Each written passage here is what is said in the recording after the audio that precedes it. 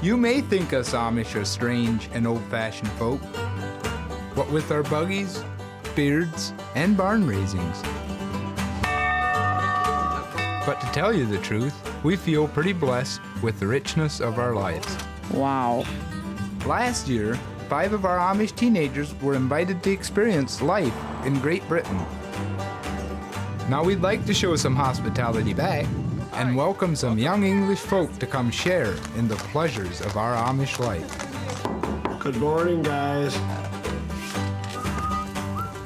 My name's Jonathan, and my wife Marietta and I feel most privileged to be the first to play host to the young British folk. Over the next 5 weeks, they'll stay with several different brethren from Pennsylvania to Ohio to get a true taste of just how us plain folk live. I just know we're all in for a treat.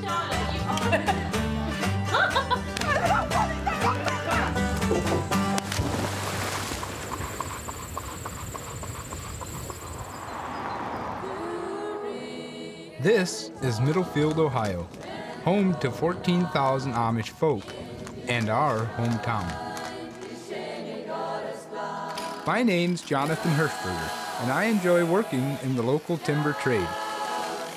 While my wife Marietta, well, her job is to tend to the house, and she just loves that. It's a quiet life, but it's all going to change when 6 strange English youths arrive at our door in just a few days' time.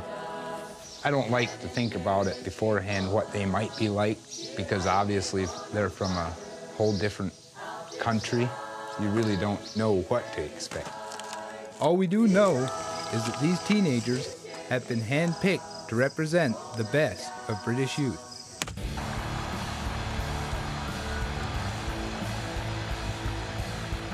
I want to live with the Amish because I know that they're quite minimalistic, and they don't have electricity, they don't have a lot of the things that I take for granted every day.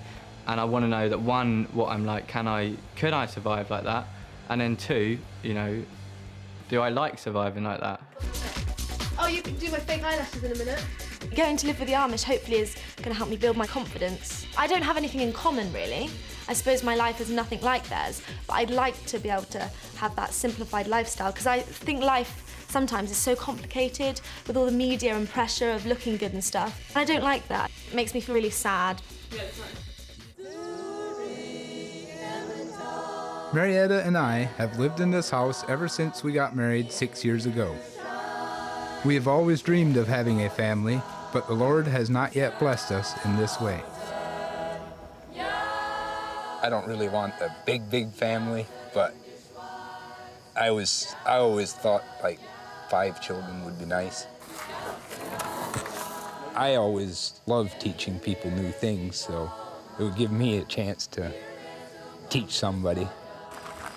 So while we wait for God to grant us our dearest wish, we'll share the values that are passed from father to son and mother to daughter with the British teenagers instead.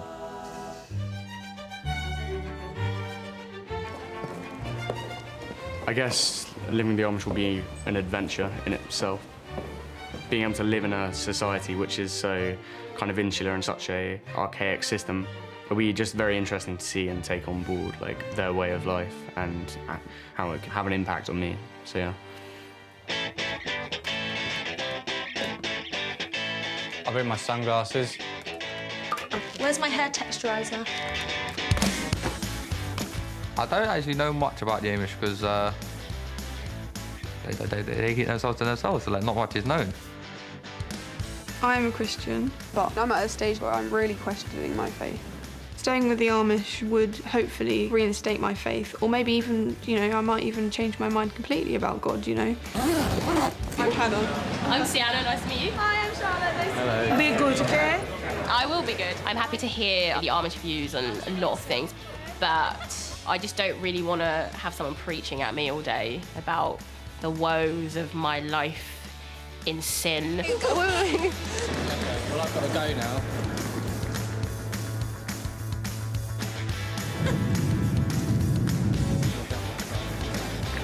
Oh my God! There's a buggy! Oh my God! Look all the wood. house is so nice.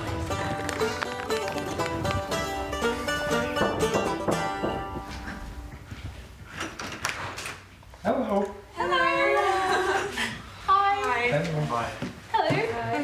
Hi, I'm Sienna. Okay, I'm Jonathan. Hello, Jonathan. Nice to meet you. I'm Marietta. Hello, Marietta. Nice to meet you. When they walked through the door, I seen some of them had piercings and tattoos. Generally, in our country, people that have piercings and tattoos seem kind of more wild, I guess you could say. So that made me a little bit more nervous because I didn't know what to expect out of that. I sit here and Marietta sits here, so this is our house. But this week, we want you to feel that it's also your house. There's a couple things that I like to keep kind of rules. Try not to cuss. Yeah. If the women yell, dinner's ready, that means quit working. When we eat a meal, we say a silent grace, and then after the meal, we do the same thing before anybody gets up. Anyway. Yeah. Okay. These teenagers are about to discover that every part of Amish life is governed by a set of rules called the Ordnung, laid down by the church to help us live a simple, godly life separate from the rest of the world. Everything is regulated, from how we do business to the way we date. The Ordnung helps unify us as a community. And this is most obvious in the laws relating to the way we dress. Here we are. Like all Amish men, the boys will wear plain cotton shirts and unbelted trousers with no pleats or cuffs. Those will be stiff because they're not washed. To keep their pants up, they'll wear suspenders. And to complete the outfit, they'll wear a hat with a brim no wider than 3 inches. How does it look? Yep. The reason we have only 3 buttons like this is if we have buttons all the way down, then it's too tempting to open them up. You know, first it'll be 1 button, then it'll be 2 buttons. Pretty soon you'll have your shirt open all the way down here on a really hot day.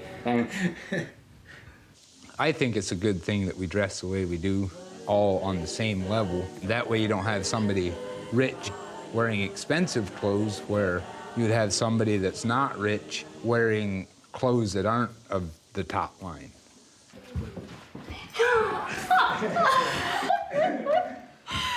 There you go.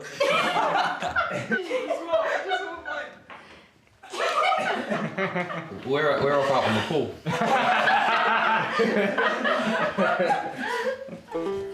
Hannah, Sienna, and Charlotte must also shed their inappropriate English clothes and wear simple dresses that emphasize modesty, not fashion. I really like the colour. It's like 1950s style, kind of retro vintage. Pretty awesome. Okay, I'm gonna have to ask you to remove all your jewelry because we don't wear jewelry. We could take that off. Take our stuff off that. I was wondering whether I could leave this on just because I got this done recently. No, I have to take this on again. That's fine. As it says in Timothy 2, women should not adorn themselves with gold or pearls. I like the colour.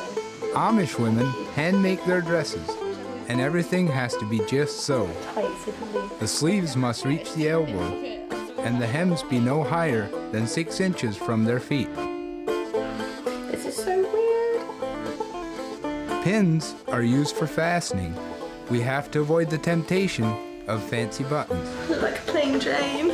And I'm not, I'm crazy Charlotte. Just a bit crazy. I'm not, I'm crazy. Oh! Amish ladies wear a bonnet. Okay, I don't know about that though. You see, the Bible tells us that a woman's head should be covered at all times. And this shows our respect to our dear Lord.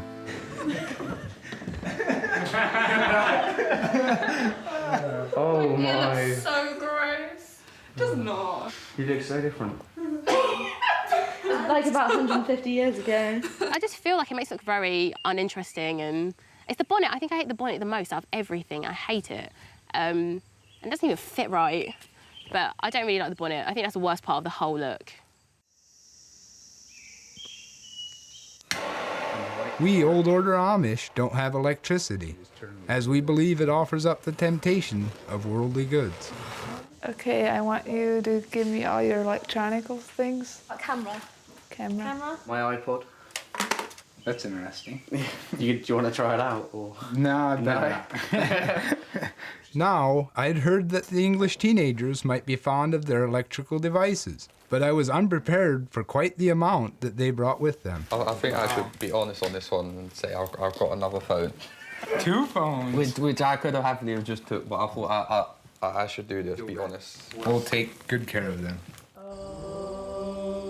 Our strong work ethic has kept us Amish alive in America for nearly 300 years. When you're tilling the land, growing the food you eat, and building your own home, everyone needs to know their job and do their share. So the men take on the farming, logging, and construction, while the women gather food, look after our homes, and raise our children. It's a way of life that has let our communities thrive here in America, regardless of the changes to the rest of the nation. So, for Charlotte and the other English girls, learning how the house is laid out is of vital importance. And this is the beans that we're gonna make tonight. And this is salmon. Is that salmon? We're gonna make salmon patties. How long's that been in there? Probably 2 years. Wow. Do you ever have takeaways? Like a Chinese takeaway or an Indian takeaway? No? While Marietta gets the girls going on the evening meal, I get the boys out to the barn to introduce them to the other members of our family. Her name is Chippy Longstockings. For us Amish, horses are essential to our existence. We need them to work hard for us, so we make sure they're well cared for. Today my kid brother Nathan's come over to lend a hand. And James. So yeah, basically, take the shovel, load the manure onto the wheelbarrow, and wheelbarrow it out. I think we're shoveling shit, to be honest. I've never really had to work before, so like the whole sort of getting into doing the manual stuff is quite new to me. James, you sure you don't want to? I'm positive. Are you alright? I've got a sensitive nose. I'm not shoveling.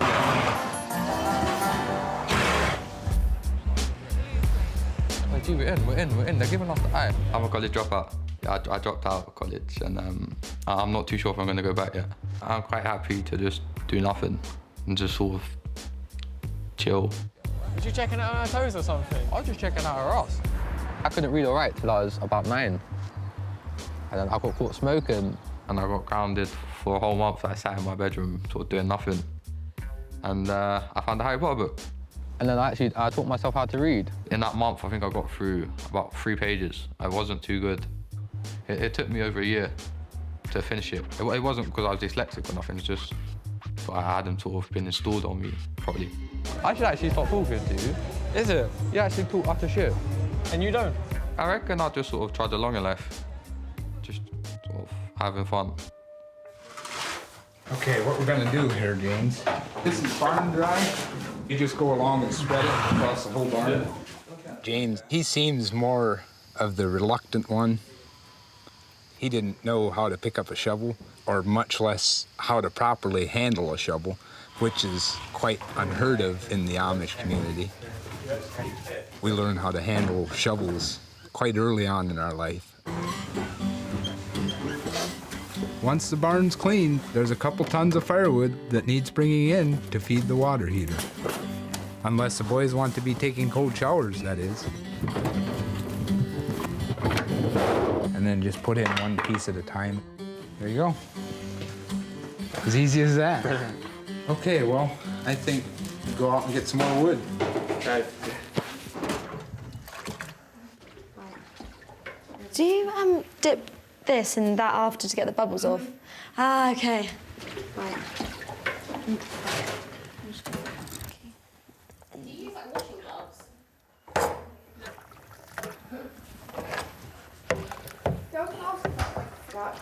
I never ever wash up. How did you get away with not washing?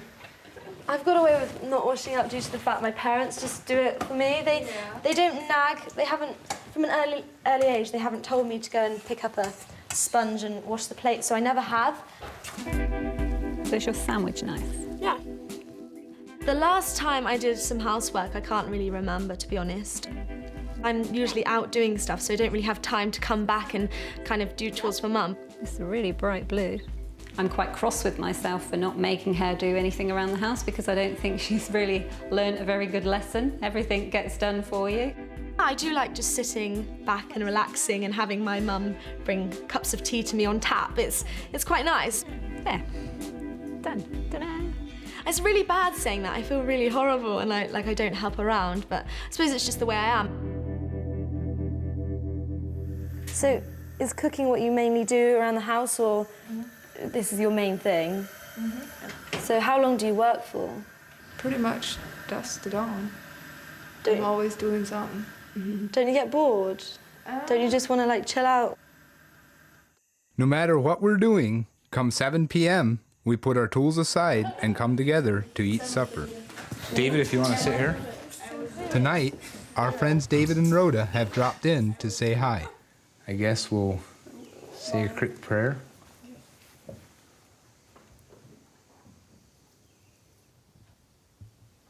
Okay, so the way we do it, you might do it a little bit different at home, but once the food touches your plate, dig in.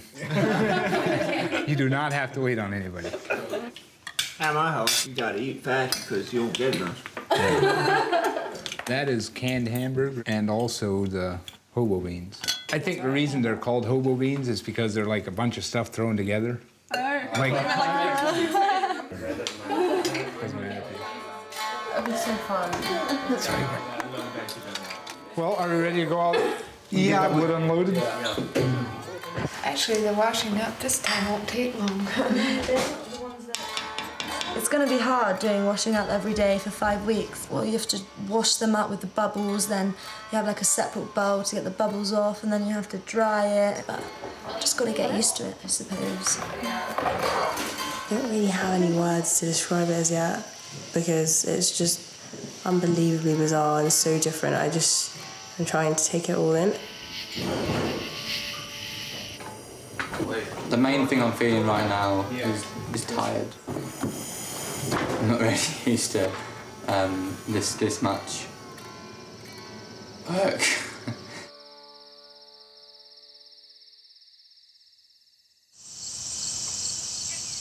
Around here, we like to get up around 5 a.m.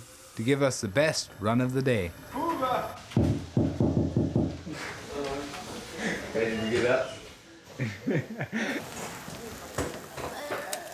Once everyone has finished their chores, I figured it's time to rig up Chippy Longstocking and give the teens their first ride in a buggy. Driving a buggy helps us to preserve our own pace of life.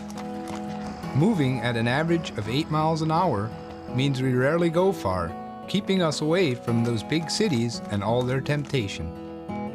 Our buggies come in all shapes and sizes, depending on who owns them. Like my neighbor David, who's helping me out by being a taxi service for the English today. Usually the young people have a buggy like this. Do you sort of upgrade your buggies very often and get new ones? No. I'll probably have this thing the rest of my life. Yeah. So. Is that because they're quite expensive? Yeah, they're very expensive. How much is it sort of like for a buggy? Like this one, for example. I gave about over 5,000 for it. What are the things at the top? I got lights up there. Yeah. And I got lights beside the buggy. And then I got 4 lights up there, they're blue. They're blue? Yeah. Why do you have them? That's not a legal requirement, is it? I think it's actually brighter. You can actually see more of the road. So is that the only reason you have them? I got them for that. You didn't get them to impress girls? Maybe a little bit. A little bit.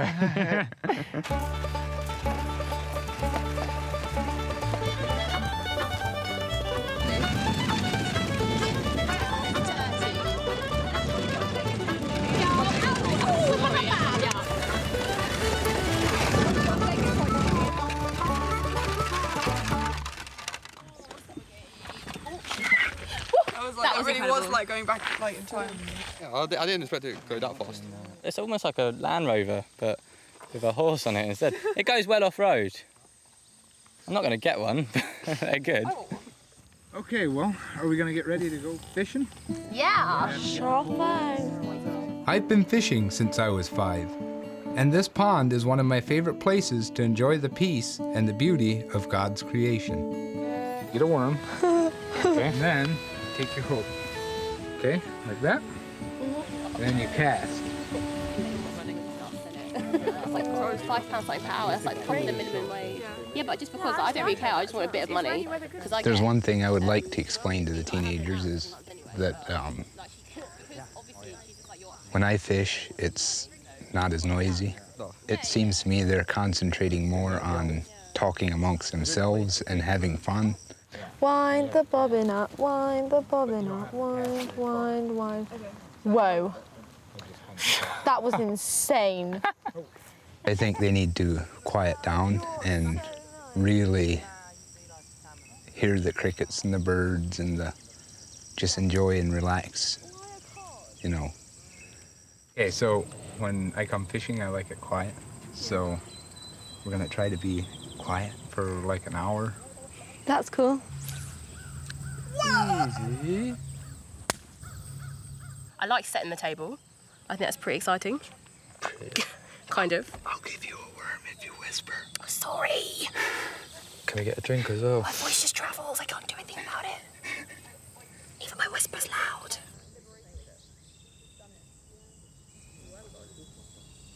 Although it's nice and peaceful, I have found myself just sort of sitting there, and in my mind I'm thinking, if I was at home, I'd be doing this, I'd be doing that. I'd be on my phone and my laptop, really. I'm not really missing those things, but I just feel it's all a bit too quiet for me. The pace of life's a bit too slow. It's a nice silence. It's like I've sort of been hearing the birds and stuff. It's sort of quite new to me. But at home, like there's always something on, more 'cause, like a TV or something, more because like I'm on my own a lot. Sort of a bit boring and stuff, sort of just sitting in silence. So there's always something on in the background to sort of break the silence.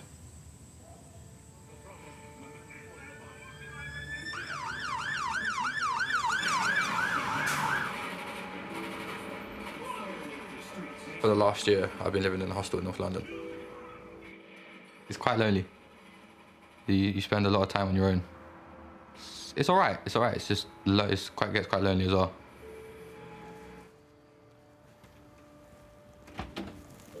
This is like where everything goes down, really. This is the kitchen and the bathroom. This is like the closest thing to cooking that I do. My mum learned it in prison, and basically the steam sort of cooks it. It does the job, it fills the gap. When I was 14, my mum was arrested for arson. The charges were dropped by then. Me and my brothers didn't have nowhere to go.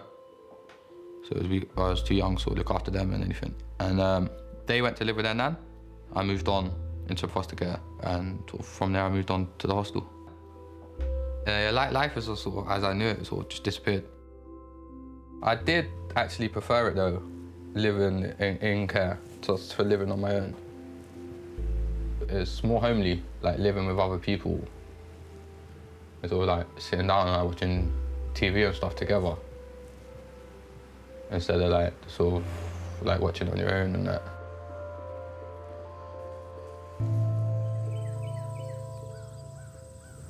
Fish. Oh, it's a big one. Oh my God, that's massive. Oh! After just half an hour of silence, the teens start reaping the rewards. How big is the biggest fish you've caught down there? Not this big. Oh, really? Yeah.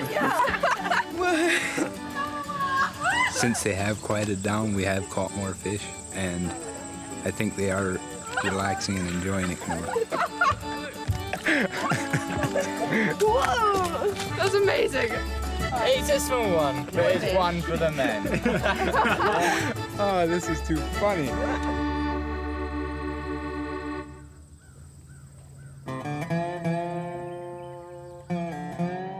The English teenagers have only been here for a few days, but already their rooms look like a twister's gone through it. Marietta thinks it's high time that Charlotte learn the pleasures that come from the daily chores. Okay, so I guess we're gonna do laundry today. Okay. Me and you. Do you want to get everything together? All your laundry? Yeah, I will actually. What, do you wash like pants and everything? You probably notice how clean my house is. Yeah, it's beautiful. Just like to be organized. I do it daily, like a routine. That's where I go wrong. I have no organisation whatsoever in my life because my mum does it all for me, so I just haven't learnt. Wow, this looks pretty technical. What do you call it, a washing machine? Now, I said we didn't use electricity, but we are allowed to run a generator to power some of our appliances. And we call this Amish electricity. So you just pop them in? Yeah, just pop them in. Oh! You like it? Yeah, it's really funky. It's really different. You have to like do stuff to the clothes, like kind of... No. You just leave it?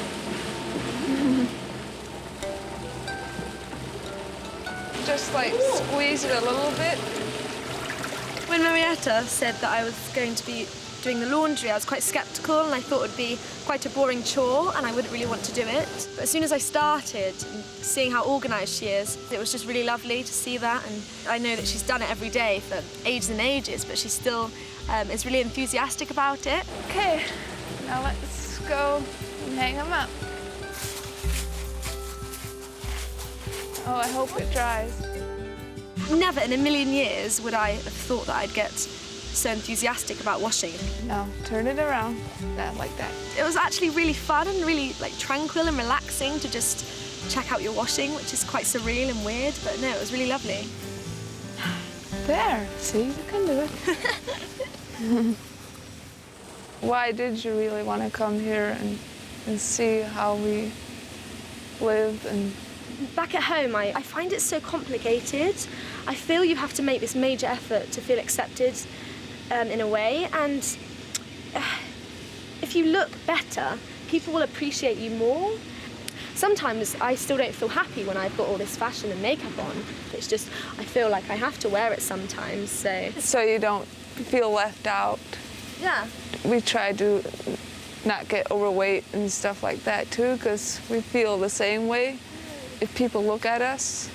Yeah. But we would never mock anybody, or, I mean, I hope I never do that. See, I wish our society was like that.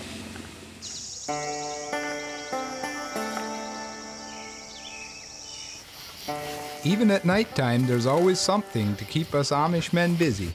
You ready to get your shoes wet? Yeah. Ooh, there's a big crayfish. Like hunting for crayfish. They only look for food at night, so that's the best time to try and catch them. Oh, there he goes. Hey, got him. Yes. I thought James might like to come and join me, as I guess he wouldn't get to do this in the city. Ooh, quite wiggly, huh? Yeah. So how do you feel about Amish living now?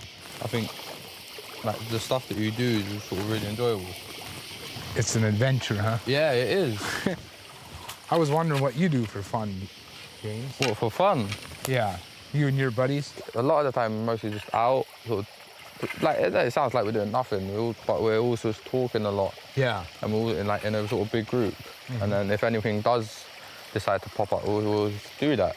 Yeah. To an extent, it feels quite dangerous. Is it? Like, we're sort of around here, you can sort of freely wander and stuff. In London, you can't really do that, because there's sort of like a lot of youth violence, like the violence between youths. Oh, yeah? It's like, a lot of people see it as you're from that sort of zip code area, so that's your territory, and it can sort of kick off, which is quite scary, really, in the fact that people are willing to sort of give up their lives for, like, over a petty thing. I think James, he never had the privileges like some youths did. I think his feelings could be easily hurt. He just seems that type of guy. I like James a lot. He's one of those people that can hold a special place in your heart. A turtle. I got it. He'll bite you. Ooh, watch it, James, watch it. He'll bite you, he'll bite you. Yeah, he definitely bit me. Jonathan, he's just a really, really cool guy. Wow. See that? I think if him and Marietta ever do have kids, I think he would be a very, very good dad.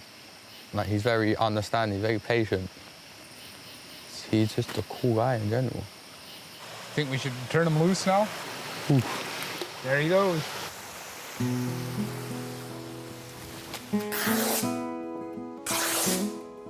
You might have to pull pretty hard. Although it's customary to dress plainly, there are some occasions where something more formal is required. This afternoon, the girls are going to visit my Aunt Irma, so Marietta and Rhoda are teaching them how to make aprons and bonnet strings for their outfits. And same time as you're moving your foot. That's awesome. Yeah. Rhoda is hoping to get married soon, and like every Amish bride-to-be, takes pleasure from her sewing. I've heard that some Amish women don't kiss or hold hands. There are Amish people that are like that. Yeah. One of my friends, she sees her boyfriend weekends, but there's absolutely no kissing, no holding hands, nothing like that. Do you think that's strange? Do you think? For me, it is, because I wouldn't be able to tell if there's a chemistry between me and Dave. And for me, I'd like to have a chemistry to be able to see if I'm gonna have a good marriage or not. Like, without going too many details, like, would you make out, or would you, like, is that too over, like? No, for me and Dave, sex and all that, there's a line. I mean, we're not supposed to have sex before you get married. That's something that you want to save for your marriage. But like kissing, that's perfectly fine. Okay, I usually fold a little bit down, and then I go like this. The same Just one way. across? Yeah. I did expect that I'd have to do all the women's work and dress a certain way, but I think, although I expected it, it still doesn't stop it being a massive shock. Do you not ever get curious about what it'd be like to just maybe step out of the box slightly? No. You know, you've been raised this way and that's how it is for you, but have you never wanted to play around with your hair and leave it out and do stuff with it? Not at all? No. I think here I feel a big chunk of me has disappeared. I think I'd go nuts if this was my life. I think it's fair to say that I'm a person who likes to be seen and heard. And I've got a lot of opinions, and I dress a certain way, and I kind of just do my own thing. Hi, my name's Sienna Ben-Gurion, and I have a fashion blog, and I think you look very, very stylish. And then there's my making it into journalism blog, and then I've got a third blog, which is just completely full of me ranting about whatever's going on in the world, everything from politics to how much I hate my shoes that day. I originate from Sierra Leone. I was actually born there, and I came over here when I was about 2. My mum, she raised 3 children completely on her own, and times were really hard. So I feel everything that's happening a lot. I'm not really for this whole like traditional men have their place and women have their place. I think that we should be able to stand side by side and like achieve the same things. So yes, I'd say I'm definitely a modern lady. Now you look like you're ready to go somewhere. Yeah.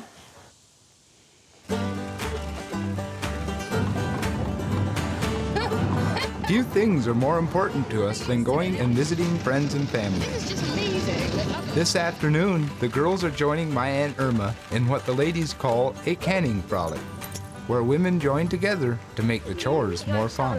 Hi, I'm Irma. Welcome to our home. It's fair to say Irma's not exactly a typical Amish woman. As a teenager, she left the community altogether, got married, had a bunch of kids, and spent 18 years in the other world. But eventually, she found herself drawn back to Amish life. We're gonna make pickles. I had to cut them up yesterday because I had to soak them overnight in a briny thing. And so today we're going to can the pickles. And Irma just adds water, vinegar, sugar, and spice, and her homegrown pickles will last all winter. And once it starts to cook, the house just smells heavenly. How full do you want it? All the way to the rim. I learned how to can when I was a child, helping my mother can fruit. We would sit outside and we would go and pick all the string beans and the peas. When my mom used to can with us, we got a closeness. You shared and you learned. You get this bonding that you're, I guess, like a nurturing. It's preserving your relationship and you're preserving your food. So it's sort of hand in Pretty hand. good analogy. Yeah. Put it in there. I grew up with 4 sisters. I think we gave my mother a lot of sleepless nights, but we are very close. We can talk to Mom about anything. She's understanding, she listens. And sometimes, I know when you're a teenager, you think, oh, you have no idea what I'm talking about. They do. Some of this tree to get the contrasting color. Find a nice one. Yeah. There you go. Oh, beautiful. I was wondering, what were the main positive things about being an Amish person did you miss, and perhaps they were the things that drew you back here? What were they? I think that the bonding that you have, and that you know that I knew that if something happened to me, that the whole church family would be there as a group to help support me, and that meant a lot. I think I'm struggling most really with the whole idea of being put in a box, and I do feel like a lot of my individuality has been taken away, and that's partly due to the clothes, the bonnet. Do you know why we all dress the same? So that we're not singled out. We stand as a group. We stand as a whole. And I feel like an individual, but I'm part of the whole. Like you said you feel like an individual, okay? I don't feel like an individual. Like, I try not to invest too much in clothes and stuff like that, and, you know, obviously it's just clothes, but I feel that stuff is part of who I am. Right. And what makes me be who I am. So if all of that makes sense. So yeah, Yes, it does. That's how I get around it. For my sleepwear, I wear T-shirts and my shorts because that's who I am. I like to wear T-shirts and shorts. And so if I can only wear it when I go to bed, that's fine. At least I can do that. But you're hiding it away, though. Yeah, but it doesn't bother me. Yeah? No. It's because it's just superficial. Trust me, I am as old as I am. It took me a long time to get to this point. It really did. It really did. Rough journey, eh? It was a rough journey. Yeah, look at my hair. You could combine. I mean, I've got a bonnet on. That's one thing we don't ever have bad hair days. Okay, that is good. I found Irma really inspirational, and she doesn't seem to think she is, but I felt really, really good speaking to her. I'm gonna miss you girls. No, it's so nice to see you. You really touched my heart. One thing I really, really respect is a sense of community, and I don't think I've ever experienced that before, and I don't think I ever will. Thank you. Everybody's looked after, and everybody's part of this big family, and every single person is important. And I completely get why she came back to that safety, and I understand why some people don't leave that safety. I'm so glad to meet you girls. Thank you so much. Well, thank you for coming and helping me make pickles.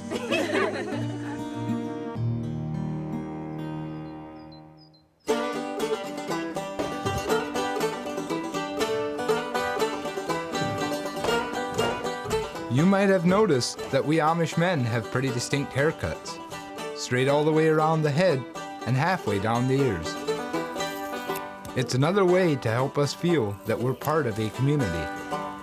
As it's the teenagers' last day with us, I'd like the boys to feel like they're part of our community too. How's it looking, guys? You look younger. What, younger? Yeah. A lot better. I think it's known as a bowl haircut in England. Yeah, but you do it very well.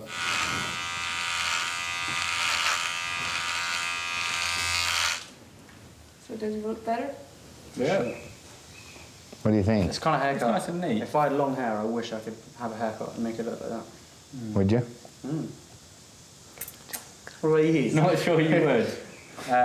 I'm not sure if I've got the right head for it. I think you've got quite a nice shaped head for that haircut. I'm not sure if wouldn't want to do it injustice. I think James, he's got. I'll let you take my sideburns, but you're not allowed the hair. In the end, the boys all decided to get in the chair. I just know they're gonna love this. I must say, he's a very brave man. Great.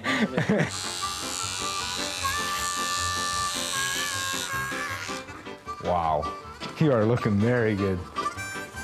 Yeah, this was an easy one.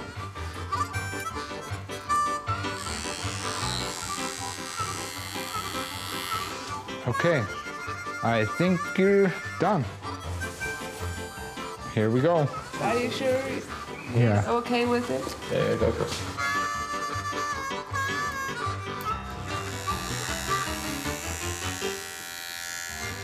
Okay, must say, James, your hair looks good. I don't know if you'll agree with me or not.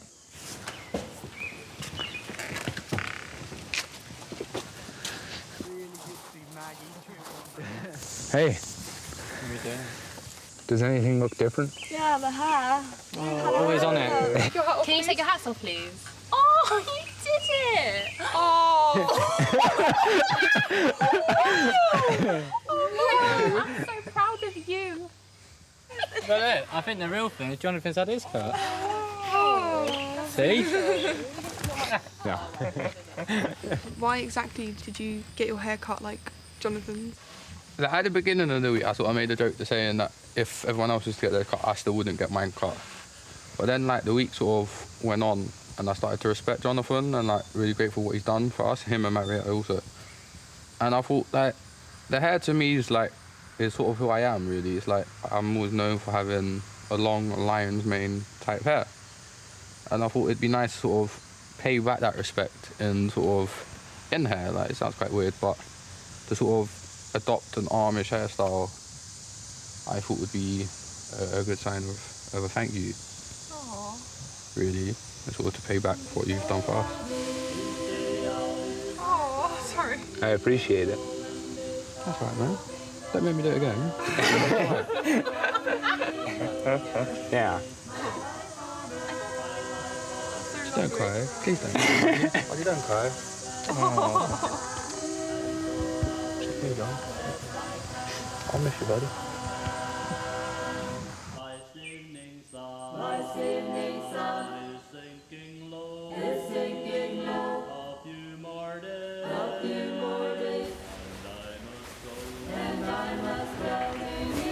Did you do it like this? And then you I kind went of... like this. Oh, you folded it. And I went like that. I think Charlotte touched me the most. When I was teaching her how to clean up and do laundry and how to tidy her room, it did not bother her to do it. She was more than willing to do it. Should I show you how I do that? Oh yeah, possibly would be quite a good idea actually. Yes. There it is. I felt like I taught her something. And I think it won't bother her as much when she goes home not to wear makeup and go out and face people.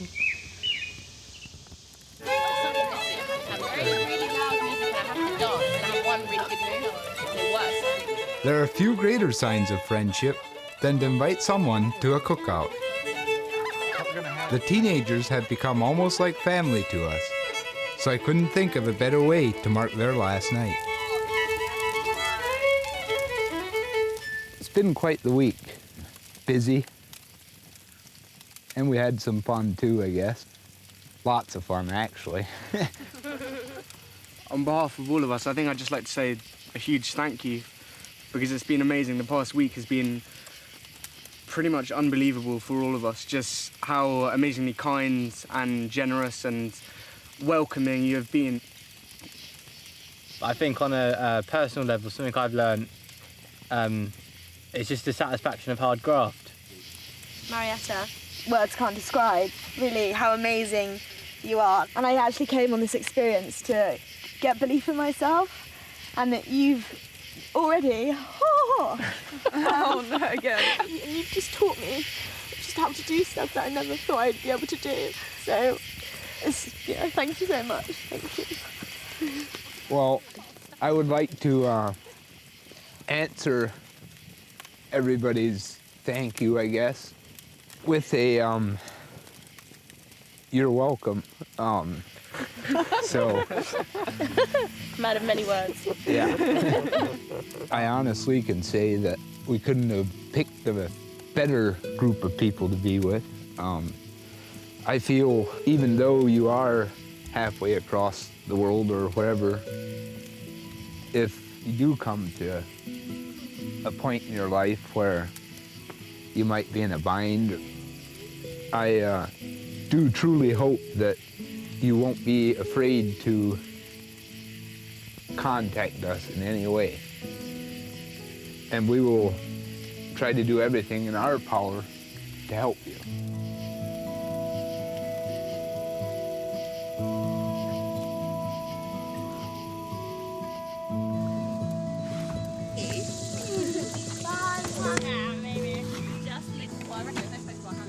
Our English friends leave us today, but for them, the Amish journey is only just beginning. They're off to stay with another family where they do things a little differently. But I know they'll do just fine, since a piece of our hearts will always be with them.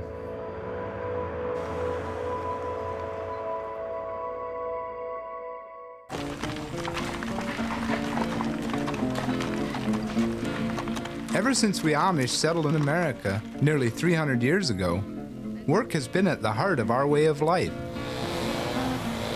And many of us choose to make a living working with wood. We think it's a noble craft. It helps us stay close to nature. And of course, Jesus was a carpenter. Oh, he taught me to love him and promised to So our 6 new English friends are going to gain some work experience with 2 families whose livelihoods are bound up with wood. I reckon the guys are going to actually work really, really hard this week.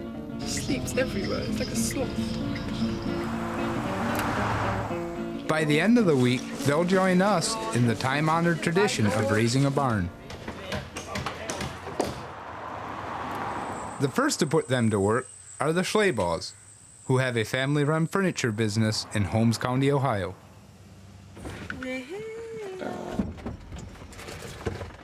Hi, I'm Eddie. Jordan. Jordan? Hi, George. You George? Hi, Cheryl. Hi, Cheryl. Yeah, we'll start with the little guys. This one's Sheila. This is Elisa. Caleb. Eric. Kevin in the red shirt. And Christine. You know, you're in an Amish home, so it's going to be different. You know, TVs, the radio's not blaring. And we get up quite early in the morning. We'll have breakfast at 2 a.m. I'm just kidding. Wowzer. About... Why do we wear headscarves when it's usually caps or... It's lighter and it's not as warm and it's cleans easier. You think that works? I think so. Ah, cool. I like that. They do makeovers well. Once they've changed into our kind of clothes, they're ready for a good day's work. Is it a male-only work environment? Female and male. Okay. Yep. Wow. Yep. Bit different to We're an last equal one. opportunity employer, yeah. Okay. Don't touch anything that looks wet. We Amish have earned a good reputation for making things with wood. And Eddie runs a busy workshop that adds the finishing touches to handcrafted Amish furniture. Very hands-on, isn't it? Cut it right next to the screw. That screw pops out. I don't want you like dropping them into the box because they'll scratch. I've got a lot of respect for them for working so hard, because they do work really, really hard. It's just not, you know, I like relaxing. I'd describe myself as lazy but motivated.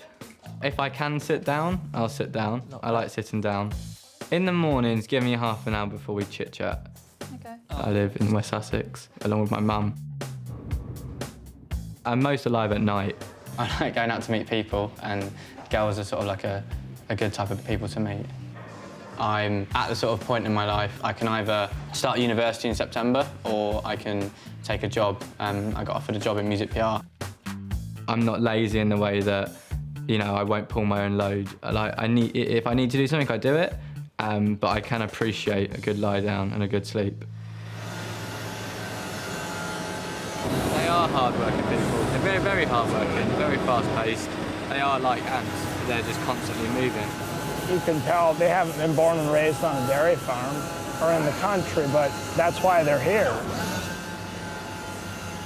We like to stick together, so many of us run family businesses, working side by side with the people we love. I think it's important to work together like that, to have my father and my son and my mother and my aunt working, it teaches great values to my children. I'm opening hardware to put on those drawers. I'm gonna use these right away. Okay.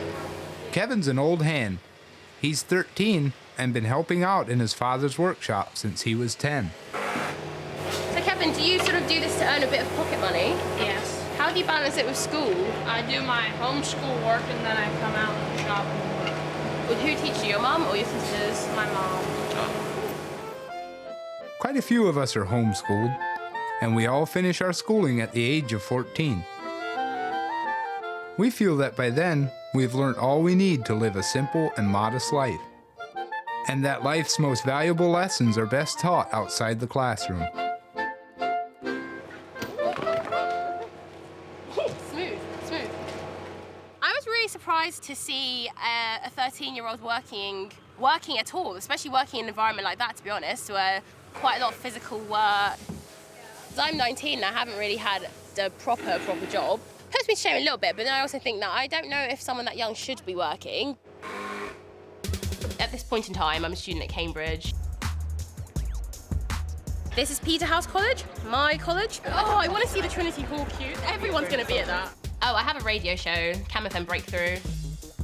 Good evening, Cambridge. This summer, guys, your presenter will be going to America to live with the Amish.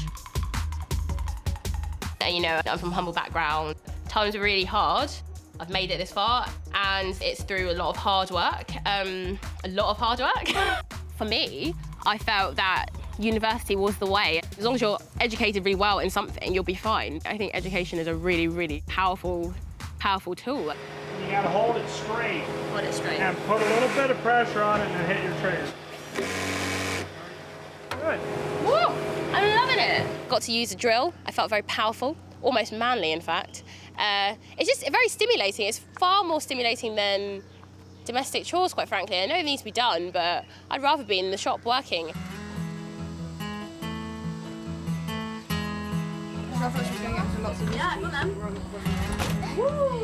I see you, Lucky. Like many of us, the Schleballs are 3 generations under one roof. And tonight, the whole family have come together for a welcome cookout. We love to be with friends and family and find time to reflect on the blessings of the day. There probably is a good reason to get up early, even if you're not doing anything, but I'm yet to find it. What time do you get up? At school I get up at like 7:30, but at home I get up like 11 or 1 o'clock. How could you? That's nuts. You should try it.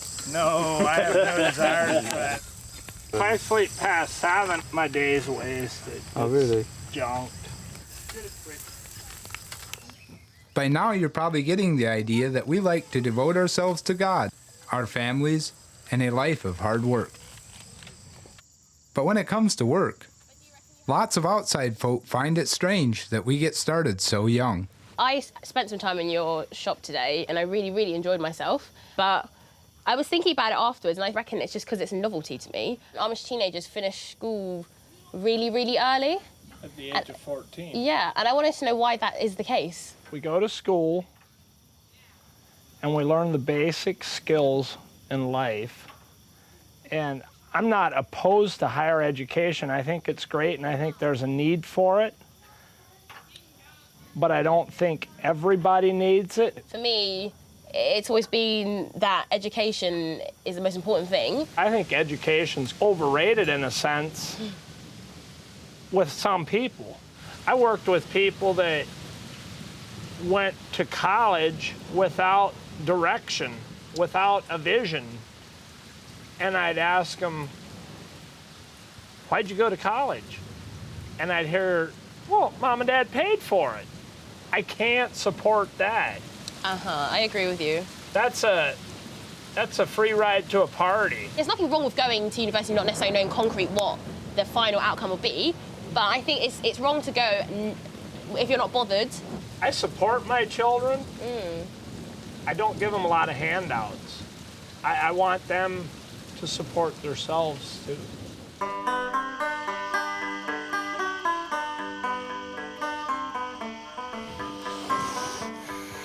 Tomorrow morning, it's a 5 o'clock wake-up call, something stupid. A 5 anything is a number that I only want to see in the afternoon.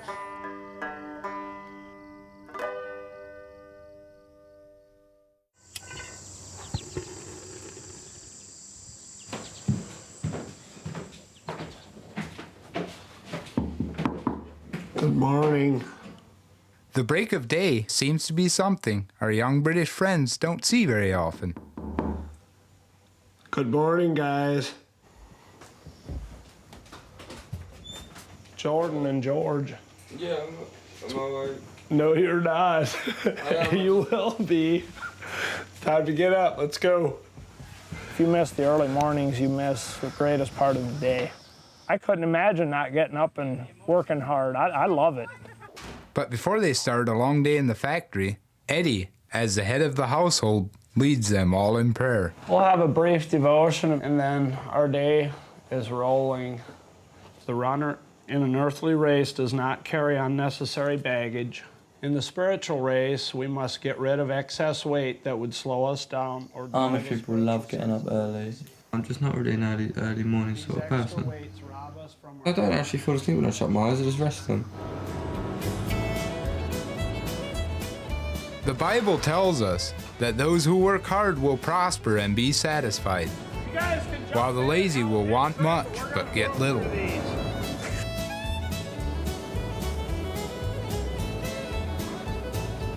My hair's gonna get all messed up. There you go, now start. Is this your job then? You stay? Yeah, this is what I do all day. Every day? Are you sure you don't get bored of doing it? Well, sometimes if I can't talk to the people, I get bored, but... Eddie's daughter Chrissy is 15 and has been working in the workshop since she left school last year. So what sort of hours do you work? Well, this morning I was out here at 5:15, so I'll probably work until we're done. It's probably 8 to 9 hours. You get paid? Yes, I save most of it, so... And it earns interest over the years. No, I didn't save money, do you? Money just goes. Like, I don't even know where it goes. At the end of the day, it just disappears. Yeah. Oh, I'm gonna do it! Ooh!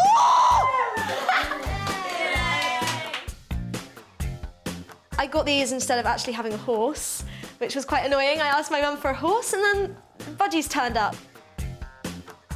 Shopping is a big thing in my life. I could go shopping every day. I love it. Oh, it goes with your shoes as well.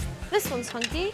My mum and dad help out a lot because I always ask them for money, and they do give it to me because they're amazing parents. Am I giving you the money for these? Yeah. Bye-bye. Thanks very much. Bye. It's quite a lot to spend on makeup, isn't it? But it doesn't matter, Mum. Like, I work for that makeup, don't I? Charlotte works part-time alongside her dad in a pub. Lotsie! Shah, breakfast ready? I don't do any chores, really. I hate to admit it. I'd love to try and help my parents out because they do so much for me, literally everything, so I feel quite bad. I don't think I could work in there all the time. And they seem to work pretty hard. And it doesn't really interest me, that sort of work. I know it has to be done, but it's really not my thing, being stuck inside a warehouse. So do you have jobs back home? I don't know if you call it a job, but I'm a street performer, so I sing on the street and earn money that way. I work at a country pub, like just one evening a week. And then I'm off to university to do music theatre. Do you guys enjoy this job? I really like it here. It took time getting used to it, but yeah, the dirty parts. Yeah. If you guys were to get married, would you have to work less or? We would get married, Yeah. we'd probably just work at home, same as Cheryl. Would you find that difficult to have to do? Like, so I know for me, I couldn't personally do it. No, that'd be okay. Yeah, that'd be fun then, to get married, then be at home with my husband, lots of kids. Not lots of them, but Yeah. So you guys wouldn't mind at all, like just giving it all up? Oh, okay. See ya. It's different. They're forced to, in a way, not be very simple. We're forced to live complex lives, and I don't think we enjoy it necessarily. And there has to be some sort of happy medium somewhere.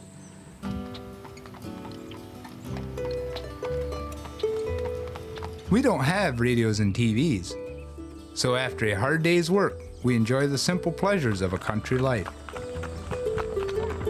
With separate activities, for boys and girls, of course. What's that? It's to retrieve if you guys hit a fish.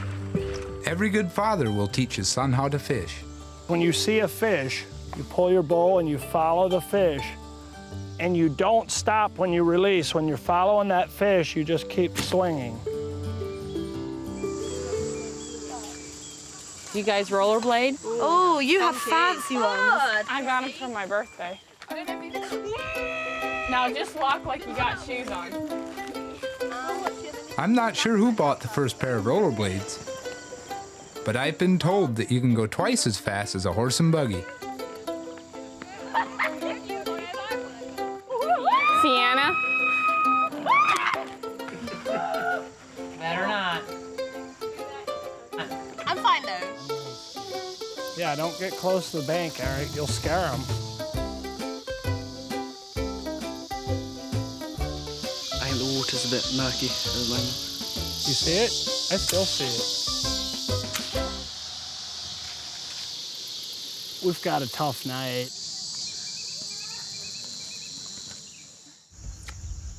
As well as helping out at home, once they're earning a wage, we expect our children to contribute to the family income. A lot of Amish children, as they start working, they get 10% of their paycheck, so the 90% would go to their parents. Really? What sort of rate does Chrissy get? She gets $1 an hour. For every hour she works, she gets $1. What would you think about that? I mean, if you get $1 an hour, it'd be cheated, right? I thought Chrissy would get more than that, actually, due to the fact that the hours that she does. I don't think I could work for that amount of money, to be honest. What do young adults do with their paycheck?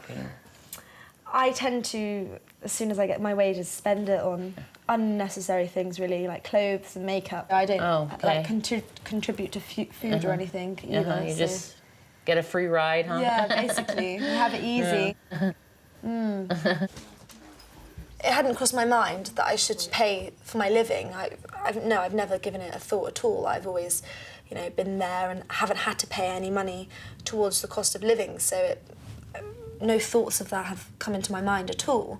As I was growing up, I didn't get a paycheck on a regular basis. My dad wasn't wealthy, and we had lots of children, like 12 children, and he needed our paycheck. So, hard work never killed anybody. It's good for him. It's good for the soul and the mentality for someone. I feel selfish, personally, for the fact that my mum and dad do pay a lot for me. I'm 18 years of age now, and perhaps I should be supporting myself a little bit more. Our work ethics have built a strong community and strong businesses. We may not be the smartest people in the world, but we do have good work ethics and good moral values.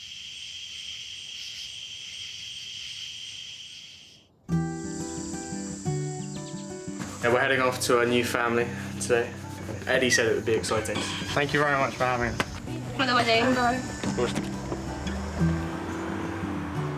I spoke to Eddie specifically about education, and he was only educated up to age 14. I can't imagine leaving school so early. Not sure what I would take with me, really, but I don't think Eddie is any less of a success because of that. The teens understand discipline and hard work. Maybe a bit different from what we understand it, but growing up with it, I guess we don't think of it as discipline and hard work. It's our way of life.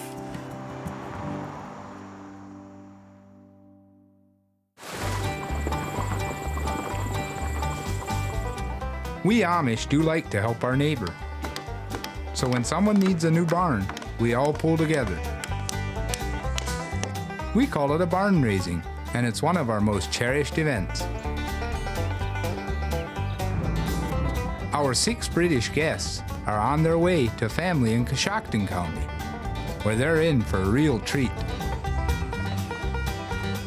Hi, and welcome to the Miller Farm. Okay, I'm Aaron. I'm Hannah. Hi, this is my lovely wife, Irene. In 3 days' time, the Millers will raise a new barn with the help of the local community, and our 6 British friends are here to lend a hand. Structure, The boys will be helping put together this barn with big oak, white oak timbers. What do the girls do as part of this? Cooking, baking, making dinner rolls, bread, whatever's there to do in the kitchen. She's beautiful. It seems that I'm going to spend most of my time indoors in the kitchen. Kitchen's probably my least favourite room in the whole house. That's the only thing I'm a bit disappointed about, but Irene seems lovely. Nice to meet you, Jordan. Hi, George. George, nice to meet you. James. James. So this is where it all happens. Aaron's brother Johnny runs a timber workshop where they're crafting the huge oak joist for the barn. Mastering the skills to work timber this way can take a lifetime. And we like to hand this knowledge down from generation to generation. This is Andrew, my father. He's 73, works every day. And this is Andrew, my second son. He just graduated this spring. Jordan, George, and James are put to work chiseling the joints of the oak beams, which have to fit together just right. Andrew made it look pretty easy. Andrew make it look very easy. That's a classic kind of misconception. And if it just comes up, tilt your chisel. I think maybe you guys should come work for us. Those cups go in the little door. In the kitchen, Irene is showing Charlotte, Hannah, and Sienna the important part the ladies play in a barn raise. Cups of the other flour that we have.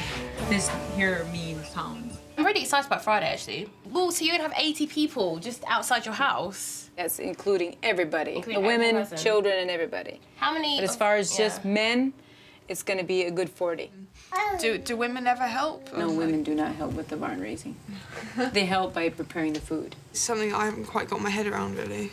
How comes you are so comfortable doing all the domestic work? Probably because it goes down to generation. But in Titus 2 in the Bible, it says the role of a woman is supposed to be the keeper of the home. We're supposed to be the weaker vessel. For me, I don't think God created us equally. He made us very different, but also with similar strengths. And I don't think that because we're women, we should necessarily, because we have children, necessarily be put into one box and said, this you have to do this and men have to do that. Eve was created as a helper for Adam, but not as a servant or a slave or something like that who should stay at home. She had her own opinions. I'm from Hackney in East London. I live with my mum and my dad and my little sister and my brother. I've always been brought up as a Baptist Christian. I have friends who are Muslim and friends who are atheists, and I have arguments about Christianity and religion and stuff. I enjoy it because you get to learn about the world in different ways, but it also makes me question a lot about my faith. Recently, I've got into politics and feminism. 100 years ago, it would have been illegal for a woman to come out and protest, so to use those rights is very important. I know many Christians, I would say Hannah is one of them. You read the text and you understand that what's being said, they are rules to live by, but at the same time, it's not changing the Bible, it's simply adapting some things that maybe just can't work as easily in the modern day because it was written over 2,000 years ago, so... I think that it's to take the Bible completely literally is wrong because of the time it was written in. We can't change the Bible, any text of it. The Bible is never going to change. Excuse me, but I think the cake is done. Oh, yeah, You want to get the cake, Rhoda? It seems to me that Hannah especially, she thinks we're just in a box, and really we aren't. I would love to help her, show her that being at home, being a homemaker, having a family, that's really part of our joy.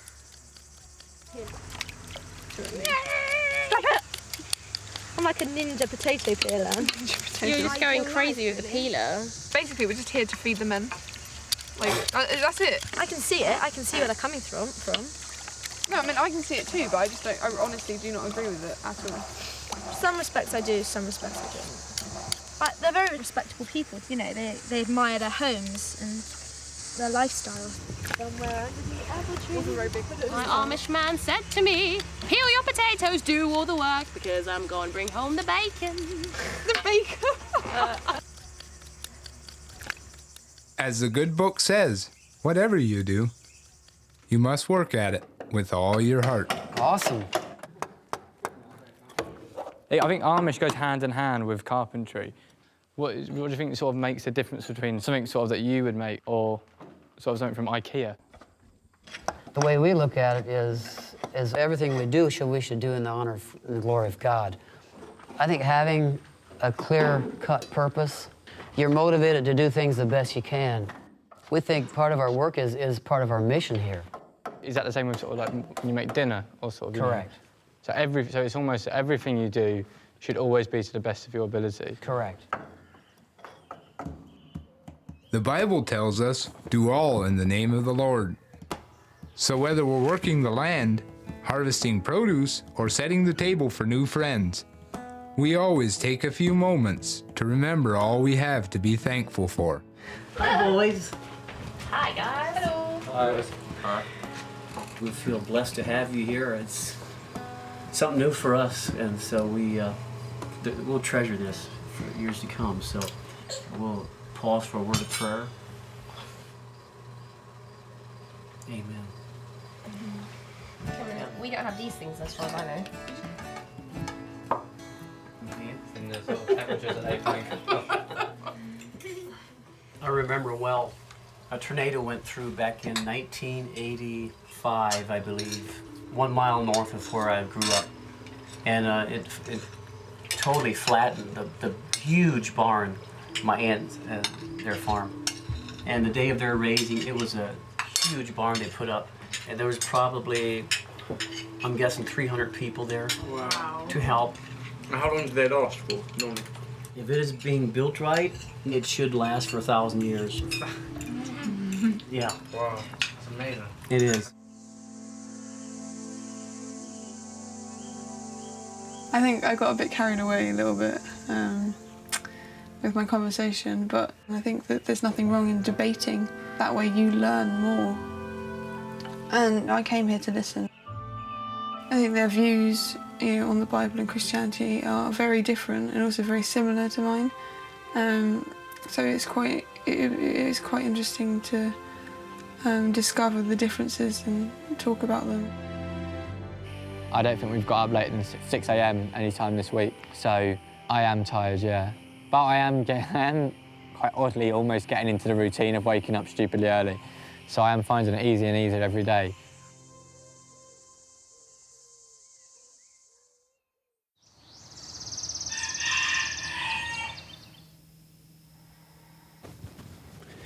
Well, boys, 6 o'clock.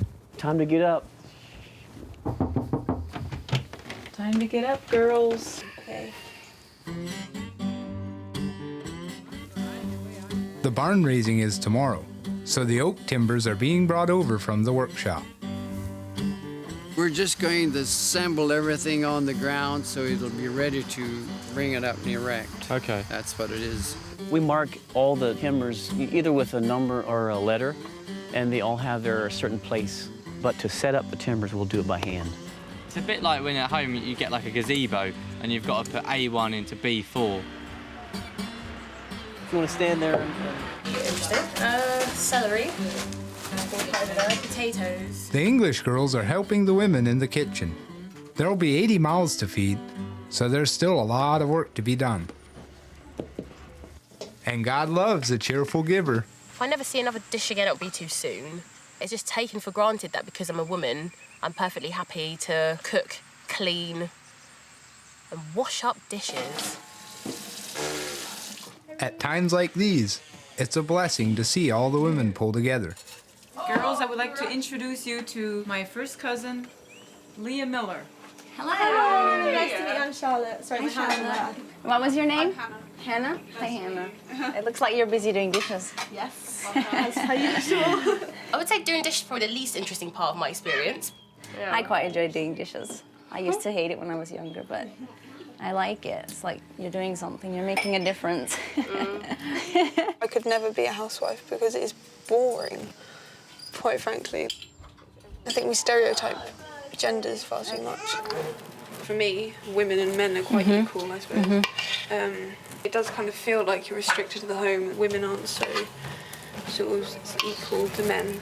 Well, I think definitely the woman, it's the house is her domain where she's kind of the queen. I find a lot of joy in serving and realizing I can be of help of anyone around me. I mean, I don't mind cooking, but it's something that You don't really enjoy? Like, I'll do it maybe once in a while, and then it's fun. But having to do it every day, it becomes a chore, I suppose. Yeah, I think that's probably where love comes in, don't you? Love, like love for your family. I mean, we were created to be submissive, and there's a great blessing in that. You know, I'm quite headstrong. Me and my boyfriend, for instance, no one wears the trousers. I just don't like the idea that you have to submit to the man. And I just think guys are more capable, I guess. Really? I kind of think so. I mean, they think of life in a different way. I can sense anger off of both the girls, really. It's kind of this angry vibe that we're kind of trapped in this paralysis of working as a woman, not being able to adventure out and kind of get stuck into the man role. Maybe I'm being a bit more submissive and taking on the woman gender role a bit more. You know, you're admired for making dinner and cooking a good meal and making things clean. And, you know, women like to feel that they're making things nice, and I think it's just quite respectful.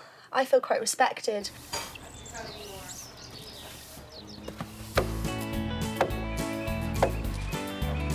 Start yours.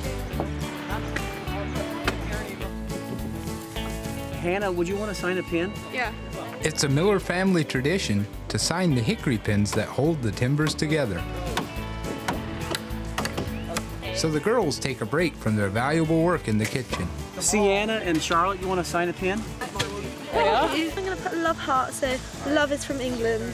The Amish family, isn't that lovely? Hold it. It's not really moving. It doesn't normally take this long. I'm just going to bang my peg because it's the only thing I've got. Doing good. Great. I'd say if you go another inch, it would go easier. I'm really weak. This is a hard one. One of the stubborn ones. For us, it's simple. The man is the head of the household, and the woman's role is to support him. We just follow what it says in the Bible. And there sure is wisdom to be found in God's Word. I was thinking about our conversation this morning, and I thought it would be really interesting to read over the scripture in Ephesians here. Yeah. Which you probably are familiar with if you read your Bible a lot. Yeah, I mean, I don't read it as often as I should, I guess. It says, "Wives, submit yourselves unto your husbands as unto the Lord. For the husband is the head of the wife, even as Christ is the head of the church." And then, you know, down below where it explains it, it says, it does not mean becoming a doormat, which I guess you kind of feel like we might be doormats or restricted or whatever. Mm. We feel kind of like it has to be a mutual submission to each other. Yeah, no, I totally agree with you. Mm-hmm. I don't think that a woman should stay at home and have to do domestic work all the time, but And I understand that, because that's the way you decide you want to live your life. I mean, you have that choice. There are certain points that I still don't agree with them, but I think we understand each other a bit more. You know, I get her point of view and she gets mine, and where maybe my liberal views on the Bible are not the same as hers, we've got a middle ground, and the middle ground is, you know, we both believe in a God that loves us. You know, I've always been a Christian, you know, I've been brought up in a Christian home, and I guess I've been through all the doubts, I suppose, you know, like, I so want God to be there. Mm-hmm. You know, in my heart of hearts I know he's there, but because I don't feel him and I don't see him. I don't know, like, how do you guys deal with doubt, I suppose? Because you must doubt at Are you points. saying you find it hard to understand why how we can say God is loving if, like, somebody gets killed or somebody dies? Or just, you know, whatever. I want God to be there, you know, really badly, but... Does it feel like God's far away sometimes? Yeah, I understand that. Sorry.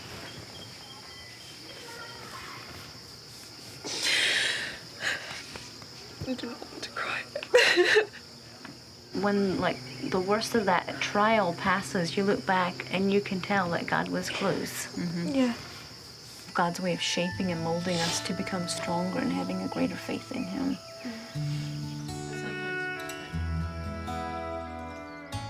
You know, they do have the strength that no one else has. You know, they have something that is precious and, you know, something that perhaps in, you know, our society we don't value.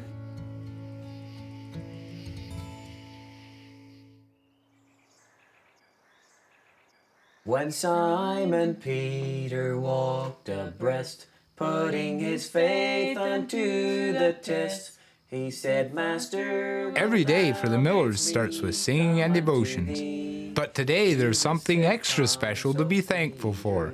There's going to be a barn raising. Whenever you've waded out too far in waters too deep, remember when waves are over your head, they're under his feet.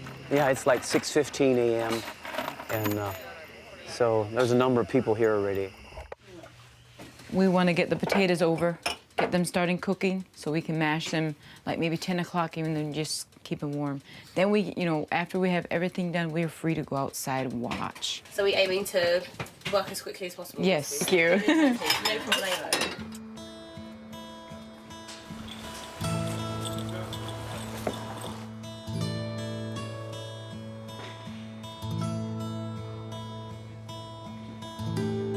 A group of men, 40 strong, will raise the barn by hand. Friends and neighbors working side by side. There's a lot more people arriving. Oh, this is exciting now. This is just how our forefathers would have done it hundreds of years ago.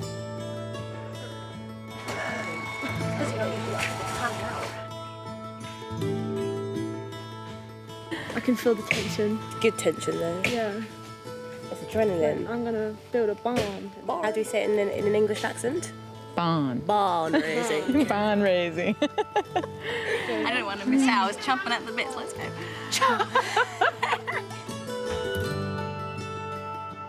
Why don't everybody just pause in silence?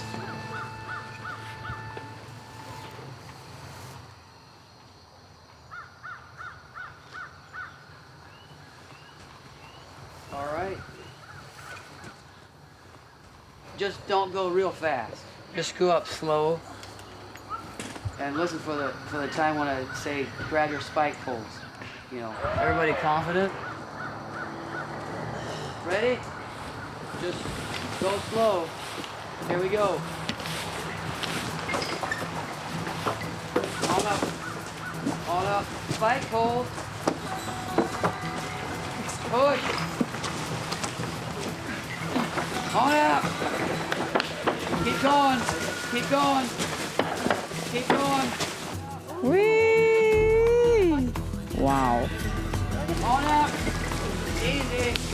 Easy. On up. On up. Whoa. Great team. That is pure teamwork.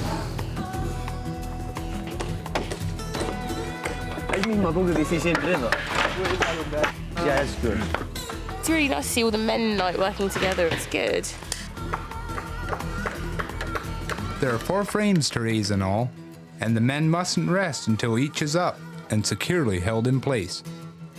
Are you ready? Go up slow. Here we go. On up. On up. Spike pole. Going. On up. On up. On up. Okay. That is amazing. I can't believe this. Okay, girls, I think we're gonna go in and finish the dishes and get the noon meal started. Yeah, I think they deserve it now I've seen this. Here, we'll finish. Excuse me, is the colander on the rack? Actually, we're gonna use it again. Thank you. No barn raising is complete without a noon feast. It's the day that everybody's gonna be here and we're gonna, you know, this is now happening. I love it. There'll be meatloaf with gravy, 20 different pies, and lots of mashed potatoes. It's gonna take a while to look like that. Ooh, it takes muscles. Oh, another one. Irene, you're missing out. Each A-frame weighs 4 tons, So the men need all their muscle to heave them into place. Keep going.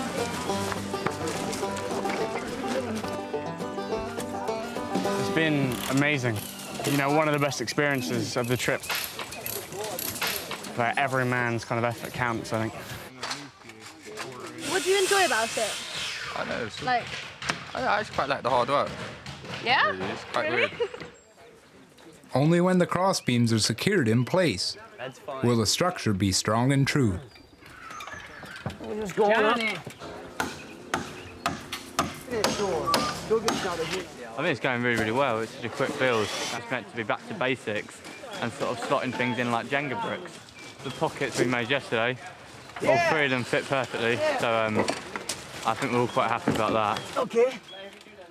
But things don't always go quite to plan. Take yours down. Yep, we'll have to take it down. Okay, 4 inches or less.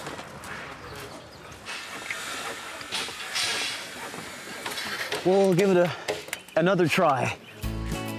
Okay, south end enter first. the cinnamon buns filled me up. She'll be fine. Once that's done, these potatoes are ready too. Yeah, awesome. To have women here is definitely a good feeling for myself. Not necessarily helping with the food, but just being here and just among everybody else, it just makes me feel more comfortable. And this community are like chipping in, and you can see the barn raising and the sun is shining. It's just really lovely. I feel part of the family at the moment, which is really nice. You know, I feel accepted, so it's just really nice. In just 6 hours, the men have managed to put up all the timbers. So it's time for a well-earned break.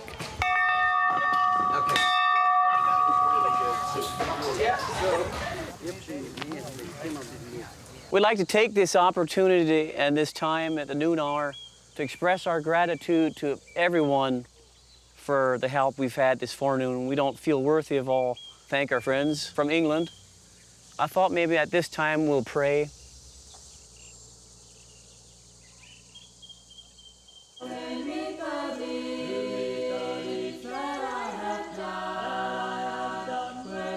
There's not much that beats working with our brethren on a task that helps bind the community together. But a bit of fine cooking goes a long way.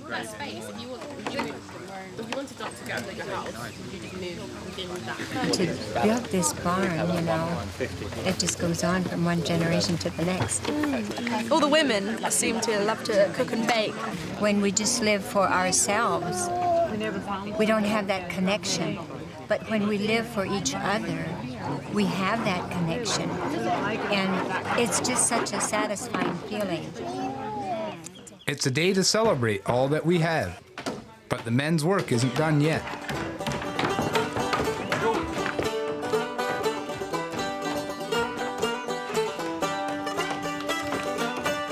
And the women's work doesn't finish until the last dish is washed.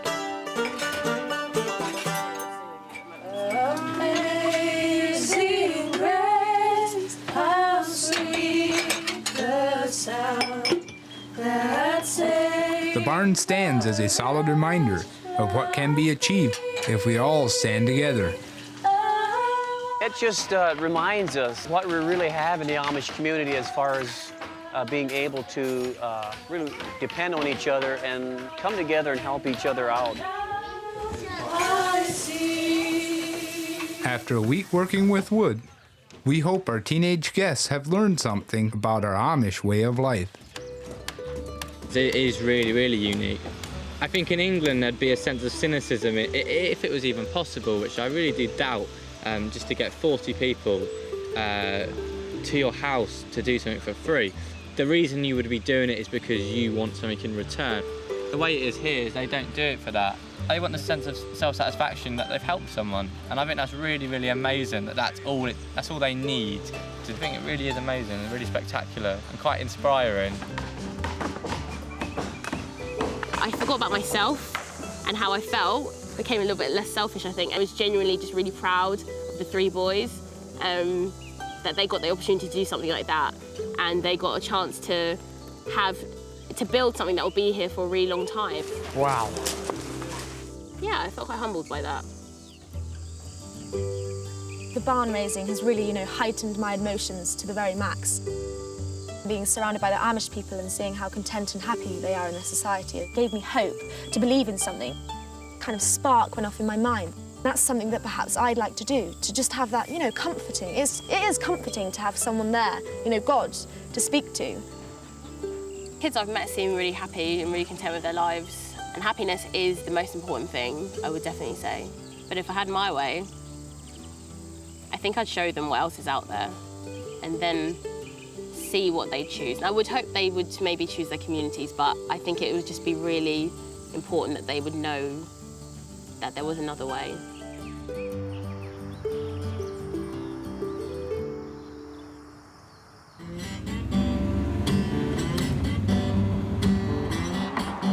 So far, our intrepid teenagers have learned to live the simple life That really was like going back in time. and helped raise a barn. This week, they're on their way to Berlin, Ohio to go farming with some of the hardest working Amish people around. The boys will be staying with Lloyd Miller and his family. Hi. James. James, Lloyd. They run a dairy farm with 100 cows and work 15 hours a day, 6 days a week. You guys are loaded to stay here for a month instead of a week. Okay, well, listen, it is a little rain. Let's go inside. We'll just have a sit down and we'll get to know each other, okay? The Millers are what we call New Order Amish. Don't be tricked into thinking they're modern folk, though, as they're much like the rest of us. They love God, live plain, and dress plain.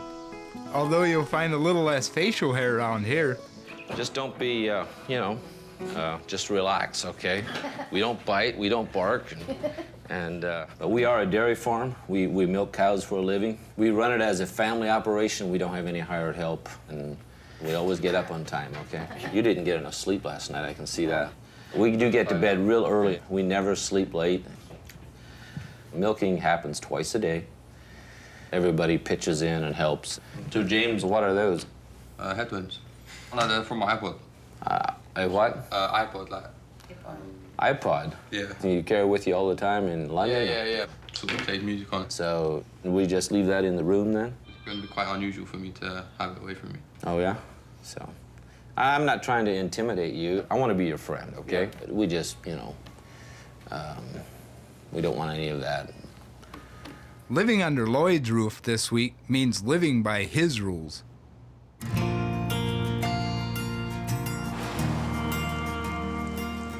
Don't think our English girls will have it easy this week. They'll be working hard on a farm with slightly different animals. I think this one is a poultry farm, so I just saw a little sign. I don't like They're gonna make us kill chickens, aren't they? Oh. They'll be the guests of Nathan Mast and his soon-to-be extended family. This is my wife, Anna, and this is Rhoda, my only daughter. I have 5 sons, and Rachel here, which is my oldest son, Josiah's girlfriend. And they're planning on getting married. So soon we'll have 2 daughters. It's a lovely farm. Yeah, we enjoyed it. It's back in. It's a lot of privacy. As far as behavior, I would just say we just ask that you dress modestly, and we'd much rather hear you sing or whistle than cuss. So we hope you enjoy your stay here. Thank you very much. Thank you very much.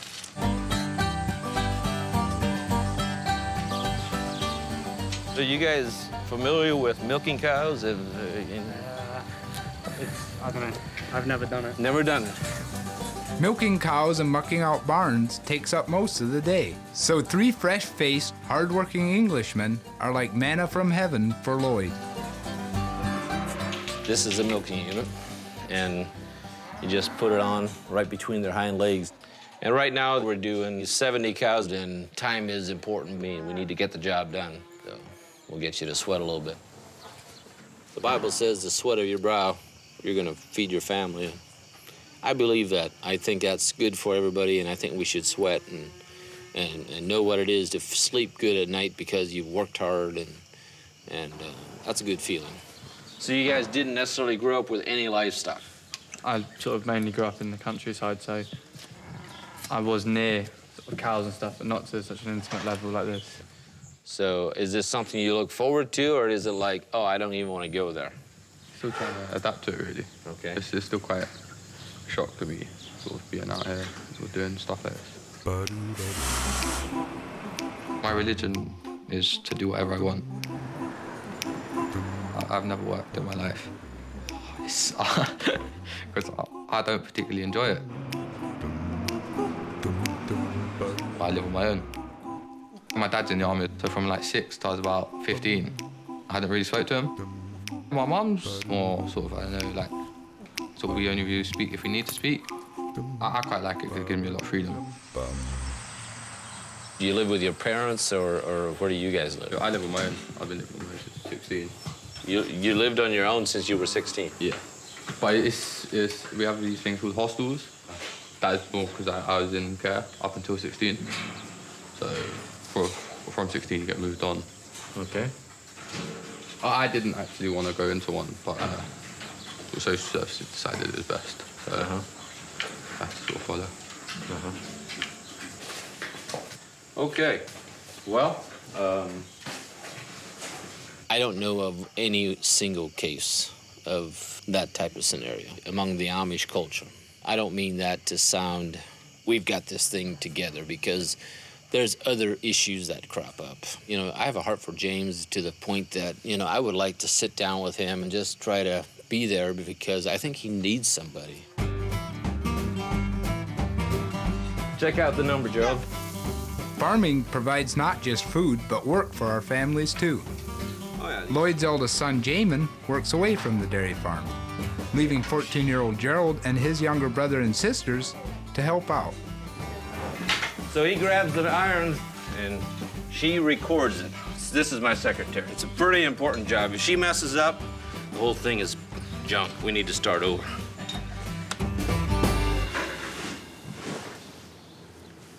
Push it down and scoop some up, and then just like George is doing, you can just kind of spread it out.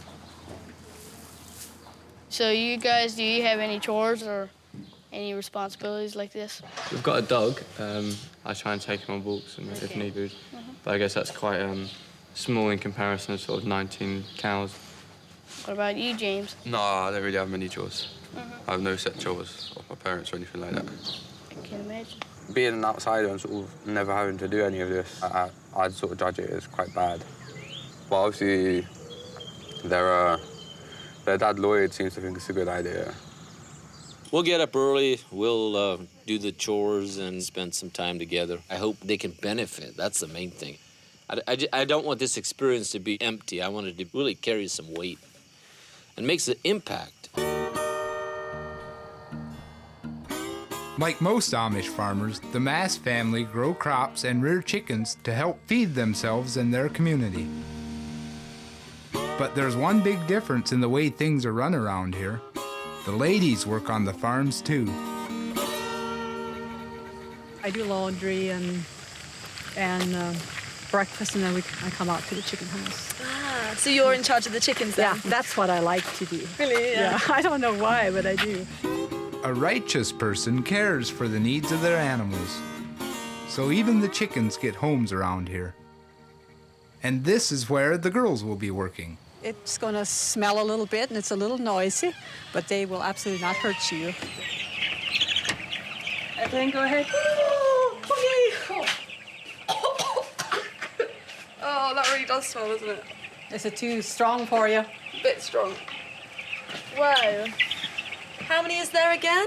There's 12,500 in each house. Ooh, and how many houses do you have? 2. Why can't you keep them outside in a field or something? Is it just because you can't, feed them? Yeah, and somehow I'd have to get them in during the night because of the rodents and things that would get after them and kill them. Yeah. Excuse me, sorry, can I get some air, please? Yeah, you can go.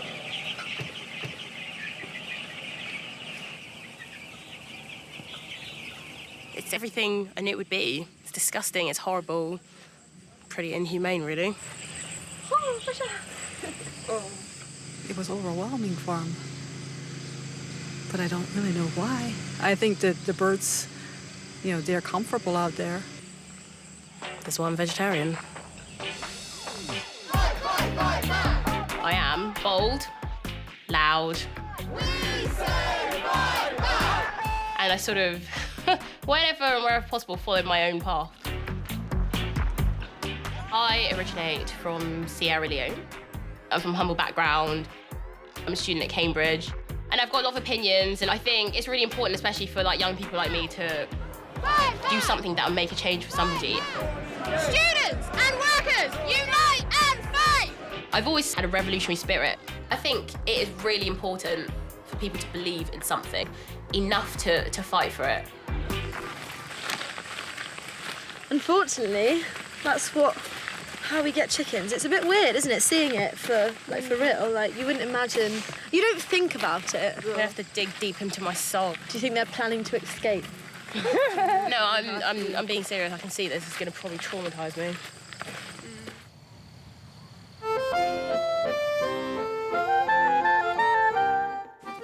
Okay.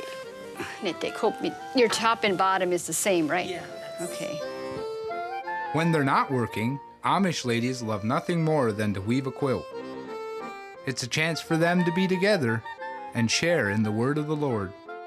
This morning, Lloyd's wife Edna has invited Hannah, Charlotte, and Sienna to join them. Hello. Wow. This is called a comforter, right? Yeah. Okay. And the comfort goes for a charity purpose, like send it overseas to a poor country, like Haiti or Romania, people that can't afford to buy their own. Would you do something like this for charity at home in your country? The only charity stuff I do is if I'm sorting my clothes out, you know, I'll bung my clothes in a charity bag and take it to the charity shop. Yeah. Without holy deeds to help us focus on a godly life, anyone can stray from God's path.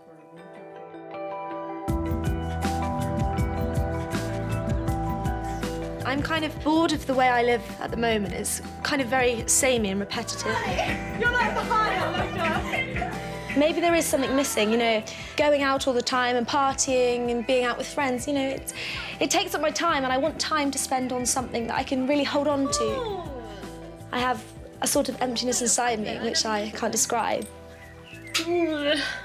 I don't know what I believe in and what I don't with religion, really. I don't have any strong connections with it. I don't go to church or anything. I feel like something's nagging inside me that I need to find out, but I'm not sure quite what it is. I've kind of made a little decision that perhaps I would like to believe in, you know, Christianity, believe in God, because obviously it's a very strong foundation for you and you're very passionate about it, and it's that's really interesting. That makes my hair stand on end when you say that. Makes you excited. Yeah, I just love to hear that. That's exciting. To us, that makes it worthwhile having you come here. That's our ultimate goal. Oh, that's lovely. I don't really know how to start believing. I think it starts with like an interest. It takes time to make a relationship. Personally, like I will talk to God like I'm talking to my friend. You know, I don't pray. I say, you know, hello God. You know, today's been awful. You know, and I say, you know, I just talk to him. You can feel it in here. Well, I mean, I agree with what you said about if you believe, then you'll feel something, right? And I don't feel anything. So what do you think will happen when you die? I'll go back to the earth like I started. So you think you're gonna... I just know that my body will decompose. Like you said, the body goes back to earth from what it was created. Yeah. Your soul goes to wherever you chose. You can send it to heaven, you can send it to hell. According to the Bible, I mean, there's just no hope for the lost. I mean, I hate to say it. According to my Bible, it's eternal damnation. I still want to be your friend. I mean, I still love you. I still like you. But it's been good discussing this. Yeah.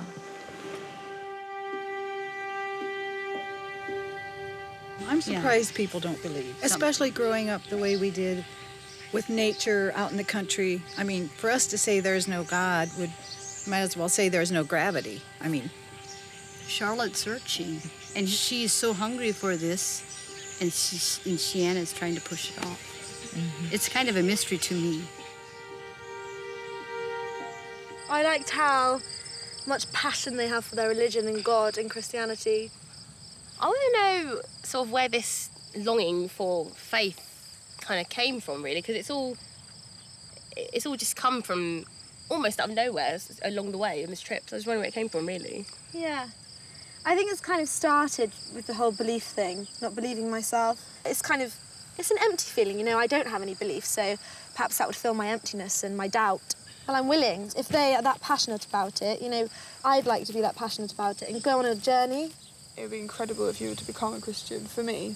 I think that you need to really look within yourself and see, well, do I want to believe in a God that, you know, that died for me? Do you think that is, I mean, that's an incredible thing to do, but do you think that that's even possible, you know?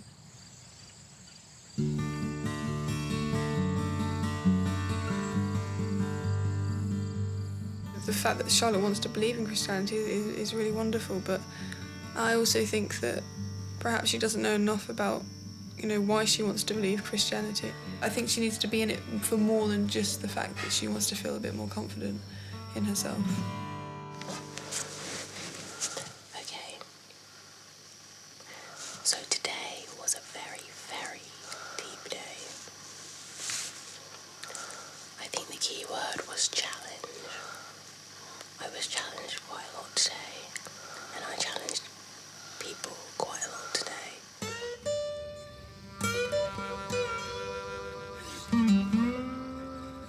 Days start early for us Amish, but days for the Amish dairy farmer, well, they start even earlier. Boys? Hey, let's go milk. Okay?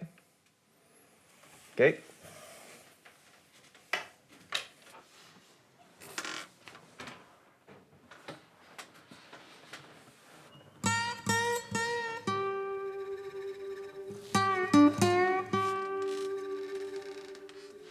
When I wake my family up, they hit the ground running.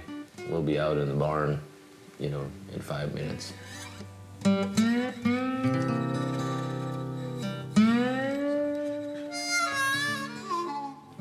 Hey, Jordan. Hi. Are you guys coming? Yeah. George, are you coming? Hey, morning. Bright-eyed and bushy-tailed?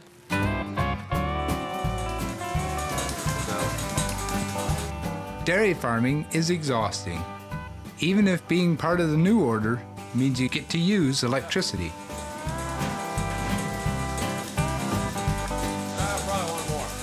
You know, when we milk together, we have a chance to communicate. It's a good time to kind of reflect, and it's a very comfortable place to be. Have you seen the size of these udders?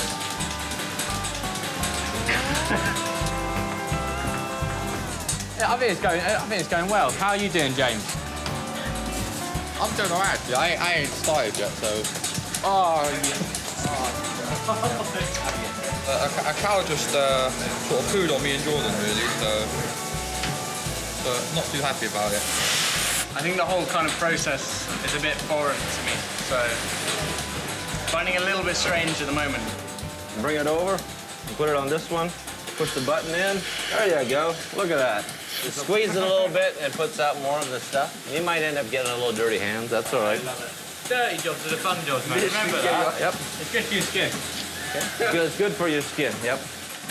In another about two milkings, we're going to take a vacation, and you guys are going to take care of it, okay? We're going to get paid. Paid? Yeah. Who's going to feed you? I don't know.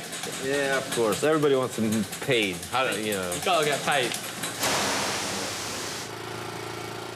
We Amish believe that we hold dominion over all God's creatures. Increasing the water supply. I hope I'm doing it right, though.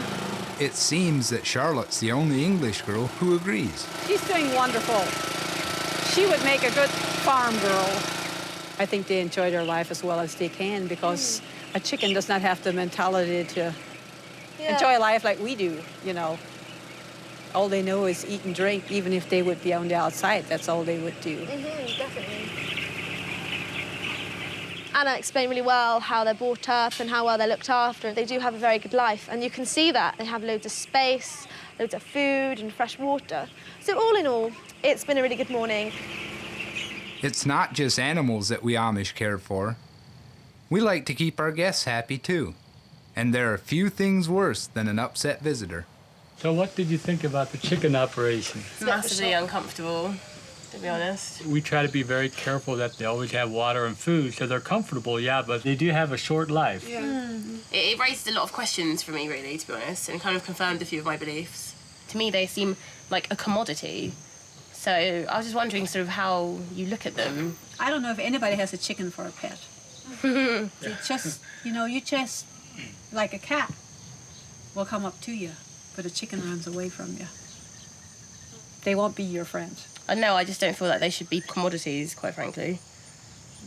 We will probably not agree on the chickens, but we don't have to be disagreeable about it, I decided that I would try to be extra kind to her and, to not let it bother me because she is my guest.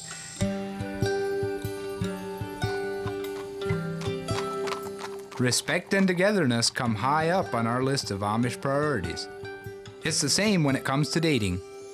So why don't you grab a seat somewhere and make yourself at home? Oh, make myself at home. Once two people start going out, they're expected to get engaged, like Josiah and Rachel, who will marry in 2 months. How many days is it now, Josiah? 58, if I remember right. 58 days. So every night, are you like waiting for the next day to come? Exactly. Do Amish teenagers or young people often have relationships before they meet that person? No, we don't date just for the fun of it, or we take it more seriously. But do you think it's anything wrong with sort of dating for the fun of it and not necessarily thinking you will marry that person? I mean, for me, that's not... If I choose to go out with someone, it's not because I think I'm going to marry him. It's more just, I like that person, we'll see how it goes.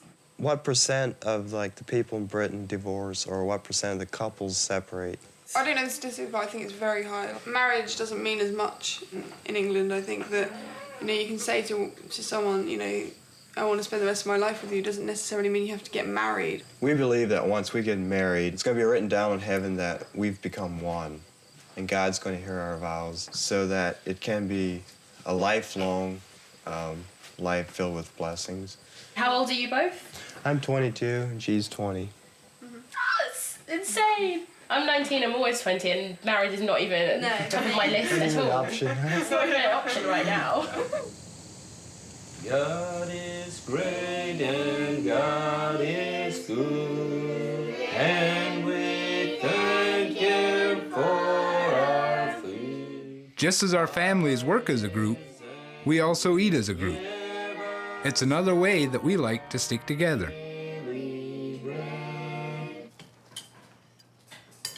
Fruit for dessert, is that all right? I eat fruit. So you don't eat any fruits or vegetables? Why? Why? Just never liked them.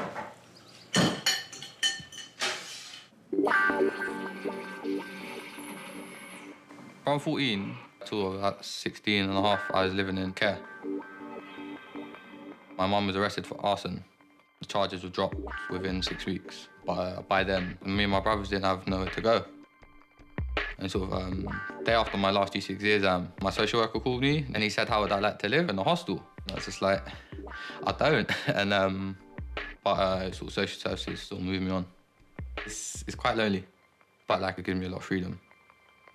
Sort of to do what I want to do. Tell me about the rivet. Because I like to be different. Okay. And I think sort of having sort of something there sort of stands out a bit. Personal choice, right? Yeah, definitely is a choice. A lot of young people, they want to stand out, kind of be noticed, and, because that's a missing link is really what it is. You've lived by yourself since you were 16, right? Uh-huh. I was coming from sort of foster care. But that's a product that comes from families that aren't committed to each other. You seem to assume a lot about my family, really. If families stand together, then we don't have foster care, right? You're talking about how my family's broken when you don't know nothing about my family. No, I didn't. So I don't think you should be, in any way, shape, or form, judging my family.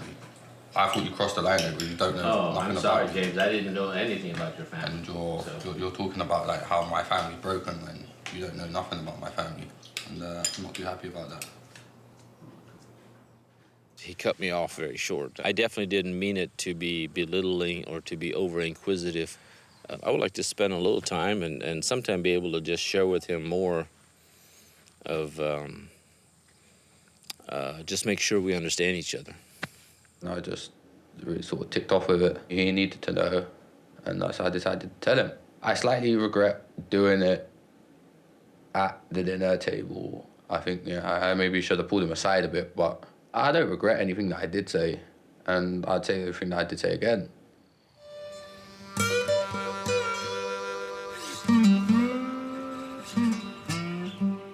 We Amish are a peace-loving people. Even if we sometimes disagree, we always remember the Bible quote that says, "The Lord's servant must not be quarrelsome, but be kind to everyone." Seems our friend Sienna may be coming around to this idea too. The first time we came in here, it was a shock. It was a shock to my system, really. I think it's important that I see what you do, because you kind of gave me your side of it, and you kind of said, you know, in light of everything, you do your best. So I kind of just want to see you at work, really. On the one hand, I kind of have my struggle, but on the other hand, I'm really happy that there's an Amish woman who has her own business. Quite frankly, a family of 8 takes a lot of money and a lot of food and a lot of clothing and just everything. If we wouldn't have the houses, my husband would have to work out of the home. Yeah. We have these chicken houses, and that way I can help supplement the family's income. How come you were so keen to make sure that that was your thing and you wanted to do everything yourself? I have always enjoyed a challenge. Now, when I go to the chicken house, I make my own decision as what I want to do. At some points in this journey, I found that some Amish women seem to almost depend solely on their husbands. Through your business, you show that you're just as capable as your husband. I think it's quite easy to be on the moral high ground, isn't it, until you try and see it from someone else's perspective. So I think that's one thing, yeah. Sometimes you can be just so full of your own views that it's really hard to see it from someone else's side, especially when it's so radically different from anything you would have ever thought of. His love is a boundless love, and it reaches down and touches me. You may have noticed that we quite like the Bible. Its teachings keep us on God's path. Sharing in those teachings is a privilege that we seldom offer to an outsider. I brought you all a Bible, and it says GPS. Now, we all use a GPS to find what? Your way around. Your way around. So this is the GPS. Thank you. Shows you the way to get to heaven. And hope you enjoy Bible study. This is something that happens in our community for the young folk.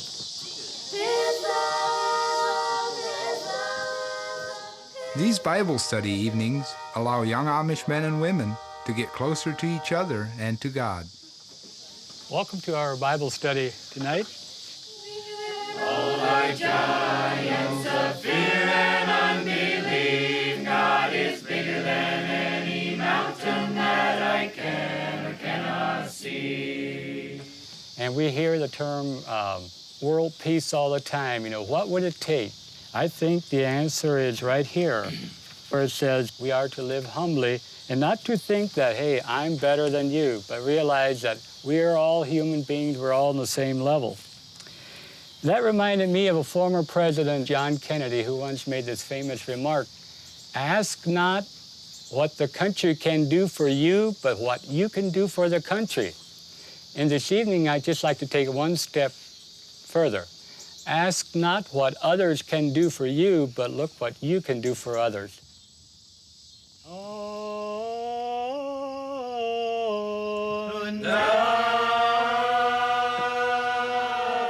It's quite interesting to see that their idea of a fun night out is to sort of sit on a porch and read the Bible and sing together. I think it was nice, though. I think it's nice that they can sort of all come together. I guess it's a lot cheaper than sort of a night out in London.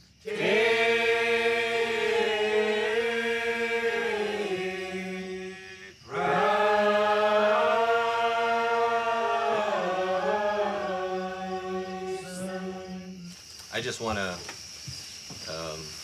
appreciate our thanks for being part of this evening. I think it's been tremendous. So wishing every one of you God's blessing. Okay, thank you for coming, everyone. When the day is ended with its trials, and I How did you like the Bible study tonight? Oh, I loved it. I loved, everyone getting together. And I kind of just sat back and listened, and what was said was really interesting and really inspiring as well. Really nice to see you guys get together, and just the Amish way of life, really.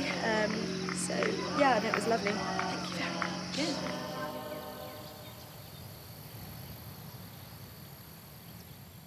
Most days in our Amish communities are taken up by hard work.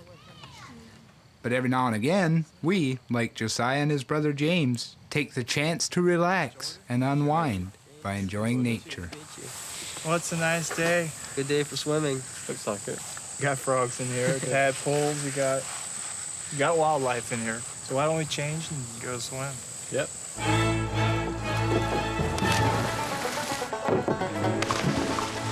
The water's all right. It's a bit chilly, but it's warmer than it would be if we were jumping into a pond at home. I also don't know of any ponds at home I'd actually jump into, unless I wanted sort of rabies or feces in my eyes. It's a bit like the Lido in Hampton Deep, just a lot colder. The Lilo is still it's still a swimming pool. This is really sort of at one with nature. There's more girls at Lido. Lovely girls at Lido. Do you think this would be better if this had more girls? Definitely.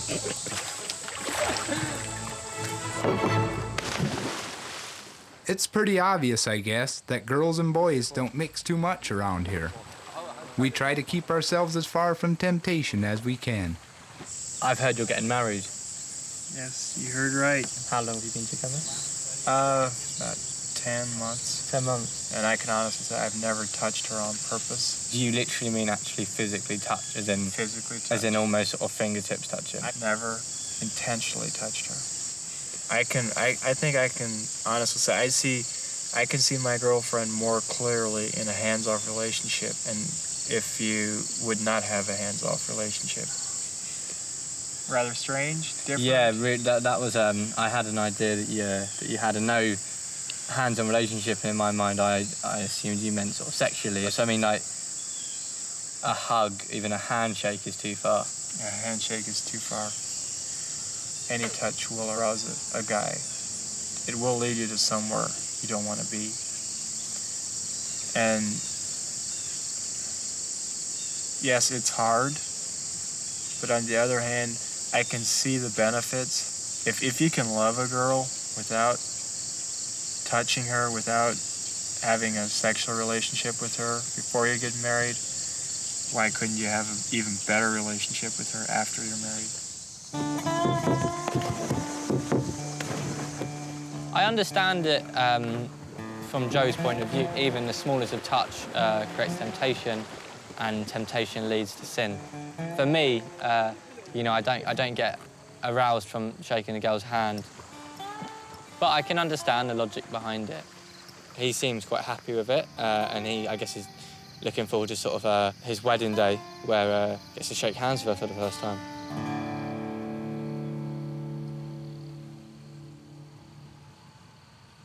James and Lloyd haven't yet settled their disagreement, so they've decided to meet up, away from the rest of the family.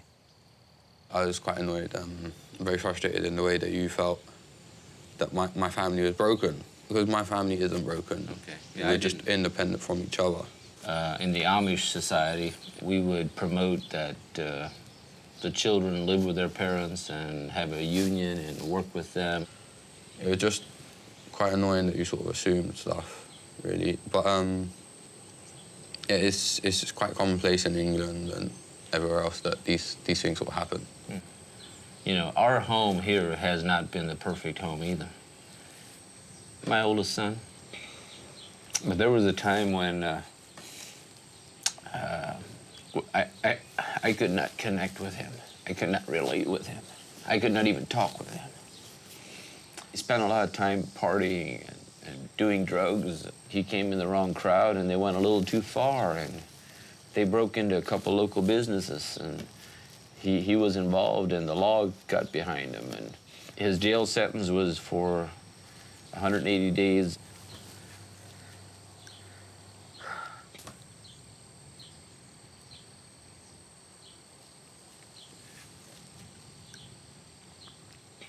made lots of mistakes.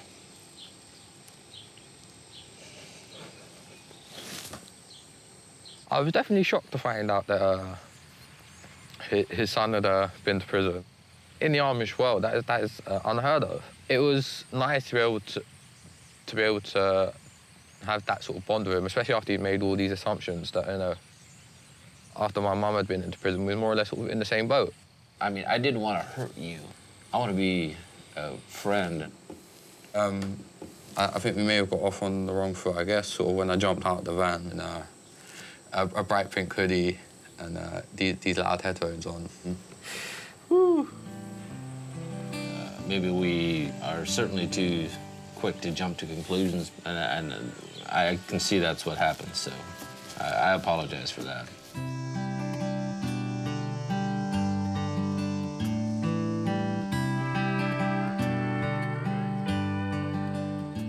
That's what it took to connect us, was that mutual family, and I think that's really neat.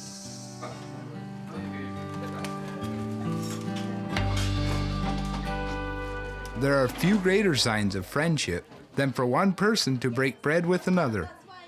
And have a little hymn singing too, of course. A good evening is good food, but that's only the minor part, and then there's always good fellowship. If you don't know the song, just let the words sink in.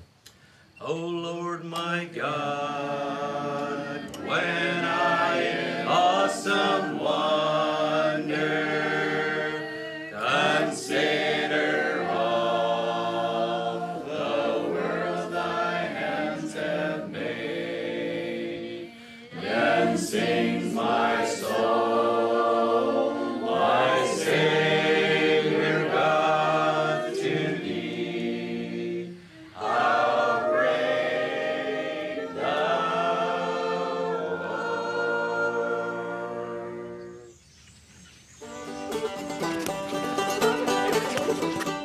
Fellowship between Amish boys and girls hits a high point at weekly youth groups. This is where most loving relationships blossom. In fact, it's where Josiah and Rachel got together.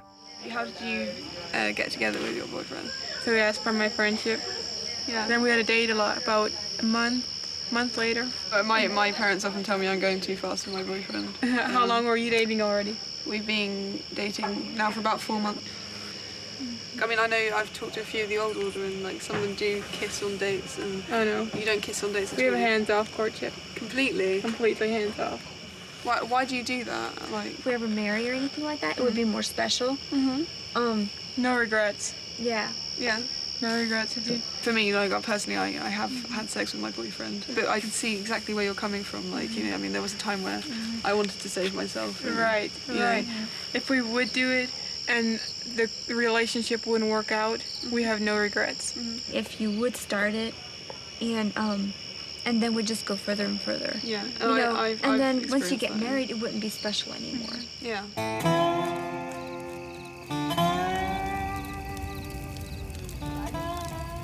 I think it'll take a little bit to fully grasp it, what we were kind of saying and trying to teach her. Because we don't want to make her feel guilty or something like that. It's just what we believe. And we just... And we have different convictions. Right. Or we might just be a little bit more radical than she is.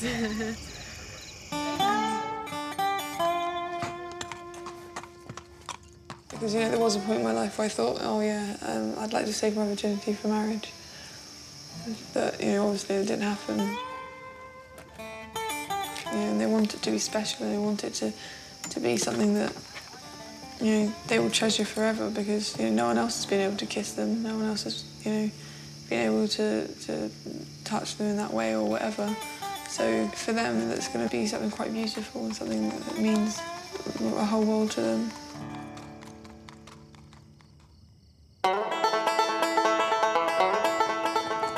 An Amish person without a Bible is like a buggy without a horse, clueless where to go or how to get there. Luckily for Charlotte, Anna and Rachel have a book that might help her on her Christian journey. So how often do you study the Bible? Every morning and every night. Wow, dedication. And I like to, it does take dedication. If God wasn't there to talk to you and let your worries and doubts, would you have less confidence in yourself, what do you think? Oh, yes. When you reach a decision and it's God's will, He gives you a kind of peace. Yeah, that's what I'd really like. Perhaps turning into a Christian, it would give me more belief in myself. Do you think it would? I think it would, yes. Yes, I think so. I'd really like to see if there is, if there is a God, and I believe there is, because obviously you believe so strongly in it, so why wouldn't there be? Yeah, there is a God. I will start my journey and see where it takes me. That's wonderful. And we will pray for you. Yes, we will, definitely. It's an exciting journey. You can have this Bible. Really? Yes, you can. Are you sure? Would you like it? Yeah, I'd love it. Okay. Oh, I'm excited now. Read it every day. Read it every day. I'm very excited for you. Very excited for you. Oh, thank you. I want a hug. I think Charlotte is a brilliant person. At the moment, she said she has no direction and she feels that her life is very much about herself. She seems to be very set on the idea that she wants to find faith, and I think if it's something that's going to make her happy and make her feel fulfilled, then it's a good thing. So I'm not concerned about her turning into a crazy fundamental person. I hope that her journey is a good one, and I hope that she finds whatever she's looking for, really. I'm really excited, actually, to start reading it. Just the fact that, someone's going to be there that I can talk to and let my worries and doubts out instead of, tiring me out. I'm going to be able to let it out and be kind of free, because I don't feel like I follow through with much. So following through with this, it's a big thing. It's a total change, but I'm ready for it.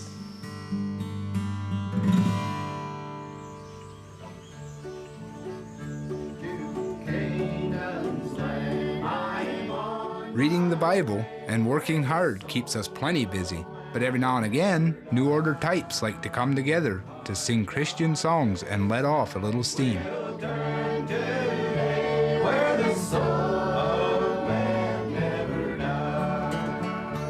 Playing music to our family is a relaxing time. It's a time of unwinding. We let the children express themselves. Well, we wouldn't accept anything with a punky, where you would actually, everybody's swaying, and we want it to be a real old-fashioned more type. I know it's way out of style, but it's definitely what we enjoy. Just characters get revealed when we're playing music. If you didn't think I was crazy when I got here, you're gonna think that when I leave.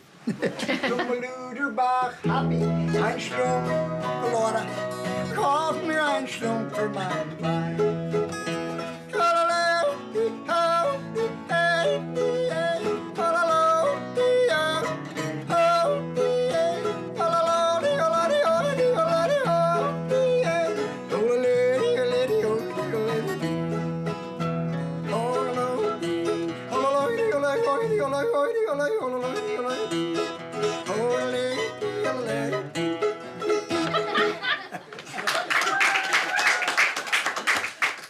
We could probably make up a song and we'll put some lyrics to it. I've done this before, have you? No. I'll play over it. I'll play over it.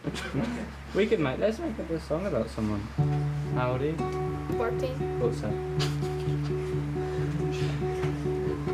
Gerald, he's only 14, but Gerald has more responsibility than me, and I am 18 years old.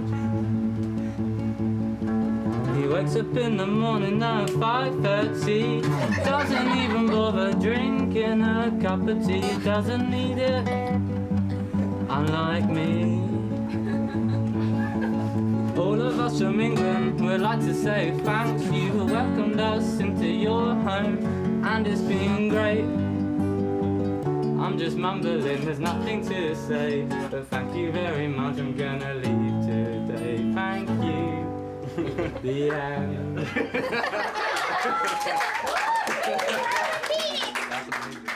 The children haven't heard anything like that before. Oh, we'll talk about it, I'm sure. Yes. This is going to be a conversation piece. Oh, yes. Yeah, I'm sure.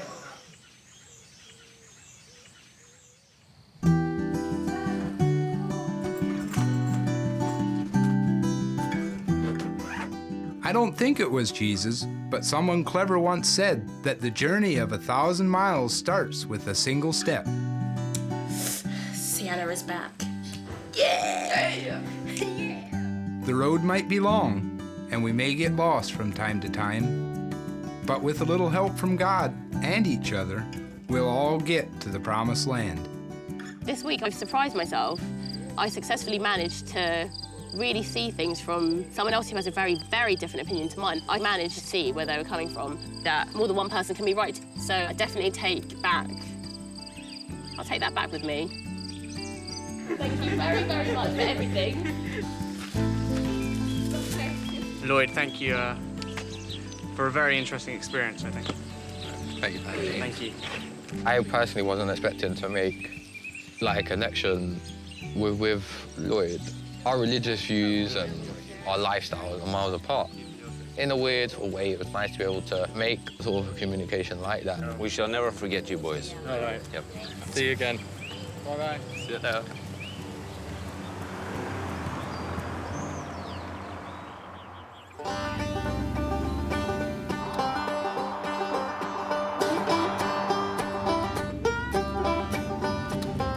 This week, our 6 British teenage friends are heading to a town called Ashland in Ohio to stay with the Burkholder family. Aw, they look smiley. I like smiling people. The Burkholders are plain people like ourselves who live by the name of the Lord. And just like us Amish, they love big families. The Burkholder family has 10 members. I'm Rachel. Good morning, I'm Harvey. Hi, Harvey. Nice to meet you. I'm Sienna. Hi, I'm Darlene. I'm Charlotte. What's your name? James. Okay, I'm Darlene. It's so nice to meet you. Hello. We were looking forward to this day. Yeah, and welcome to the Burkholder family. It's nice to have you, and we have rooms for you here, and work. And work. And as you noticed, I do go barefoot, and I It's not comfortable in shoes. and we speak Pennsylvania Dutch, and normally we try to speak English when we have visitors. So if you hear us speak an off language, it's Pennsylvania Dutch, and we're not talking about you. The Burkholders are what we call Old Order Mennonites. Back in the 1600s, we were all the same group. Then in 1693, we split because the Mennonites wanted to modernize. But as you can see, the Old Order Mennonites haven't modernized that much, and they look pretty similar to us. However, look closely, and you can spot some tiny differences. In the Amish houses we went before, they didn't have much on the walls and stuff, so it's quite decorative. The house is pretty big as well. There's lots of space. Yeah, it definitely it's is. a big house, yes. So this is the room where the boys would be staying in. Ooh, nice. This is the room where you get to stay and lounge, whatever you need to do to get rested. What do you think of what we're wearing now? You're dressed, I don't know what to say. When he stepped out of the van, I said, that looks like an Amish. No, see, in our church, the guys wouldn't be allowed to have long hair. They aren't allowed to have any beards or anything. Should me and Jordan shave? Oh yeah, you wouldn't dare It's come not- to church like this. Would you always wear your hair like this with a band? No, normally it's a lot longer. I got it cut at an Amish house. I'm going to thank that Amish for doing that. Okay, this is going to be your room now. These are your outfits, and you can see the names. Who they are. You get that one. Oh, that's so different. I don't know what to say. This is exciting. I actually love the So patterns. many classic compared to the Amish dresses we wore, which were just really dark and really boring. Mennonites always wore the patterns, and the Amish stayed original. They stayed with the solid colors. So that's a really nice colour on you. It does, it goes nice. Whoever picked the colours is a good choice, I think. I actually really like it. Look at this. Looks like I made a big effort. We usually aren't allowed to wear makeup, so might be a good idea to take it off, huh? Is it something you would wear all the time pretty much, or? Yeah, it makes me feel prettier. I like to feel pretty. Sure. The earrings, is that something you wear all the time? Yeah, it's just something I really like. Weirdly, I enjoy getting my ears pierced. Do you ever have ear piercings? No, it wouldn't be allowed with the church. Must admit, Darlene, quite nice. Oh, it's good looking, to be honest. I'll put it out there. Obviously, we'll see what the kind of mood is like. I'd see no reason why you shouldn't ask her on a date. Take her out in the buggy. Yeah, I think so. I mean, don't. I wouldn't trust you think behind. you should. I'm obviously not going to propose to her. No, we're don't saying ask her out. Why They do you ask her on a want to date? get to. Why do you ask her on a date? Why? Asking out dates, pretty awkward. Hello. You three girls can sit here if you'd like. Perfect, thank you. I think your colors all fit your complexion. Trying on the new outfits the first time was quite exciting, just because we haven't seen colour in a long time. But there is a limit to colour. I mean, this is nice, but I feel a little explosive. You can see they come out of a city. That's my first thing. I noticed the one had real long hair. I noticed the ring. If I was home on a Sunday morning and somebody would come to my door wearing a ring, long hair, I'd probably lock the door. But we thought, we're going to overlook this. We can't see their heart. We don't know what's in their heart. George is the one, just by looking at him, I'd say he's good at sound. I wouldn't think that he would be any harm. The other one is kind of iffy.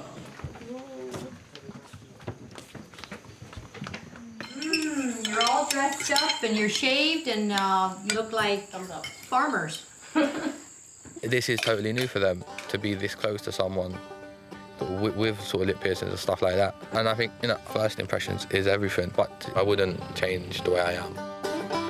The Old Order Mennonites make all their own clothes, and Marnita and Darlene thought it would be fun to take the English girls to their fabric store. This means our city lasses need to get to grips with our plainer mode of transportation. All right, paddle, paddle, paddle, paddle. Okay, go, go, go, go. Keep on paddling, keep straight, keep on. Make a circle of the yard, Nick, keep on. Bikes are a contentious mode of transport for us Amish. Many of our groups don't allow them, but the Old Order Mennonites love a good cycle ride. Sienna's going for it. Come on, Sienna! We plain people dress plain. We don't like anything to distract us from what is pure and modest. However, the Old Order Mennonites are allowed to wear floral prints. A little wilder than the norm, but there the wildness stops. Their dresses all conform to the same dress pattern. This one or this one? If it was for me, I'd go for this. It's a matter of preference, really. It depends on what color you want to bring out, because this here would bring out more the blue version of it. That's the color. I'd say that looks good.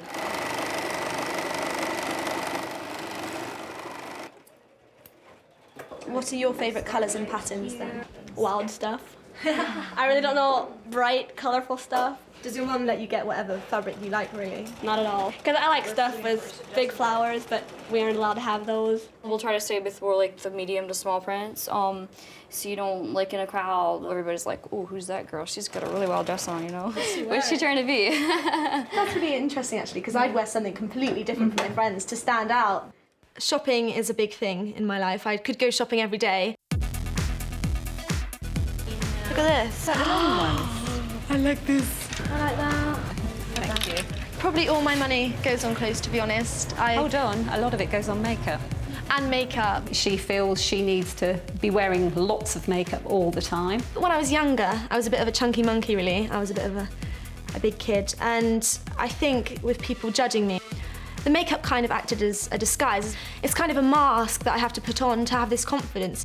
I do take quite a while getting ready for a night out. Obviously, when you grow up, you want to look older and you take more time in your appearance because you want to impress the guys. Probably my friends, I suppose. I'm influenced by what they like doing. They like going out partying and stuff, and I'll go along with that as well. Intentionally, you do kind of want to attract male attention because you just feel better in yourself. If you can kind of pull on a night out, it's just kind of one up on you because you've managed to get a guy. And I don't like that because I'm quite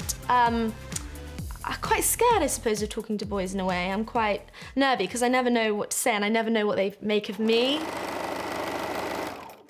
My dresses would probably come up to about here, and I'd have high heels, and I'd kind of, get my legs out, and it makes me feel kind of good. I don't know. I think I'd like that. It probably depends too on like the places you go. If you want to fit in. Like for us, personality is what stands out. We wouldn't exactly try to draw attention with the clothes, maybe put it that way. As well as running a fabric store, the Burkholders have their own melon farm.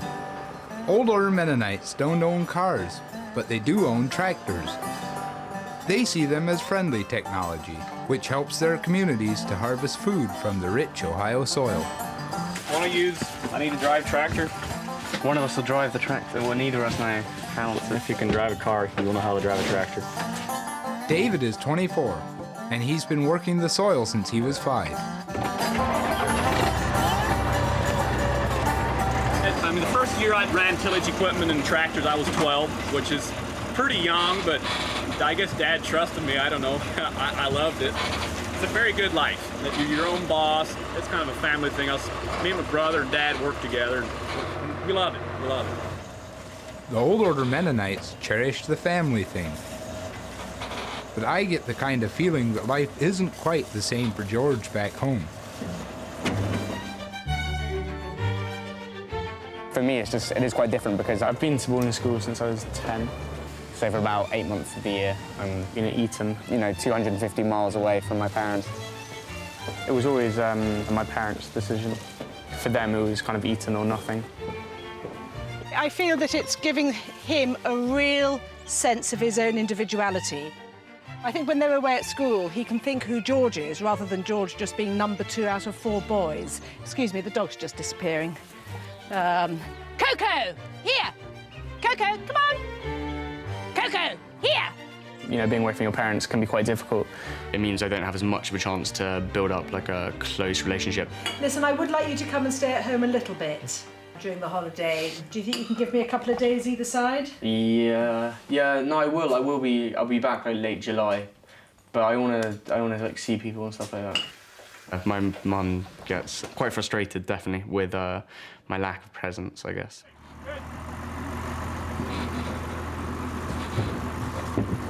It's interesting to see, they share with the Amish that same sort of family value system of, the family being the most important thing. And I think the farm is kind of like a glue that holds the family together. These guys seem very happy and very content, so I think it seems to be a good thing.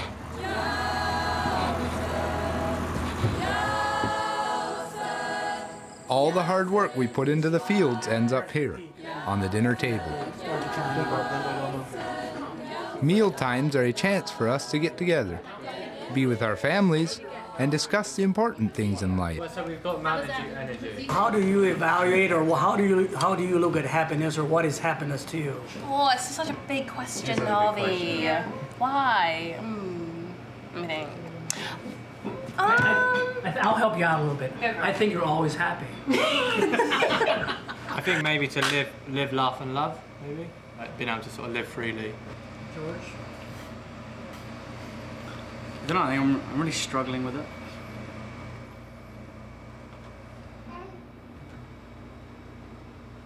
We get a lot of happiness from our simple, holy way of life. In fact, there's nothing more joyful than Mama Rachel's harmonica shindig.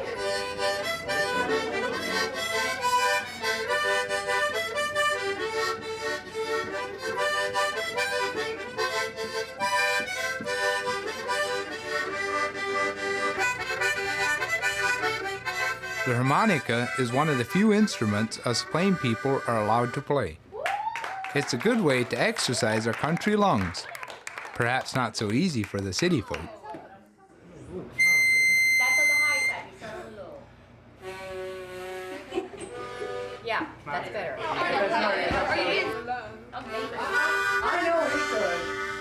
Having fun with the family really lifts the spirits.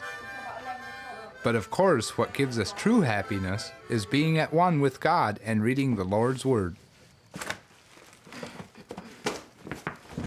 A week ago, Charlotte vowed to read his most sacred and beautiful work from beginning to end. Yeah, it's kind of quite long-winded, and there is a lot of pages to read. And I still don't really understand, all these names and stuff. It's a lot of rules. It's a lot of things to read up on. So I'm actually still on Genesis. Probably should have got a bit further by now. But See, Genesis 1, couldn't really get my head around that, so I'm worried that as I go on further into it, you know, what's going to happen then? I might get totally confused by the whole thing. But no, I'm not going to give up, actually. I'm going to try and see where it takes me. I have been praying to God, though, and getting my thoughts out of my head. And I think kind of my prayers are kind of being answered in a way, because I'm, you know, saying to God that I want to say how I feel and kind of get on with the Amish, and I feel like I'm doing that, so maybe he is answering my prayers quite subtly.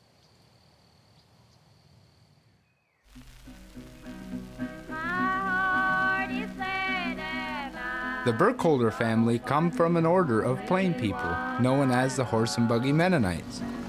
And you can probably tell why.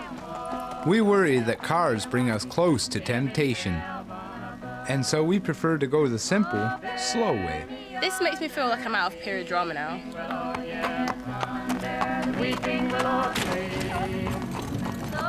Love thy neighbor, the Bible tells us, and we couldn't agree more.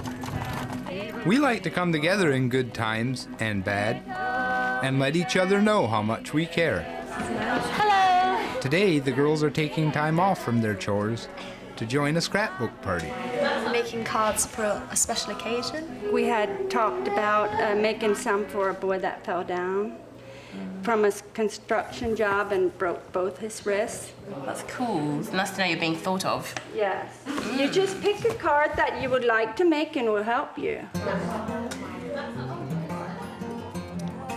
This is what we call a scrapbook shower, and it's one of the ways our ladies like to party. You know, when I come home and my husband asks, what were you doing today? I might have a card or two to show him. Then he knows I just wasn't just talking. The talking's good. I'm going to make this for my dad. The first man a girl falls in love with is her daddy. Yeah, he does a lot for me, so I think. For some people, like Margaret, a scrapbook can really make a difference to their lives. What is the scrapbook kind of about? It has verses of inspiration, sometimes longer poems, sometimes just short verses.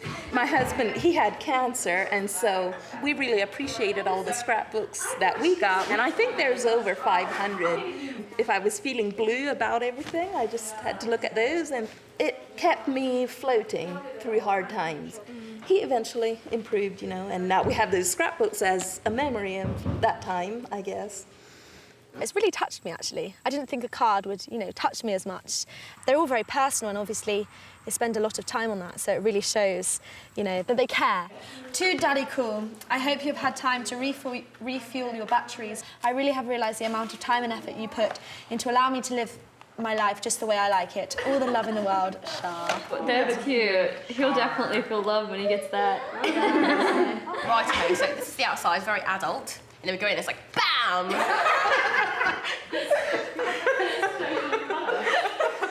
It's funny that they call this a party. If I'm not dancing, then it's not a party, quite simply. But it's funny because I often have quite a firm idea of what I find fun, and it kind of emphasises the fact that party means that just getting together, really. That's the main idea. And there was no alcohol, there's no smoking, there was nothing, no sort of shenanigans with the opposite sex. It was literally just a group of female friends getting together, doing something quite innocent, and a good way to spend a good few hours, really.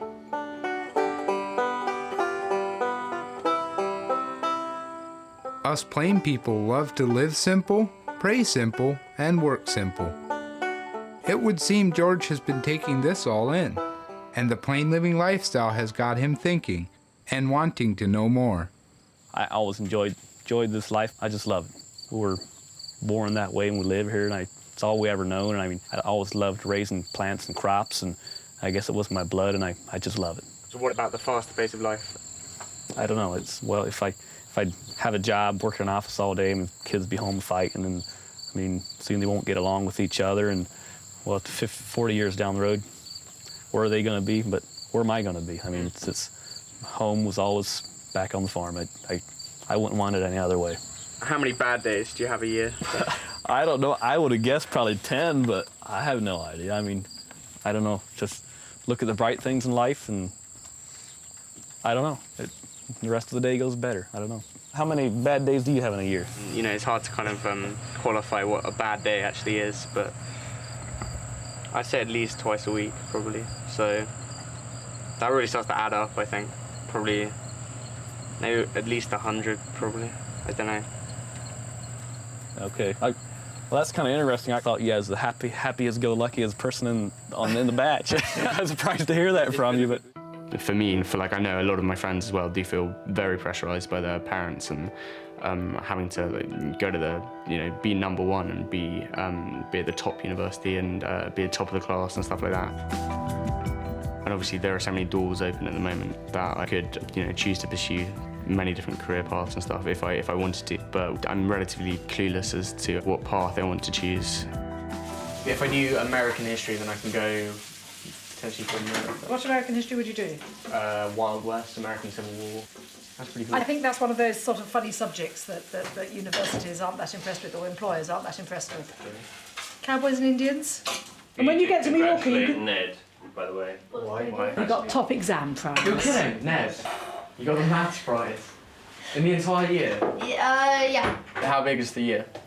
Well, 30. So that's not bad.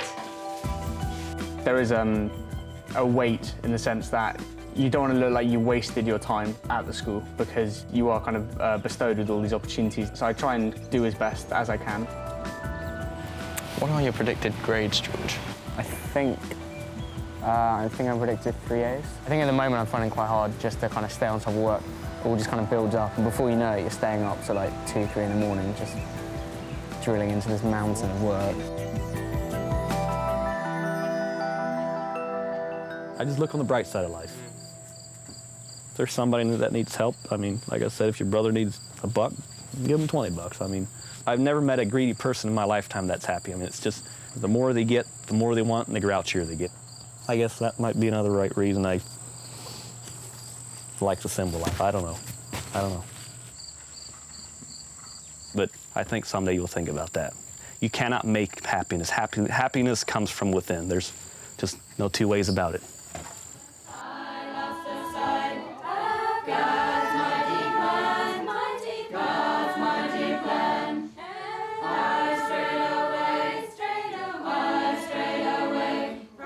On Sunday nights, our young Old Order Mennonite folk leave their homes to come and socialize in what's called the youth group.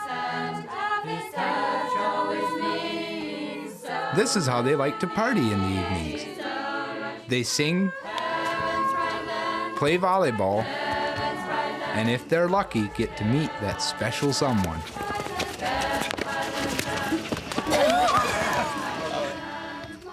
So is this how you kind of spend your time, getting together with everyone and meeting guys? Yeah, this is usually what our parties was Sunday night. I love how you call it parties, like a party back in England. It's a party. Yeah, like mad, and I like to dance. And I suppose it's nice if you attract the boys. It's really fun. How many times do you get to see your boyfriends? Saturday evenings and then Sunday evenings again when we have our date. Saturday evenings we talk maybe for about half an hour, like after the singing. And then Sunday evenings it's 5 hours. 5 hours? Yes. You constantly chat for the 5 hours then? Oh no. There's always times that you can't just talk all the time, I guess. Sometimes you have to think about what you're gonna say next. Yeah. Think about what you said. Yeah, if you said it right or not. And they say silence is golden too, so. Yeah.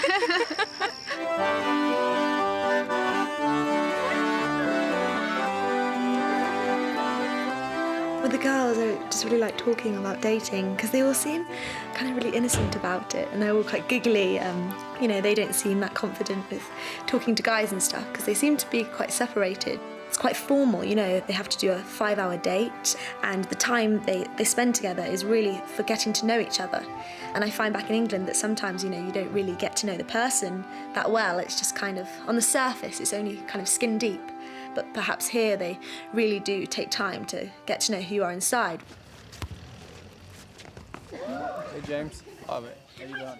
The way we plain folk begin our courtship appears to be sparking some interest among our young British friends. Where did you meet your wife?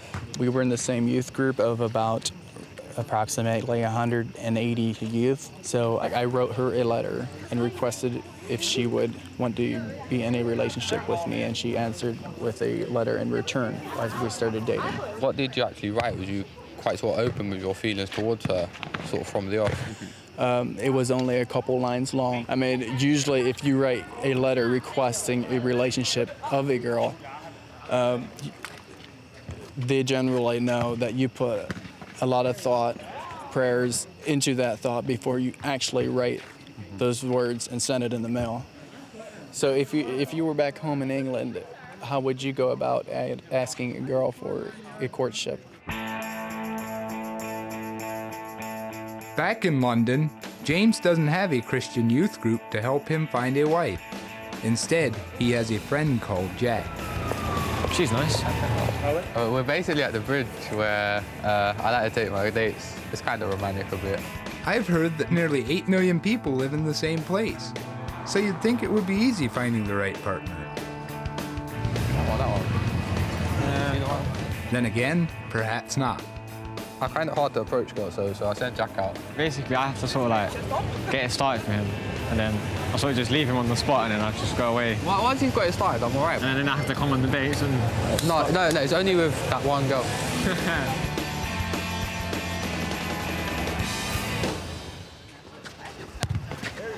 In our society, it's quite... People do use their cars to maybe impress the girls. How do you do that with your buggy? It's not, usually don't try to make it too obvious, but some guys do. In my case, I did make it kind of obvious.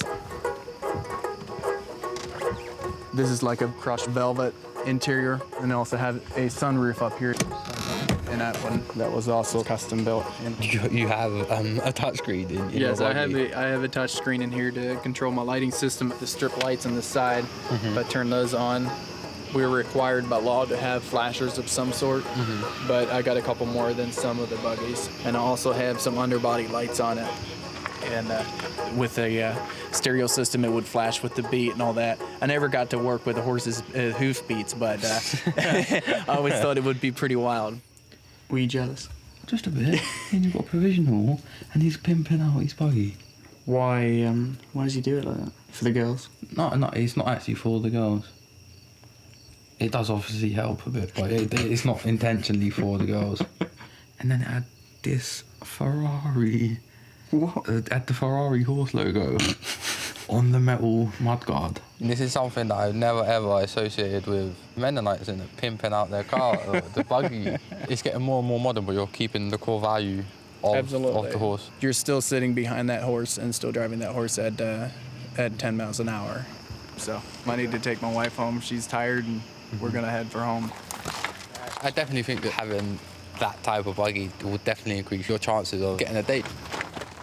They class dating as a relationship, whereas dates are quite casual back home. You might go out for a date and by the end of the date you snog their face off. It doesn't particularly mean much, I guess.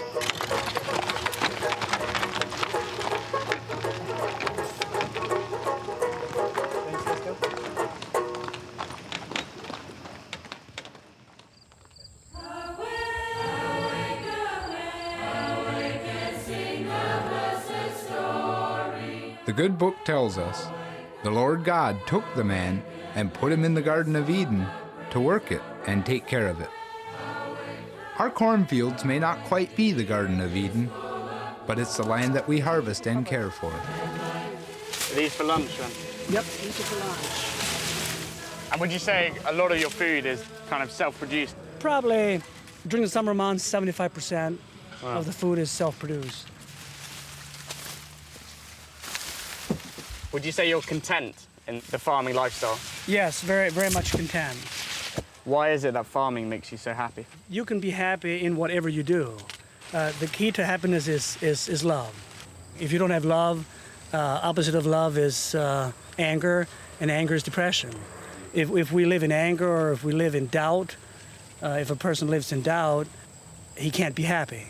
So do you feel like having a simpler life is a key to happiness then? A simple lifestyle plays a big part in happiness because stuff will not bring happiness. The more you gain, the more you have, the more you want. Being content where you are and what you have. David said yesterday that happiness comes from within. Exactly, 100% true.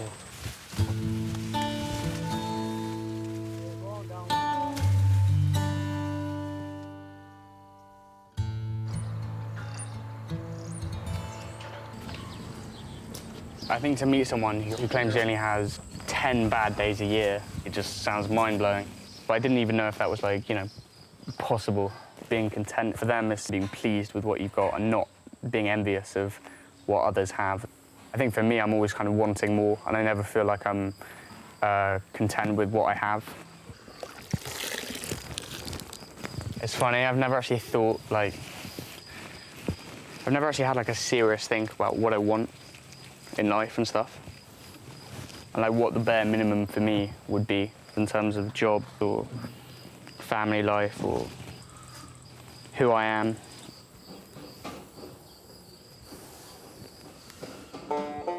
And of course, there's no denying that a key part of our happiness is in finding our life partner.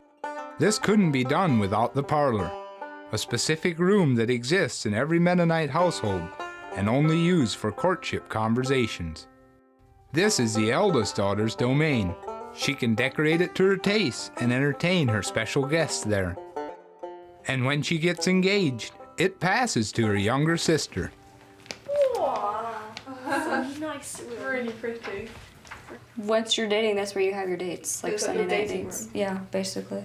How comes you wouldn't, just use your bedroom? Why do you have another room for stuff like that? Well, if we have our dates in our bedroom, I think we'd be tempted to take it farther than just a basic relationship.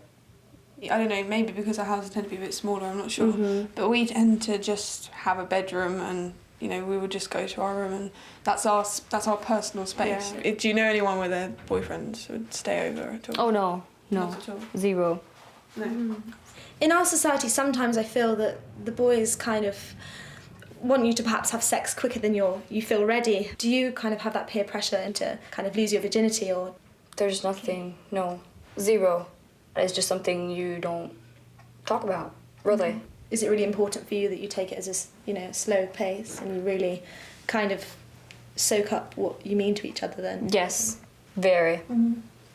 It's a matter of choice if you want to keep your purity. It depends on, I guess, on how strong you feel on that subject.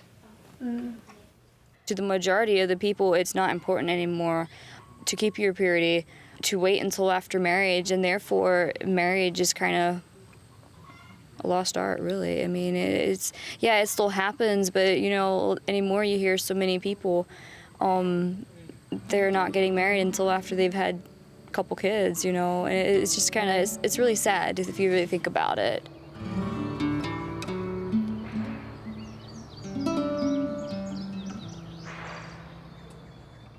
I think keeping yourself pure shows how strong the relationship can be if you can wait. And I just wish, back at home it would be like that. Because relationships should mean everything, and it's just lost. And sometimes perhaps they don't even get to know the person who they're kind of with. It's very much on the surface, I think, some of it. Very much. On aesthetics, it's not deep within, it does frustrate me, actually. If you're a virgin in England, it's kind of like, ooh, you're a bit weird. Whereas here, if you're not a virgin, you're just like, it's disgusting. Whereas we have the pressure to have sex. Yeah. They very much have the pressure to not have sex. To me, it seems a perfect way of dating. And I do envy it. I actually really do envy it.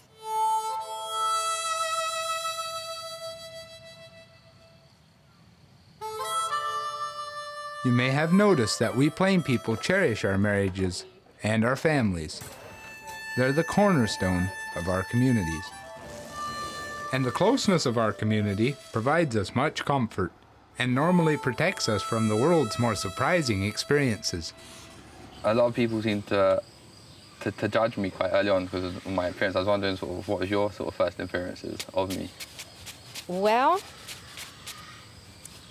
a lot of people kind of judge you probably by your long hair. My long hair. Probably the band around your head. Yeah. Okay.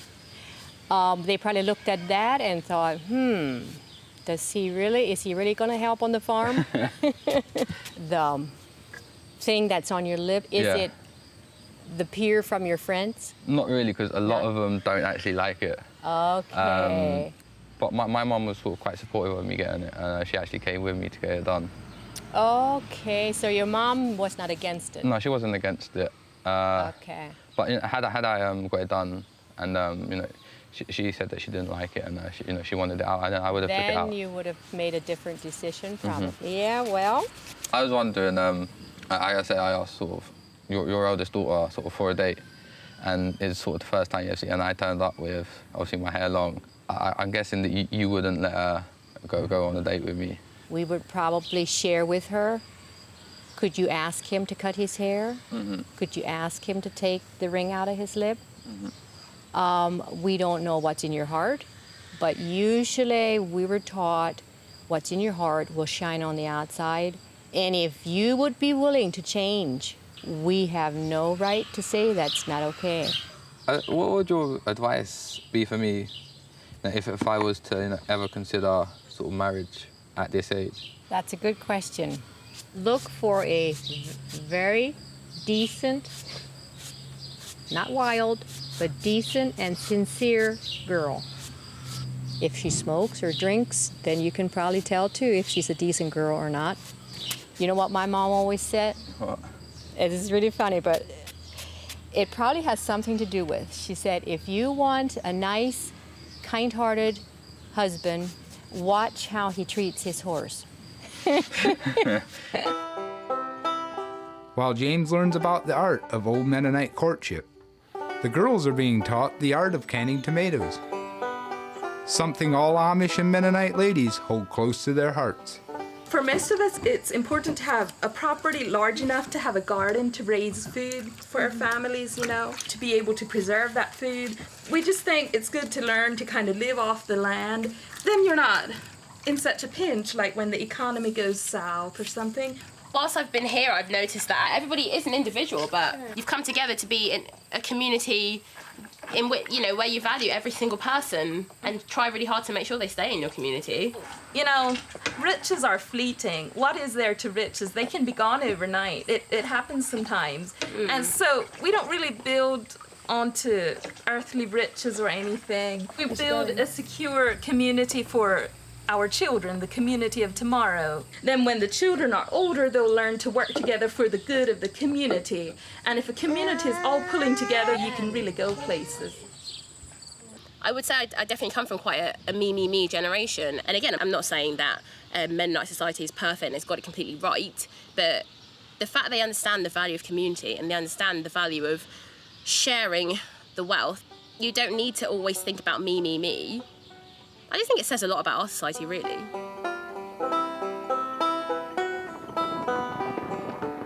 Us plain people believe we belong to a family much greater than the ones that simply share our houses. And every family is listed in the Mennonite directory. Someone once dubbed it the Mennopedia. Mennonite Encyclopedia. It's directory of all the members of our group throughout 8 different states, I believe. Is everyone in your Mennonite community kind of listed in that book? I don't know of anybody that is not in. When Elton asked me to be his girlfriend, I looked up his family in this book to see how old he is, how many siblings he has. I can find out a lot about anybody just by looking in here. Do you know everybody listed in this book? If I follow their family lines or look up their siblings or whatever, I never really run to a dead end. I always find a piece of the puzzle that links together. Okay, I'm gonna put you to the test, okay?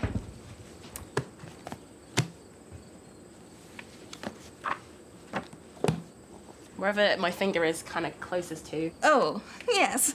I know where they live. Right, who did I pick? It's Laverne Rife, and it's Leon Rife's son. Laverne's mother is Mary M. Sensnig, Moses Sensnig's daughter, and I know the Moses Sensnig family.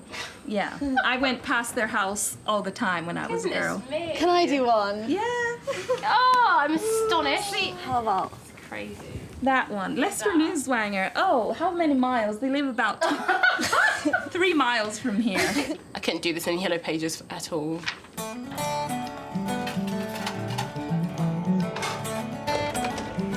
Where did these plates go, darling? Oh, okay,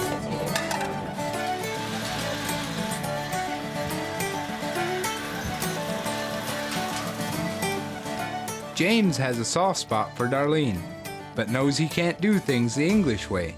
He needs advice on the most appropriate way to approach a gentle lady. Hi. So yeah, I spoke to Rachel and we sort of spoke about dating a bit, and she said had I turned up that day on our first day, sort of dressed the way I was and everything, coming to ask for a date with, say, with one of her daughters, she quite happily told me, I wouldn't have been allowed. So what about you then, Darlene? As far as the piercings and stuff, I guess personally, you know, I definitely am not much into facial piercings. It tends to scare you a bit. I guess, have you got any advice for me that obviously I could take back? Well, I definitely say it's good to wait. You know, if you meet a girl, to me, I just think giving it time is so much more. It's such an important step. You know, if she's meant to be your girlfriend, I'd say she'll wait for you. Yeah.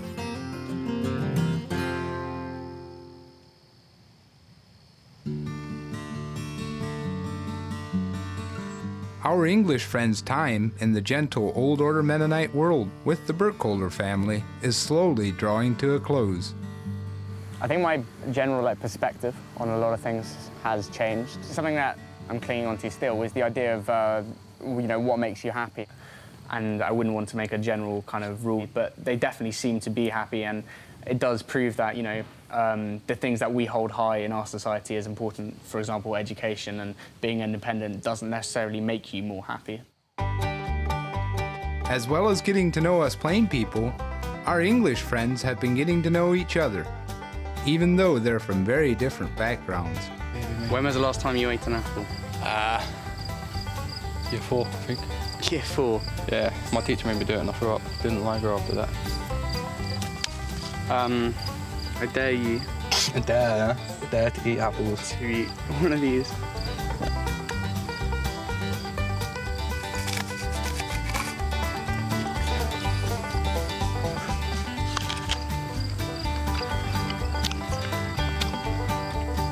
Not bad. An apple a day keeps the doctor away, James, so. Apples to good health. Apples to good health.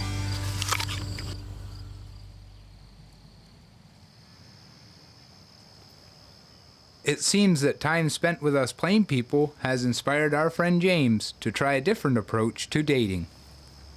I went on a date with this girl sort of just before I left, and she seems quite nice. I quite like her.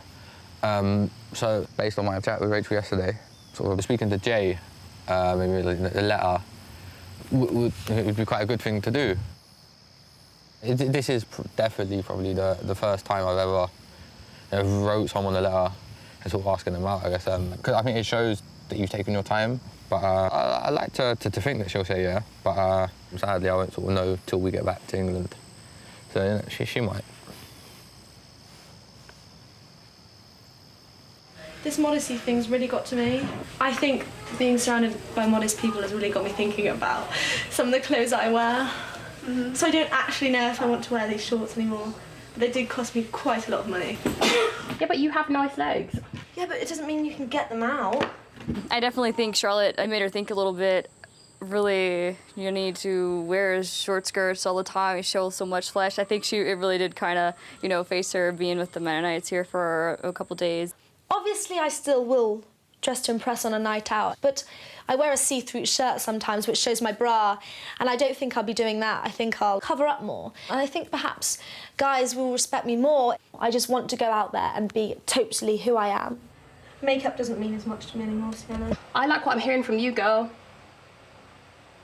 Sean, like I said, I'm very proud of you. Lots of stuff. The book of Proverbs tells us that relatives are born to share our troubles, and a friend is always a friend. All dressed up in your comfortable clothing.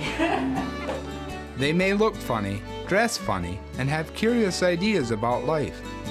But our English friends may just be here to teach us something about ourselves. I'm looking at James completely different than what I did when he crawled out of the van. I look at him completely different. I feel closer to his heart. He had values, and I just won't think about him the way I did the first day he walked in. Thank you very much. Lovely meeting you. Thanks for having us. Good fun. Hope to see you back sometime. I know, I've got your address, and that would be nice. Again, safe journey, and God bless.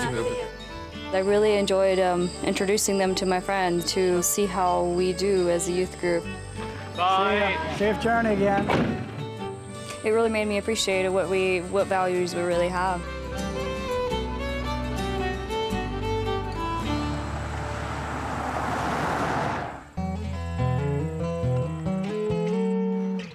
Rural Pennsylvania is the heart of the Amish farming community. Things are done the old-fashioned way. It's all down to horsepower here.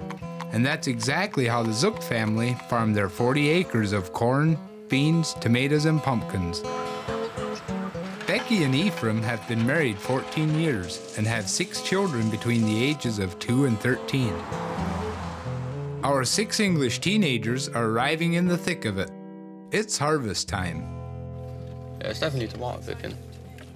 Yeah, definitely tomato picking. Hello, nice to meet you.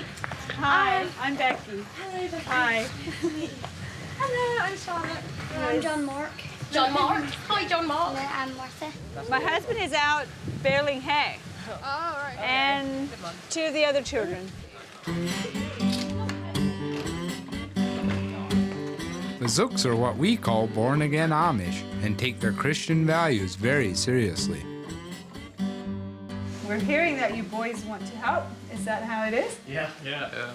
We usually eat supper like 6:30, 7 o'clock. And when does work finish as such? In the evening? That's a good question. Before our English friends can get to work harvesting, they need to get into more appropriate clothing. This one looks massive. I look shorter than yours, guys. Do you put Hi, the Fraze. apron things through the hole at the back? I can tie. That's too tight? No, that's perfect. A couple of the girls' dresses were very, very short, you know. I was glad when they had longer dresses on for the children's sake. I think I've done my hair really neatly. I'm well impressed. This shows that we're learning, Hannah. Ephraim works from dawn to dusk running the family farm. They have just 1 week to harvest their crops of beans, tomatoes, and hay. It's all hands to the deck. And Ephraim's trusty mules play a big part too. Hi guys. Well, my name is Ephraim Zook. Glad to meet you guys. Well, what we're doing here is we're baling hay. Have you guys ever seen hay being baled before or anything? No. Okay. So my goal is I need to get this done before dark. So you ready to get to work? Yeah. Work up a sweat, get dirty. Hopefully. George is going to help you, John Moore. Just be careful when you're moving around on the wagon. You don't want to fall off.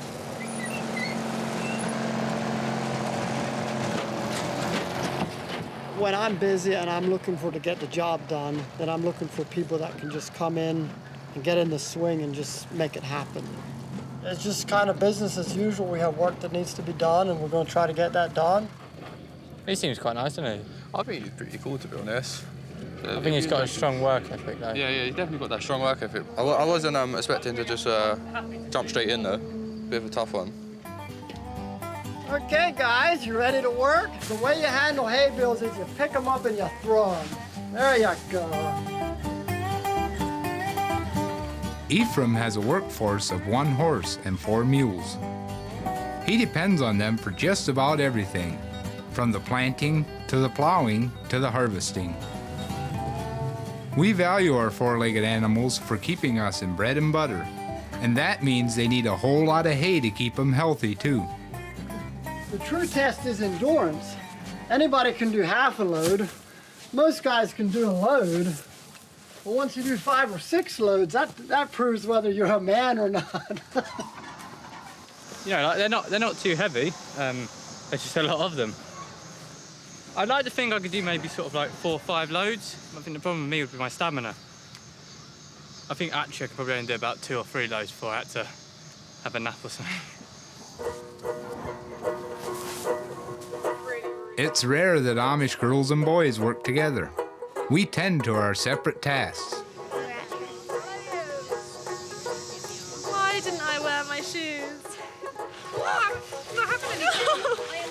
bare feet feeling? Back there it was a bit of a mission, but... When it was hard. So we're just looking for long...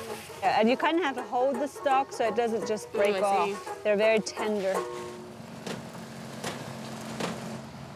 It's quite normal for us to work into the night and even miss supper. But we have to be efficient too, so there's no room for any lightweights.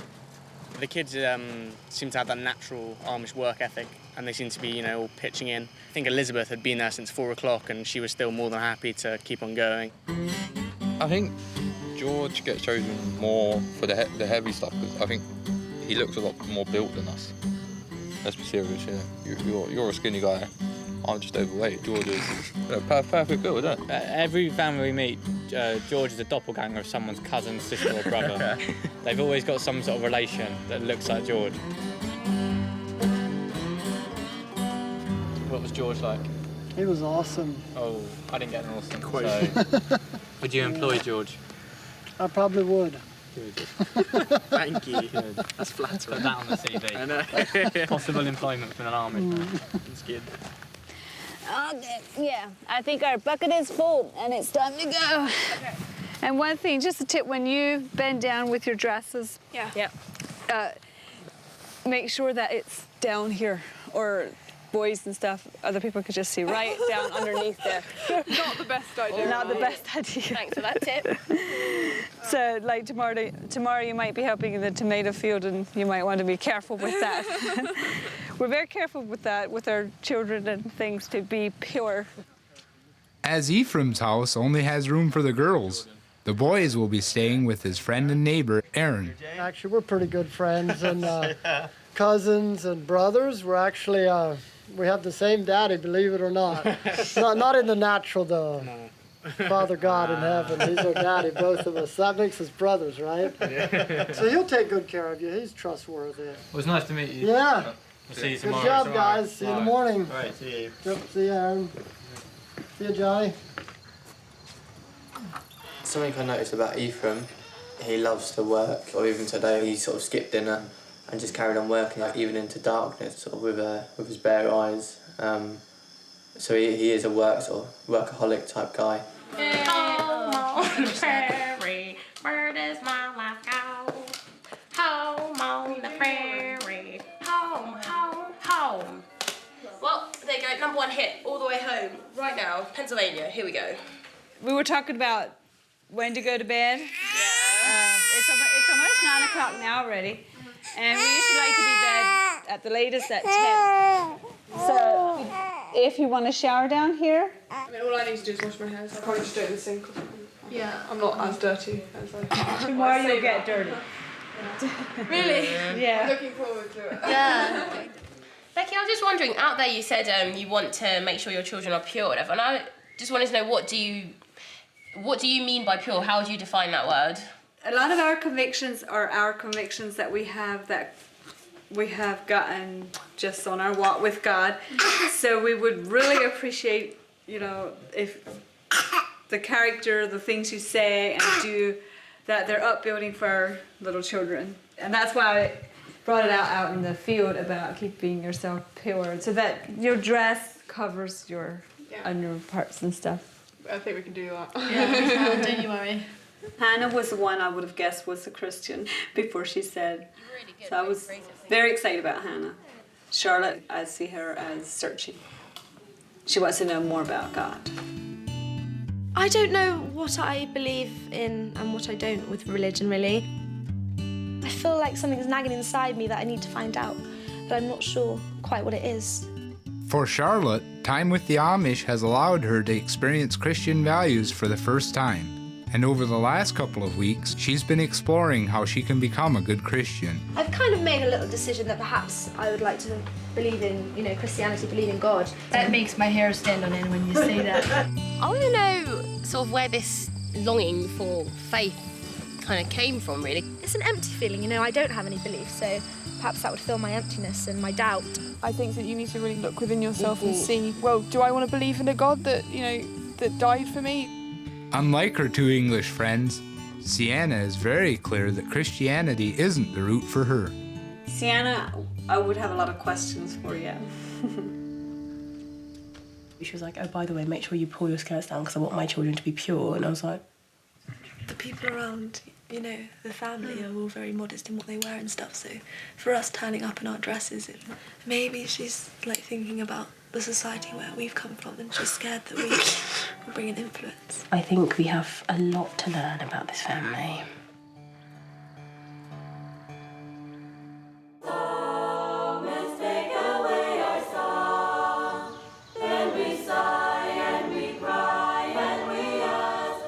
Then Nebuchadnezzar spake and said, Blessed be the God of Shadrach, Meshach, and Abednego, who has set his angels and has delivered his servants that trusted in him. As Amish, we live by the word of the Lord.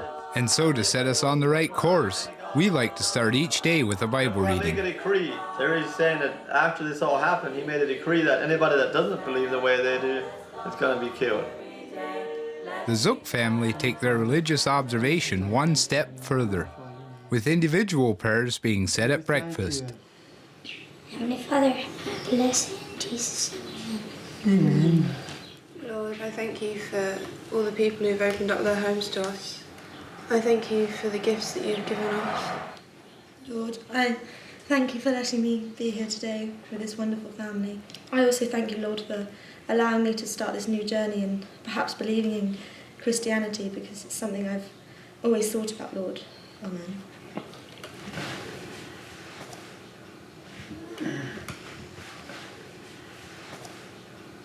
Do you think this will assume that you're a Christian? I think so. Although I think she'll probably ask me outright at some point, because I didn't pray at the table. I mean, how are you feeling, man? You seem quite kind of huffy and puffy today. Huffy and puffy about what? I don't think I'm huffy and puffy. You just seem a little out of sorts. Really? Well, I don't think I'm fine. I don't think you've noticed that. I've probably not noticed it, and I don't have anything in particular in my mind. As farm workers, us men need the strength and good sustenance to work hard. And we have to thank the women for providing us with our daily bread. Do you have egg beaters in England? Yeah. Lots and lots of them. Do you make your own cookies at home? My mum is really, she's trying to get really into baking, so I think she hasn't ventured out and done cookies yet, but she certainly makes a good vanilla or carrot cake. So where's your dad? My dad, I don't have one. I see. It's quite a complicated story, really. But you have one, but you don't know where he is. It's quite a complicated story.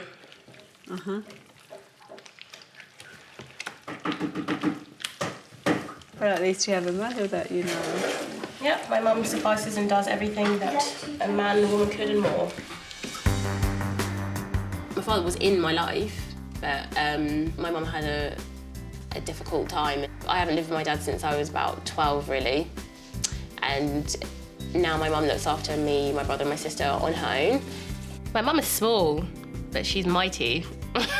I think that she is the most powerful woman I have ever met in my life. I am hoping you be more religious, have a bit more faith when you come back. See things my way. Probably won't. I reckon if I'm going to take a book, which I probably should, maybe The God Delusion by Richard Dawkins, and I'll read, when they read me a passage from the Bible, I can read. That is exactly why you're not taking that book to the Amish land. Richard Dawkins is a bit I extreme. don't think it's appropriate, okay? Okay, well, that told me. I think it's important to express yourself and do your own thing. I think at all times it's really important to be yourself. So when you say you don't call yourself a person of faith, what does that mean? It means I'm an atheist, which is a person who doesn't believe in God. So what will your answer be to God when Jesus comes? Well, I don't believe it's going to happen, so I don't really have an answer. I see. So what if it does happen? What's your answer going to be? I haven't really thought about it because I don't really believe in it. We have a good and evil book. Do you want to flip through that and try to figure out if God is real? No, thank you. You want to keep with your belief? Yep. Till you see something better, right?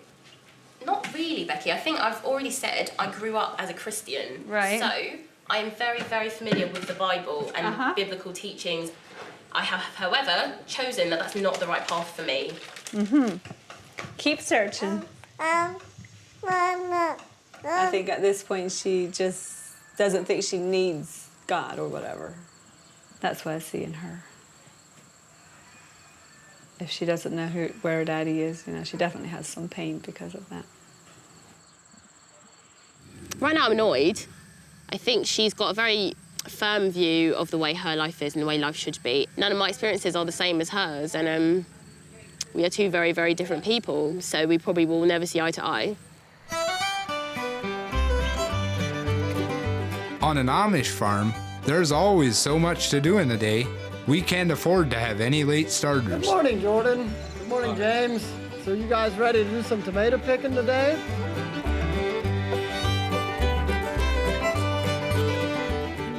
You just need to get right down to it. Get down on your knees or do whatever it takes to get there. Picking these tomatoes is similar to a marriage. If the person on either side goes over halfway, we get them all picked. If we both just pick a little bit on our side, there's a lot in the middle that aren't picked, you know. Like a marriage, when you both do more than your share, it just works a lot better for some reason. Interesting. I'll think about that when I eat my tomatoes. Like a marriage. You might think about that when you get married, too. If. I think you should try tomato. If you were going to ever try fruit or veg, it should be here. Don't spit it out.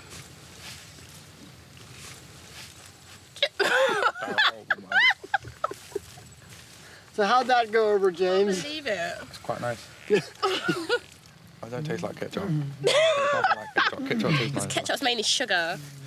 So do you think it's the hard work and the good food that keeps you healthy? Well, my personal belief is we're a three-part being. We're spirit, we're soul, and we're body.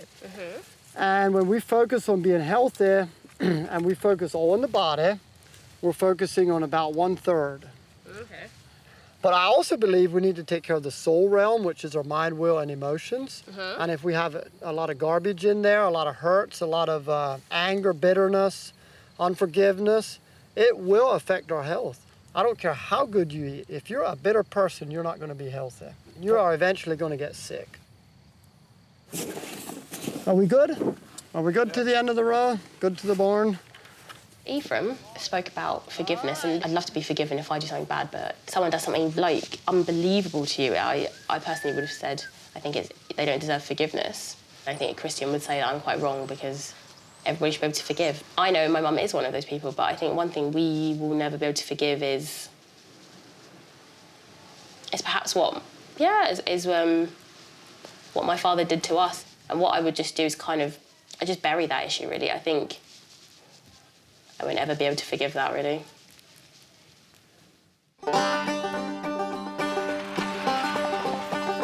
Every day we thank the Lord for our good horses, for the work they do, the fun they give us, and also for bringing our Amish community together. About once a month, we'll gather at a local horse auction. Let's try to get some speed going around here. It's a chance for us to catch up, as well as buy a horse or two. How much would a horse like that cost? It's probably more $200 to $300. The back one is a donkey and the first one is a pony. You can see the difference by their ears. If you look at the long ears, that's the donkeys.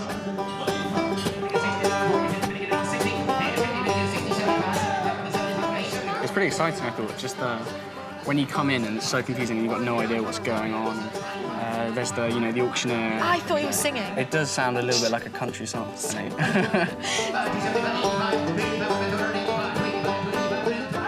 And with horses going at $3,000 a pop, it's not only riveting viewing, there's a particular Amish bidding technique at work. Was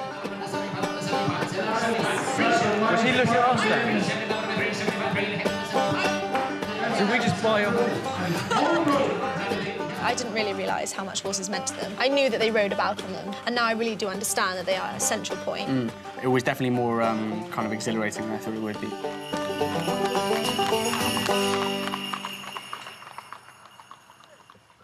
Girls, are you okay to go to bed? I think it's time. Well, it looks like we've been sent to bed nice, so good night. I hope you sleep well. Night, Jamie. When the girls and the boys hug each other goodbye, it surprises me. It's like, why are you touching each other? Because that's meant for husband and wife. It freaks our children out. Sleep good. Hannah. You too. Night night.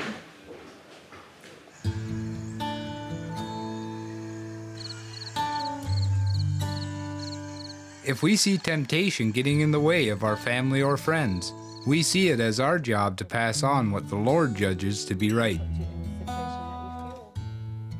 The beauty of not being together with the man sexually is how I would encourage any girl to do her dating years in her. For me, a little hug or a little sort of high five or like a peck on the cheek even isn't sort of, it doesn't feel wrong. Someone I know shared recently that they don't think it would be that wrong to hold hands. It's an affectionate thing, you know, when you're sitting down and chatting. But then it seems to lead to other things. And I think that is why a lot of people would encourage a hands-off courtship. Don't you think, though, if you do have, like, sex before marriage, you kind of can learn from that experience and then kind of know what you want, and then kind of when you move on to the other man, you know, your relationship will be stronger because you know what to look for in a man. Don't you think that, or? No, I don't. I think if you refuse to have sex, then it will put out the ones that want that. It's probably a bit hypocritical for me to have had sex, but I don't know, it felt right. Me and my boyfriend met on the internet. When I met him, we just sort of clicked and it was lovely. It did go quite fast. It was kind of like, I can't love him now. It was a bit early for that, but I don't know. Just some people you just seem to click with really, really easily. You said it was going really fast. Quite fast. But you didn't seem to have a problem with it. You just went, yeah, that's cool. I do tend to stay more at Mark's house, mainly because I'm allowed to sleep in the same bed as him. I'm from Hackney in East London, and I've always been brought up as a Baptist Christian. My Christian views on marriage are completely different to other people's. Me and my mum really differ on the subject of sex before marriage. For her personally, she had to save herself till marriage. And so I think it's a little bit difficult for her to understand. I think that God created sex, you know, for people who were in love and for something that was a connection between people. So do you think that once you've done the deed, so to speak, it's too late to backtrack? No. You don't think so? It's never too late. If someone would ask and you would say, no, I'm going to wait till marriage. You can't tell me, even if they wouldn't kind of mock you, you can't tell me that they wouldn't think, Charlotte has something I want. How can she be so strong? I wish I would have that. Yeah, no, that would be wicked. Definitely. I'm going to do it. I'm going to see what happens. We should try it. I'm going to try it. Let's do it. It's a deal. Let's do it. Yeah. We have like little text messages, so stayed away from sex yet? Yeah, it's going to be good. It's going to be funny.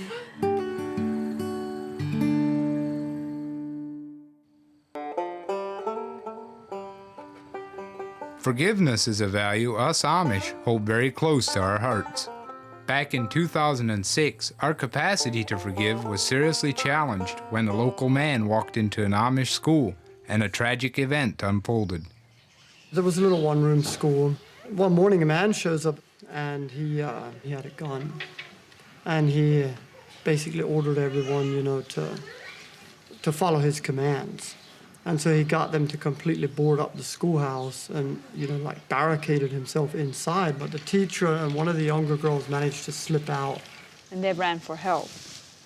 Once he starts to realize that the jig's up, he just starts systematically just shooting them. The gunman killed 10 young Amish girls before turning the gun on himself. Those parents that lost their little girls or had their little girls wounded, they choose to publicly forgive the person that did this, that just totally tore their lives apart. And to me, that's a powerful message of forgiveness. If someone can kill your loved one And you can actually muster up enough of courage through all the pain and grief that you're going through to actually say that, you know what, it is what it is, and I'm not going to carry that, I'm going to forgive him, we're going to move on. To me, that's a courageous example that we should all be able to forgive people in our lives that have hurt us. I don't know, I think if I was one of those parents, I'd find it quite hard to say, I forgive you. But could you also agree that it will only continue to hurt you more if you don't forgive him? You are right. I do agree, you're right, but I mean, like, generally, I'm a person who doesn't find much hard to talk about, and I'm pretty open and stuff, but there's a couple of things that I don't, like, I find really, really hard to talk about that I wouldn't want to ever talk about again. Mm-hmm. And so that's how I deal with it, I suppose. That's how I would have been too, usually. Yeah? You know, it doesn't hurt me, I'm tough. Sounds so much like me. Can't lie, yeah. But, you know, if we would never forgive, I have no idea where our marriage would be. Probably wouldn't be. Oh, dear. So, no, it does take forgiveness. You've been, to have live you with had people. a few rough patches? Yeah, spats, big ones. Oh, certainly we can spat. Actually, we're quite good at it. Oh, dear. I think I kind of like Becky now. Who would have thought? It's because she almost seems like a completely different person now. Or maybe she was this person, but we just had to find a way to see eye to eye. And I think we do have some similarities. We're both very stubborn, it seems. And we're both a bit kind of, well, I'm a bit tough, so whatever kind of attitude. That's very true. I'll admit to that. I can say I stand corrected now. I think that she's got a lot to give. Definitely.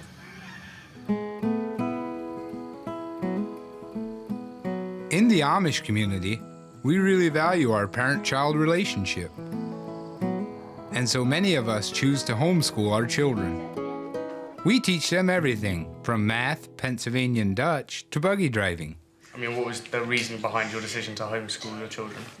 Probably the biggest reason was the amount of time that they're not with us, that they're actually at school. And we just started doing some math, and we figured out in an 8-year education, they're out of our presence for almost 10,000 hours. In a sense, it may seem like we're trying to shelter our children from everything else that's out there, and maybe that is a bit true. But at the same time, we realize that the early years in life are very formative years, and negative influences can affect them for life. Do you guys prefer being home educated? Huh? Yeah. Very much so. I don't think I'd want to go back to school again. Do you feel like you're learning the same amount or I'd more? say maybe even more. So now, where you went to school, you went to boarding school all your life, or did you start somewhere else? I went to boarding school from the age of 10 onwards, pretty much. So that would be 8 years. 8 years. And so how many days out of the year are you actually away from home? 210, I think. So we take 210 times 16. Comes out to 3,360 hours per term. Times 8 years comes out to 26,880 hours. We thought 10,000 was a lot. I don't think the Bible teaches us that God gives us children and we delegate the responsibility of training them out to someone else. If primarily we're going to say, look, I'll pay you to educate my child, or I'll pay you to babysit my child, I personally don't believe in that.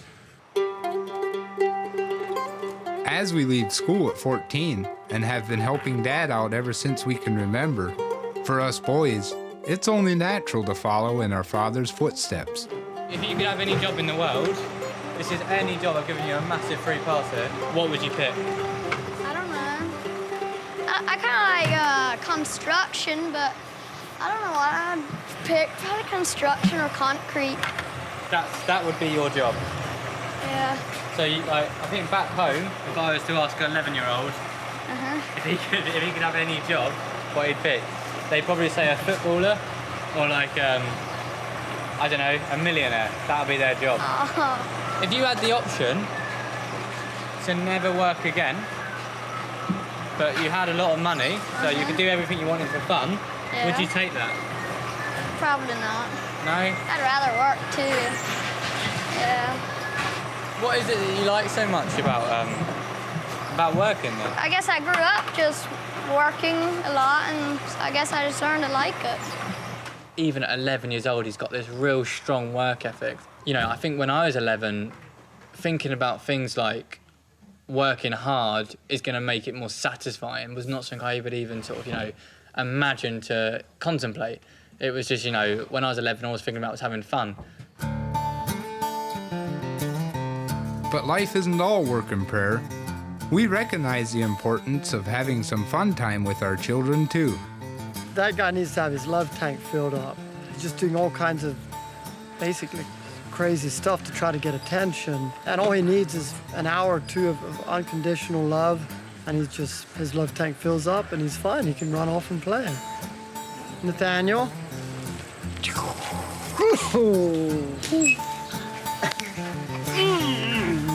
Tụi bị khóc cái gì ngon right around. So fun.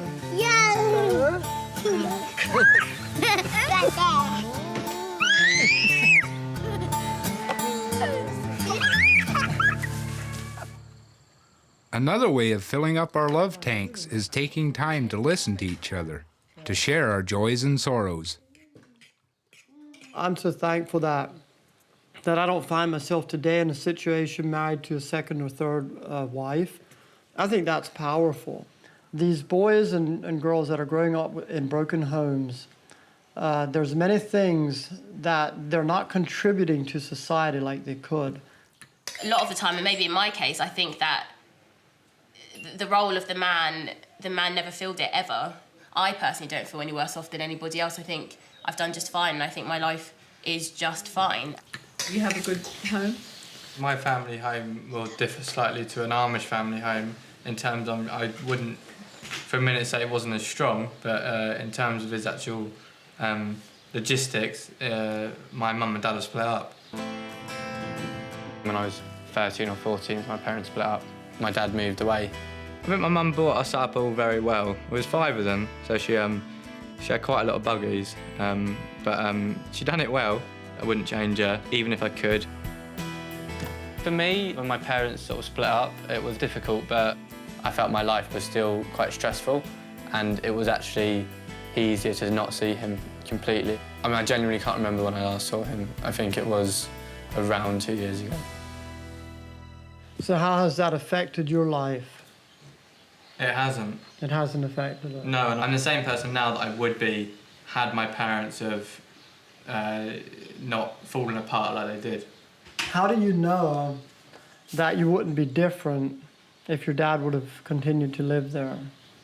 I think one parent can do the job of 2 in terms of teaching moral values and things like that.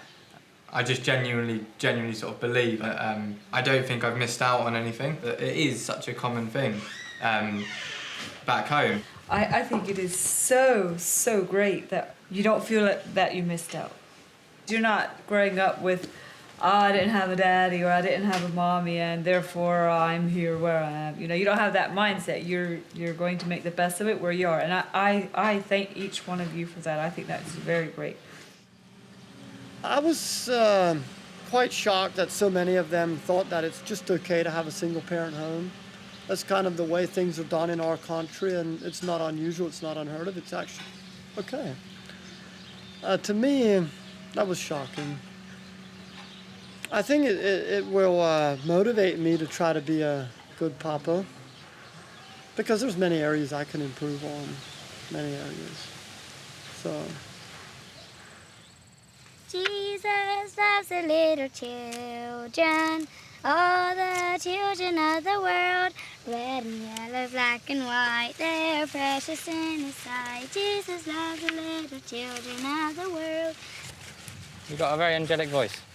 It is actually quite angelic. There was an interesting line about black, yellow, and all that white and stuff like that. Black and yellow. That's quite interesting. I was just wondering, earlier you said something today. I just wanted to ask you why you thought that. You said something about, I know you said that you find black people scary, and I just wanted to know why you said that and why you feel that, really. Well, it's just sort of because they're black, and I am afraid of the darkness, Okay. That's why I find black people scary. Why is that? Is that because you've never seen a black person before? I've seen hordes of black people in my life. Oh yeah? And all of them are scary? No. No? I think I'm just interested to know where these ideas came from, really. Okay, let's move on.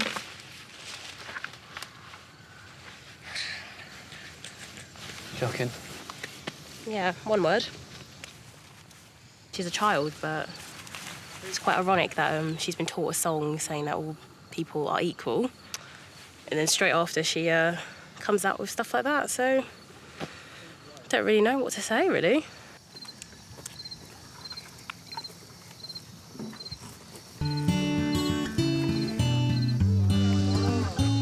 On Saturdays, we like to reward the family's work on the farm by having some good, clean fun with the community. What were you doing today? I was sewing all day. Sewing all day? It's the perfect opportunity to share our food and make new friends. My name's Junior. Hello, I'm Charlotte. Nice to meet And you're Becky's brother? Yes. And you are? But he's not. These times are an occasion when it's acceptable for us boys to talk with the girls, and for the girls to discuss whether they're up to date with their duties. I like housework. I love You cleaning. love housework? I reckon a chore's a chore because it's not fun. I usually like to race with the clock. Like Set time a goal, yourself. like, I want to get this chore done until a certain time. I'm sorry. That's okay. No, it's such a good, optimistic way of looking at things that are not necessarily the best in life. Why don't you like housework? I like difference. I like change. I hate routine. And I think that housework is routine. I've kind of been told I have to do them because I'm a female. In my life, every day I try to learn something new. You're learning patience if you're doing that. You're good. I like your attitude to life. It's a massively admirable attitude. Like most of the Amish women, they don't have a job. They just raise children and Do their housework. yeah, the housework is basically their job. So if we don't learn to like it now, then when will we learn to like it? Well, this evening was definitely a stark contrast to what the rest of the day's been like. It was nice for me to be able to chat and laugh and forget about Martha's strange ideas about people of different ethnicity. Restored my faith in this community again, I suppose.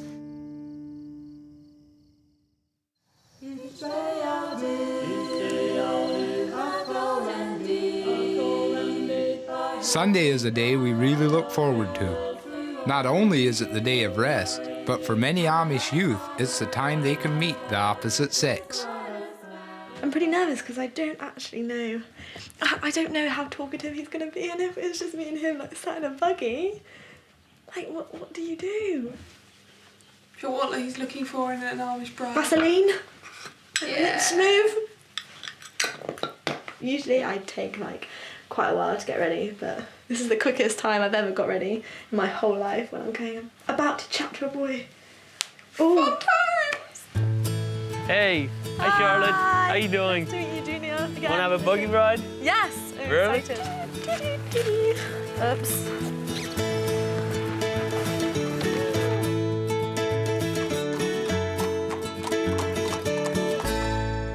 When you're on a date, do you kind of think if she's marriage material? Is that what you have in your mind? Yeah, I wouldn't date a person that I wouldn't think that I would possibly want to marry. Dating at home it's not what I'd want it to be. I like the way you date, and I find your way very commendable, because also the whole, sexual encounters, I think it's really good that you wait until marriage.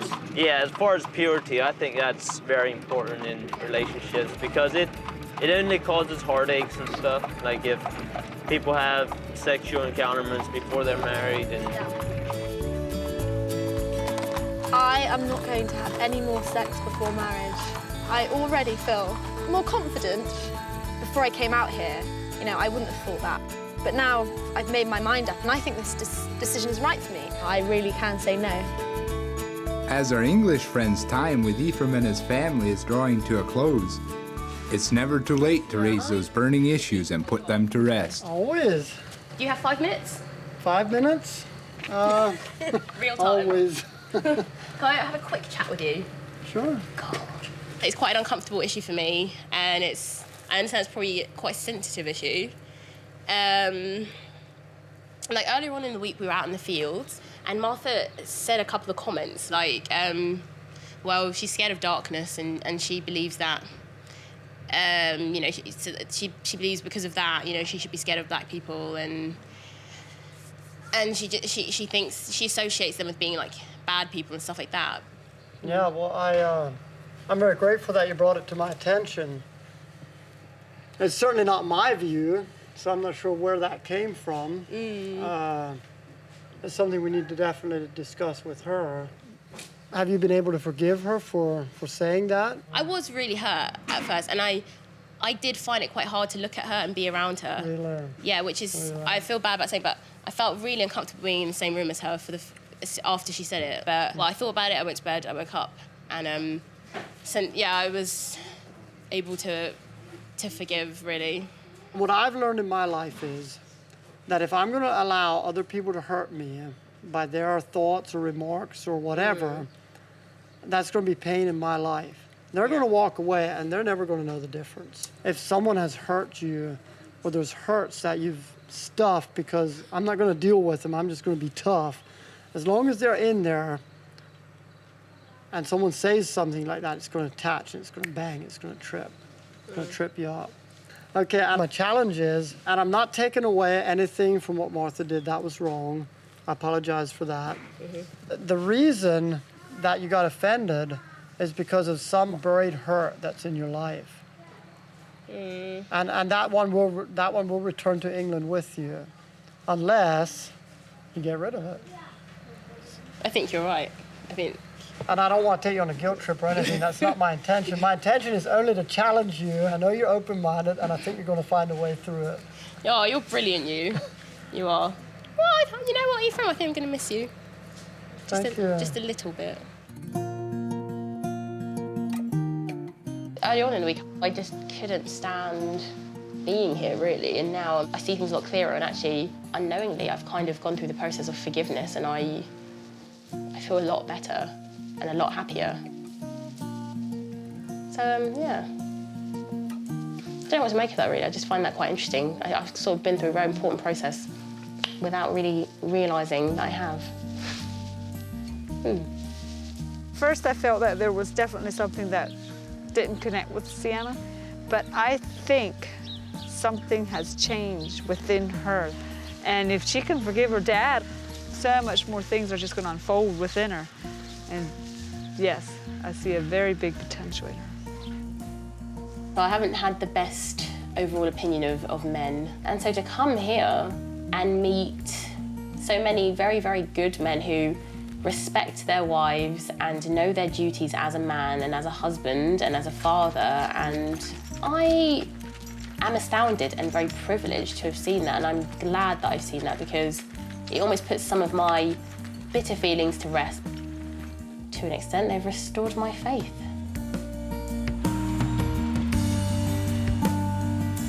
Sienna, if and when and if you ever do get married, would you invite us to your wedding? Well, I'll think about it. No, of course I'll invite you. Get the seats at the front. Well, maybe Becky gets a seat at the front and you behind. Who says this is going to happen? We'll pray for you. Okay, do it. If we can teach our English friends some Amish goodness, we feel most blessed. I think something I've noticed after hanging out with Ephraim and sort of all his family is that their family bond is what sort of glues together their whole lives. It's quite romantic just to sort of see like a family working like that, seeing it so strong and like really stable. Their week spent with another Amish community has made some deep impressions.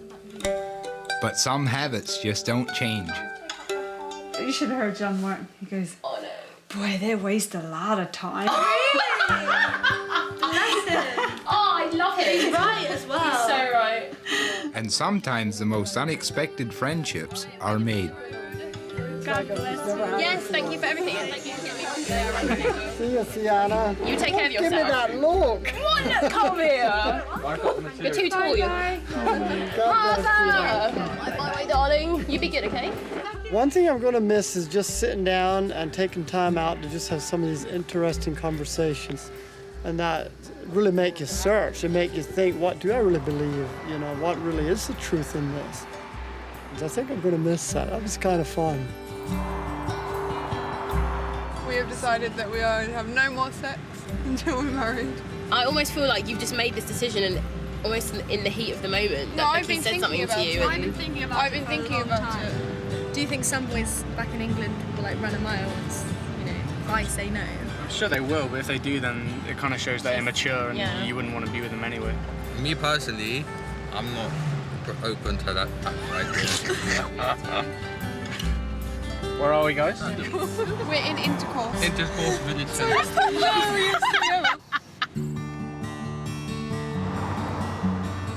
I sincerely hope that in the time spent with us Amish, our new friends will have plenty they can take back home with them to England.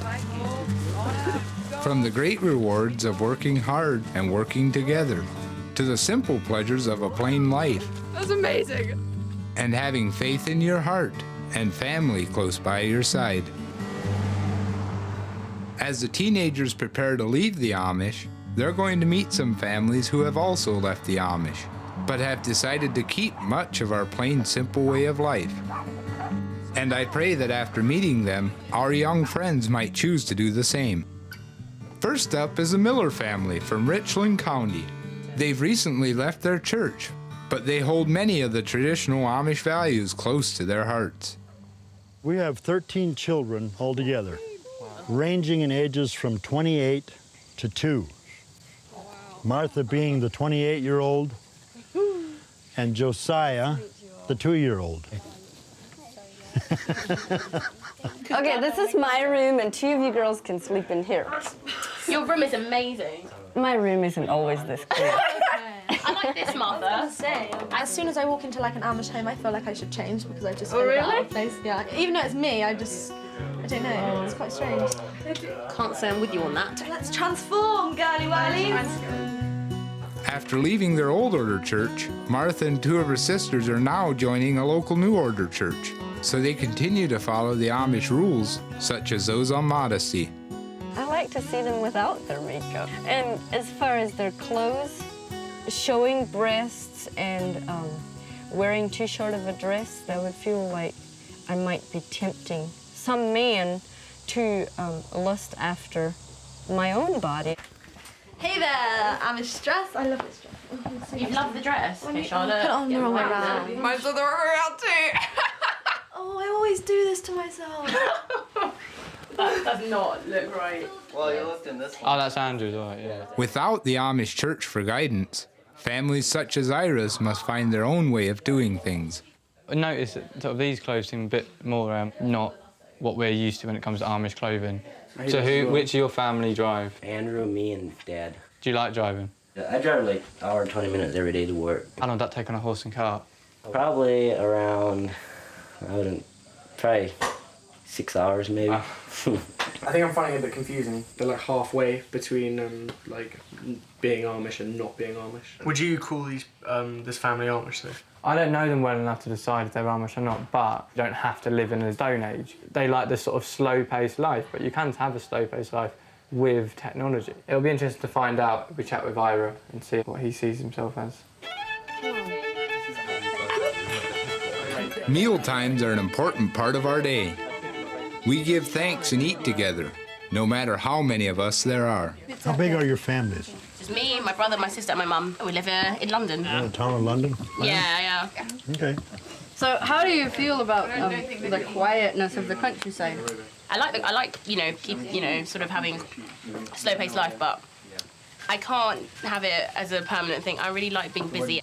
But you were raised that way too, because when you're used to the quiet of the countryside, you cannot. City life does not appeal to you.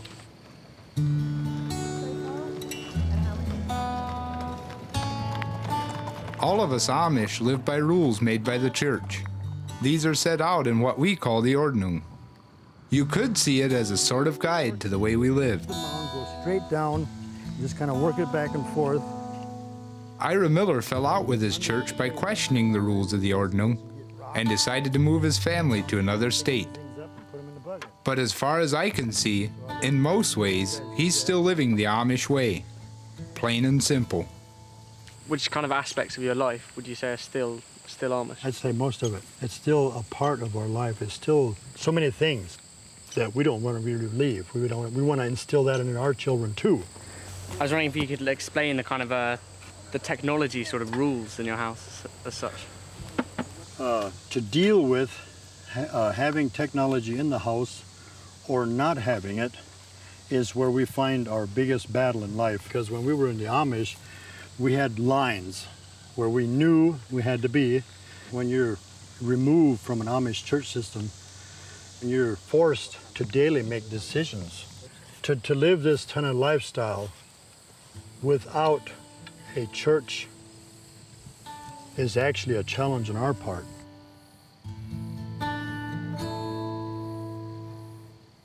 Becky Schrock was raised in the strictest and most secretive order we know. But just like the Millers, her family eventually decided to leave the church. Okay, so boys, this is Becky. So nice to meet you. Becky still has relatives inside the community and has agreed to take our teenagers deep into uncharted Amish territory. How I grew up, have you ever heard of the Schwarzentuber Amish? Schwarzentuber? They're probably the most traditional, the most conservative that you'll find around here. No electricity, no power, no shower, outhouses. What you're going to do this afternoon, I have some cousins that are excited to see you. And it's actually pretty amazing that you get to go to a place where they still live like that.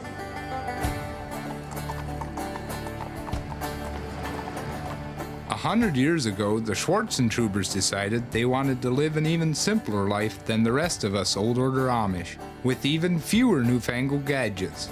So they broke away from us and started their own group. Not many people get to meet the Schwarzentrubers, as they live a separate life, cut off from the rest of the world. In fact, they're so cut off that even we Amish hardly know them. Levi, Jerry, and Ben are 3 young men who have lived in the Schwarzentuber Amish all their lives, but have begun to question some of the strict rules laid down by their church. My name's Jerry Schrock. I'm Jordan. Nice to meet you. James. Nice to meet you guys. Nice to meet you. Hi, Jordan. Nice I'm to meet Levi. you. Nice to meet you. We don't meet people from another country every day, so this is like a first for us. Yeah. We're from the bottom of the Amish church, which is like the strictest. Yeah, that's the word. What makes it such a strict order? We can start on it. There's a long list of rules. There's a long list of them. They're very strict, really. They pretty much control everything. From our clothes to our houses that we live in. They even have a rule on how wide your hat's brim's supposed to be. Well, basically, we decided to do some camping over the weekend. We'll get them set up, and then we'll cook us some supper.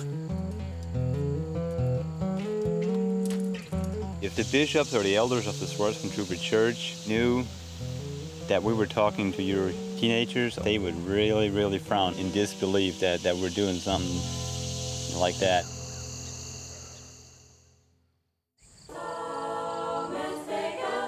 Let's have just a short little prayer. We Amish believe that you should seek the good Lord's will in all you do, and that He will show us the path to take. Our teenagers are spending some time with people who have decided to leave their Amish church, but still choose to follow the simple life we cherish. Was it a big shock going from that strict community and then kind of being free from this kind of box? Yeah, it was. It took us a while to sort of, come out of the box. It takes a while till you want to try things. At first, it was almost like scary, Since we do have phones, especially, our lives have really sped up. Because if you wanted to do something on a Friday evening, you'd better get a letter in the mailbox on Monday morning, at the latest. How does it make you feel that, everything's kind of speeding up in a way? It makes me feel like everything's out of control, and it's just like life is just flying by or throwing things at me, and I can't I can't cope with them that fast. You're so used to just your laid-back life, and it's really hard to not just get all worked up over when things just go by so fast. I mean, you can leave the Amish, but it takes a while for the Amish to leave you. Becky was raised as a Schwarzentrooper. They are known as the Amish order with the toughest rules of all. She sent the boys to meet up with their Schwarzentrooper cousins, Levi and Jerry, who are themselves now questioning some of the rules laid down by their church. How often do you go camping? I've only went camping once. It's something that goes against the rules to go camping. Yeah. I'm surprised that the rules are so strict. There's gonna Like they even extend to camping and like we said, there's gonna be a long list of rules. Yeah. Do you break a lot of rules or not really? I guess to tell you the truth, if they're looking, yeah, we try to follow the rules. But if they're not looking, then we kind of do what we have to do. Yeah. If you break enough of the rules, or you get kicked out of church. You get kicked out of church. Then your family and your parents are supposed to shun you, and they're not supposed to associate with you. Both of us, we have been kicked out of church. If we don't come back to them and repent to them, we really can't be with, in their church. The fact I go to Eton, and obviously it is an institution and there are rules which you have to follow, but I feel like the rules of my school there is always like a reason of, I can make sense of it all, but here it just it just seems nonsensical. It seems illogical that they have these ridiculously rigid rules.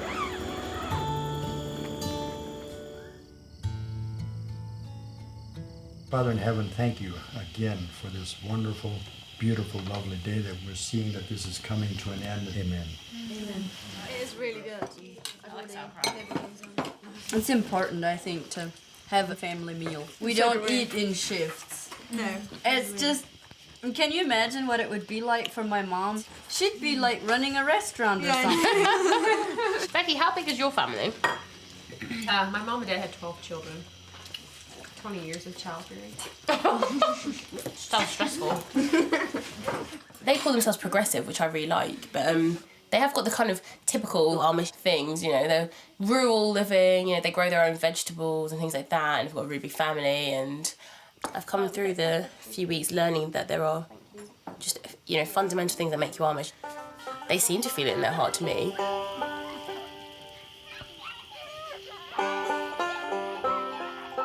Now, we Amish take our rules really seriously, and when someone refuses to follow them, the punishment is excommunication, which we call shunning.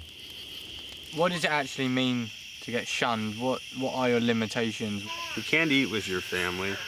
Like your parents, they can't accept anything. Like if I'm holding this cup, he wants it, I can't hand it to him. Or if I'm holding my little baby girl, he can't get her from me. When we go to church, we have to kind of sit in the back. It's kind of funny because right now it's like half the church is sitting in the back. Like half of us are being shunned right now. So how did you get to this situation now? Why we're excommunicated is because of him. Because of me? We stuck up for you.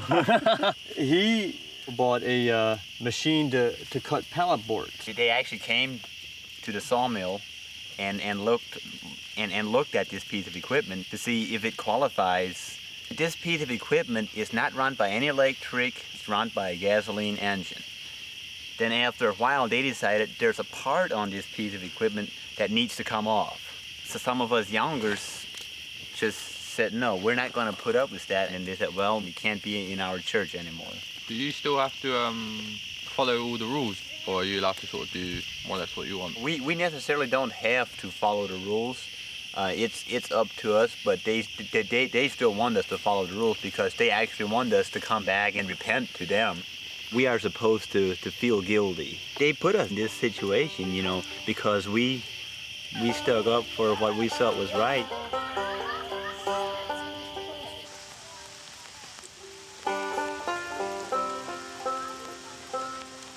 I definitely had, a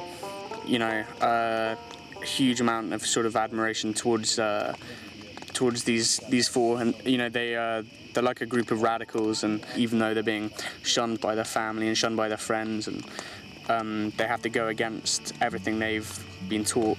So obviously that requires a huge amount of courage.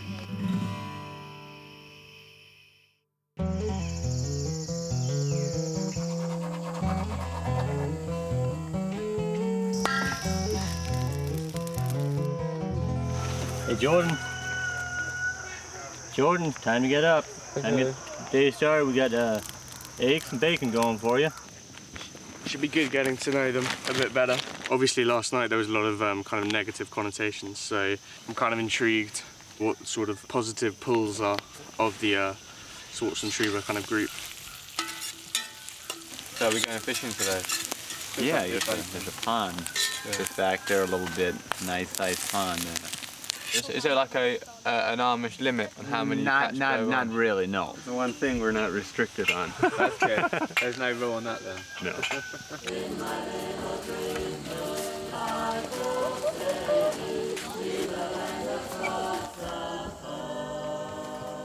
Leaving the Amish is not something we do lightly. It often means leaving your loved ones behind. After questioning the rules of his church, Ira uprooted his family and moved them to another state. You know, actually, it's quite interesting because, like, for instance, Martha, how old are you again? 28. Because you're the first that I've met so far who's, like, over 21 and haven't been engaged or with someone who they're going to marry and stuff like that. Has no one ever caught your eye or anything like that? Oh, yeah. She's, like, you've gone with a guy for how many years and they broke up? When we lived in Wisconsin for 2 years before we moved here. And he didn't want to come with us. He chose his family over me, so. But it was hard for him. And it was hard for me, too. But I respected him and his choice.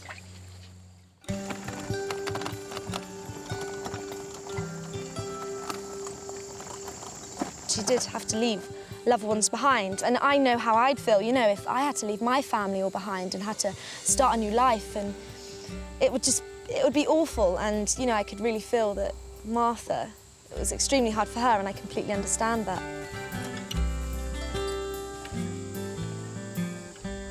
You know that your brother drives a vehicle. Would you say that, you know, he doesn't believe in the Amish way of life as much as you do, perhaps? I don't really know, because he is obviously, he has more of the technology that I don't want a part of. Well, my brothers are on Facebook. Do you wish that your brothers kind of didn't have that option of I do. internet? It makes me sad, because I think, what an opportunity as a young teenager to spend all that free time that they have. How happy I would be to spend all that time they spend on their phones just studying the Bible. And I'm like, guys, you've got such an opportunity. You're living under Dad's roof. You don't have to support yourself. You might as well be doing these things instead of those vain, empty things. What do you think's tempted them? It's exciting to explore all the different aspects out there, you know. All those on YouTube, once they get on YouTube or on Facebook checking everything, it takes a lot of time. And it's interesting. It's I don't know.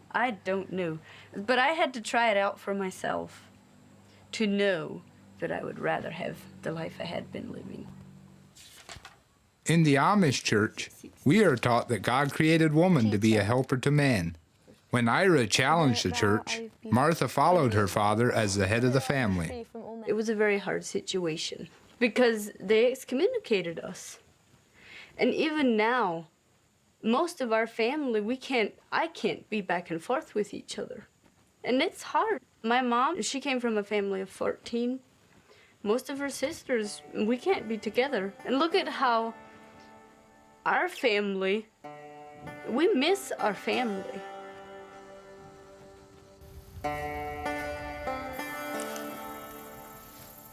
When we Amish lose a member of our flock, we always leave the doors open in the hope that they'll return. We can come back to the church, but we would have to come to them, to the leaders, and confess that we were wrong, and also prove to them that we are willing to follow their rules. It's a very hard decision to make, you know, whether we want to go back and try to please the Amish or do what we think is right, you know. What's that?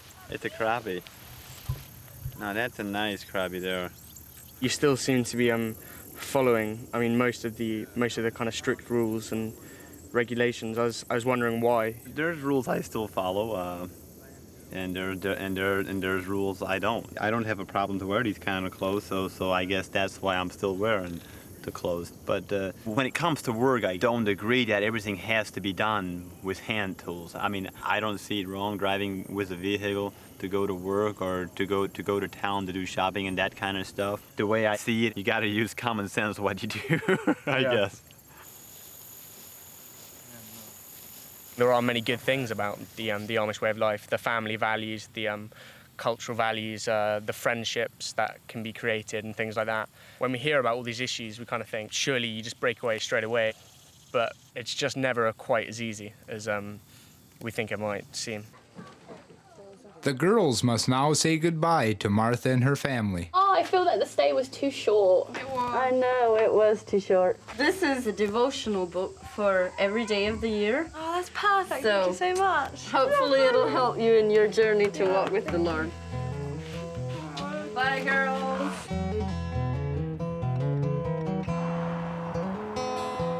They're now off to Ashland County to meet up with the families of the Schwarzentrooper men who've been out camping with the boys. Cousin Becky has arranged to meet them there and show them around the genuine Schwarzentrooper house. Knock, knock. Hello. Hello, I'm Sienna. Nice to meet you. Hello, your name is? Mary. And Lena. Lena. Hello, Lena. Nice to meet you. I'm Sienna. Yeah, it's kind of nice to be back in a Schwarzentrooper house again. It's been a while. The rules state that the houses should have no decoration. All the curtains must be of a dark color, and there must be no electricity or running water. Okay, this is the dry thing where we used to do our dishes. We got like a pump to pump the water. So when you're done with the water, would you just put it outside somewhere? Yeah. You can just grab the bowl and go for Sling it. it out somewhere. Just anywhere. Oh, that's your bathtub? Yeah, this is the bathtub right here, and we bring it in here and heat the water on this right here. How long would, this process of making a nice hot bath, how long would it take to get it all ready? Start to finish, it takes a couple hours to do it. That's such a long thing, right? So what do you use to take the baths at home? We have a walk-in shower that you just stand there, turn it on, and it seems like it shouldn't be so hard to take a bath. But I guess it's just one of their rules. That's why they do it this way, Right here, this is our outhouse. There's two of them, and then there's a small one like for little kids. So 2 people would just sit there and do their thing? Yeah. Yeah. I need my privacy when I go to the toilet. Yeah, it's a private time. We take so much for granted. Yeah, massively.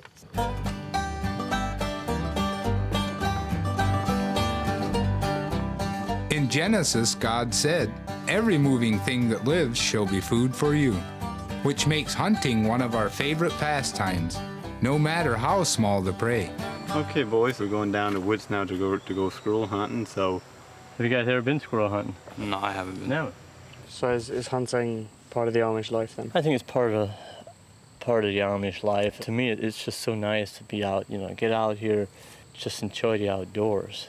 Or if they would do away with some of their rules and make my life a little bit easier, I'd have a hard time walking away from it, So, Well, I think we've been talking for long enough. the squirrels are probably just running wild over into the side of that hill there. We'll go ahead and start walking down this trail here.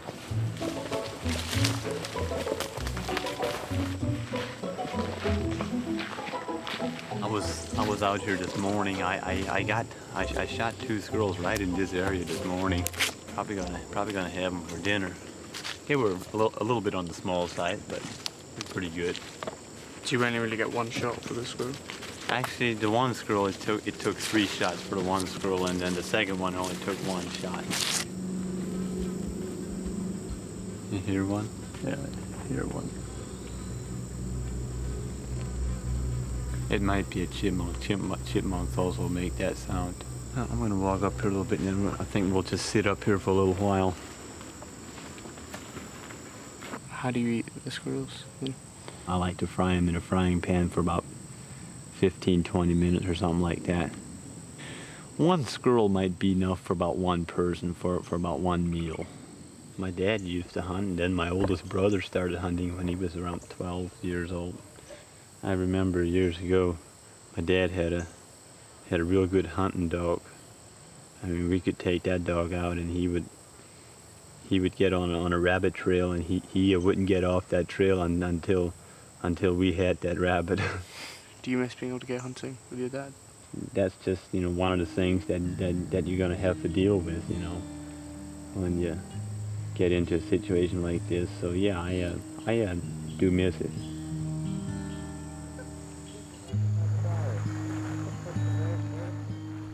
These guys seem to be kind of stuck right in the heart of the most conservative and the most traditional Amish order. They're having to fight against the rules and regulations and have been shunned by family. It's quite a big price to pay, I think. So clearly they're going through a very, you know, an impossibly hard decision.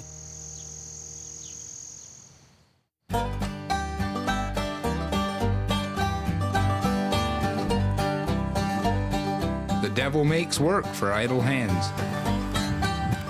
So with the boys now back at Jerry's homestead, there's a chance to brush up on some hunting skills. Bullseye, right in the center. Yeah. You've got quite a lot of problems with the church at the moment. Would you say you're being quite rebellious going against them? If you would ask the Swordsman Trooper leaders of our church, I'm sure they would say I'm rebellious, but the Swordsman Trooper rules are not based on the Bible. If they're not based on the Bible, then I have a hard time to follow them rules, you know. You wouldn't say you're being rebellious. You'd sort of maybe think you're within your right to disagree with what they want you to do. If you decide to leave the church, will it be hard for you if you can't see your parents? You know, me and my wife, we do realize, you know, it's gonna be difficult. I just can't agree with it anymore. I think I can relate to them in the idea of being sort of away from your family. I don't see my dad. That's a conscious decision from my behalf.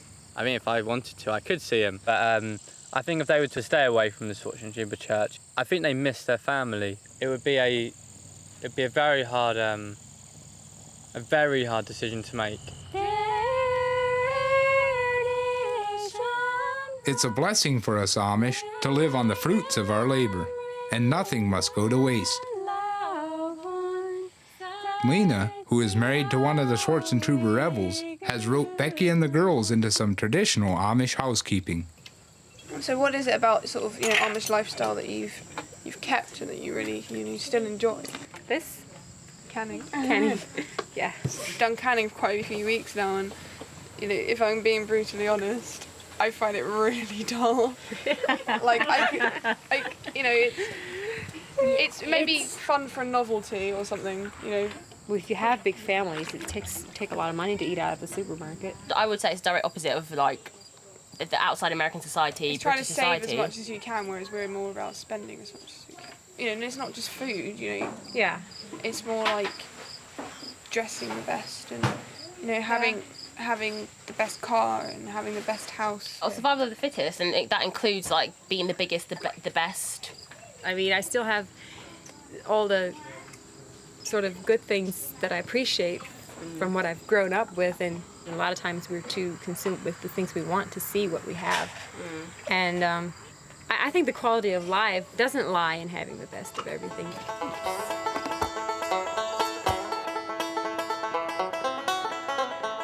We've introduced our English friends to many of our favorite Amish pastimes. It's also interesting for us to find out what enticements may be found in the outside world. I've got my iPod with me. iPad, okay. Do you wanna listen to it? Yeah, I mean, I'd like to. I'll give you a warning. It'll be quite loud.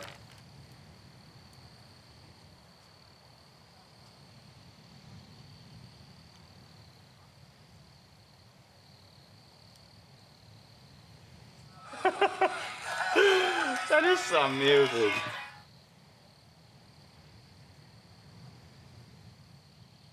What kind of music you call this? I think that's rock. I don't think it would be my favorite music. Do you have a mobile phone or? Yeah, I've got a phone. Do you have it with you? I do, yeah. One of the applications I've got on here is an app for Twitter. Twitter, okay. Do you know what Twitter is? Twitter, I really don't know. I really don't know anything about that. So you write something on there which you I decide see. to share with the world. Do you want to write a tweet? To who would I write it to? That's it. They're very open things. You don't write it to anyone, but you write it to I guess everyone. What do you think, given the chance, in this box with 140 characters, you'd write? I'd probably write what I'm doing right now. That I'm sitting next to a couple of guys that are from another country. Yeah. Obviously, you could probably spend a lot of time on there, which time nowadays seems to be kind of valuable sometimes.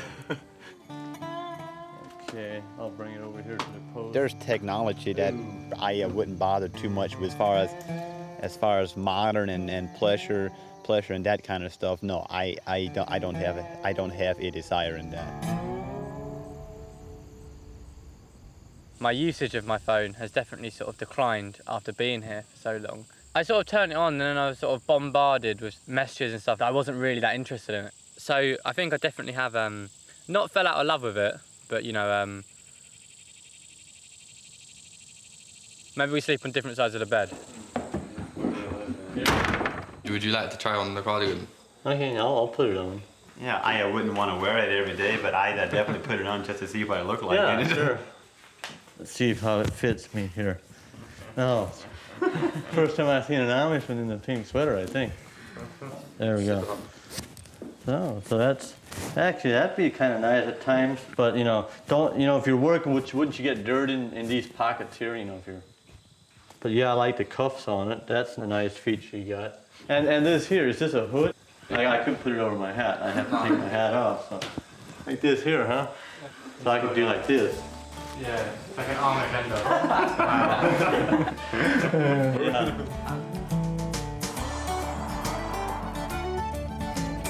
Any good Amish woman will tell you that a day spent canning beans and quilt making is a day well spent. Makes perfect sense to me, but our teenage friends have decided to show Cousin Becky and Lena how they like to spend an afternoon back in England. I really have not been to a lot of huge shopping malls in my life. It must be nice for you, especially to have that freedom to just get what you want, really. And you know that you can have it now. You know there's not any restrictions. Yeah, but it's also more responsibility, I guess. Mm-hmm. Yeah. What do you think of the look of it? Oh, I think it's all right. I mean, I haven't been inside yet, so I don't know yet. Well, the outside though, there's like a lot to choose from, isn't there? Mm-hmm. I'm pretty clueless, actually.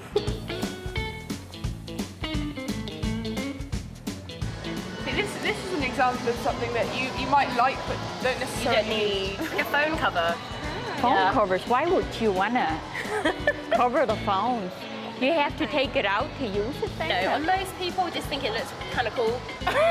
Yeah, it's interesting, but I don't really go for it, or you know. Not into it.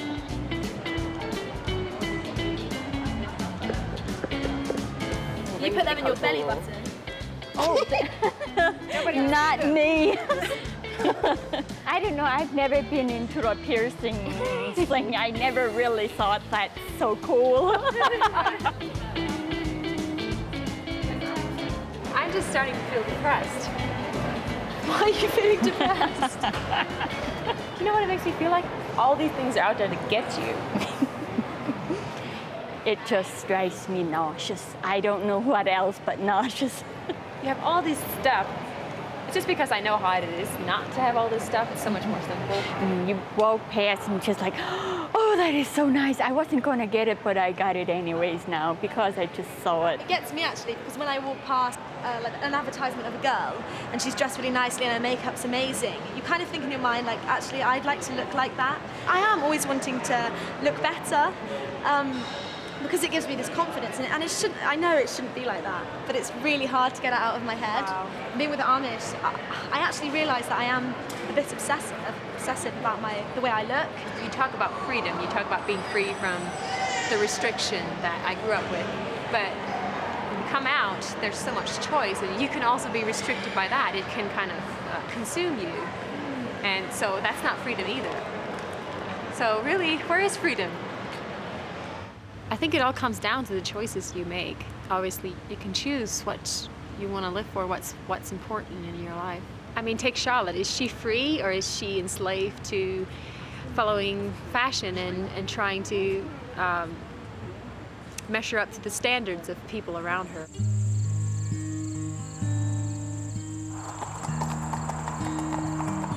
The decision to leave any Amish church is the biggest any of us will ever have to make. And as head of his family, Levi has much to consider. What are your sort of plans for the future? Do you think you're going to rejoin the church? Right now, in my mind, I'm thinking to someday be away from the Swarthmore True Amish Church or any kind of Amish church. So you'd like to leave the churches completely? Yeah. If in my mind, you know, I'd like to completely leave the Amish church, to be honest with you.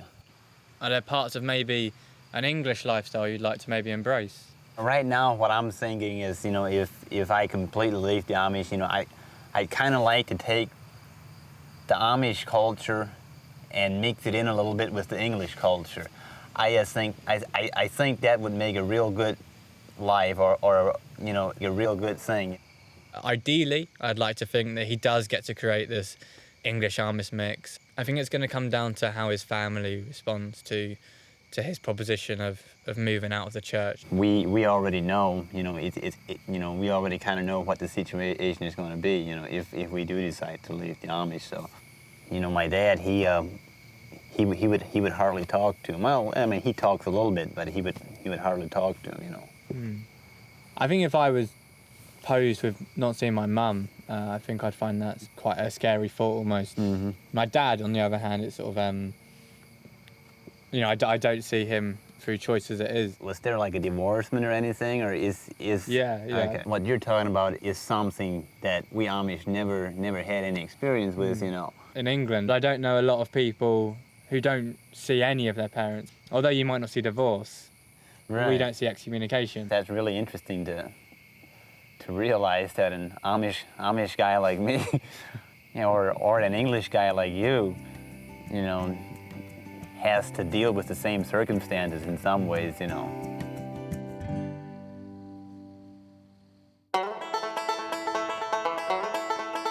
It's almost time for our young guests to leave behind their newfound friends and head back to England. In fact, these young Schwarzentroopers may soon be on their own journey.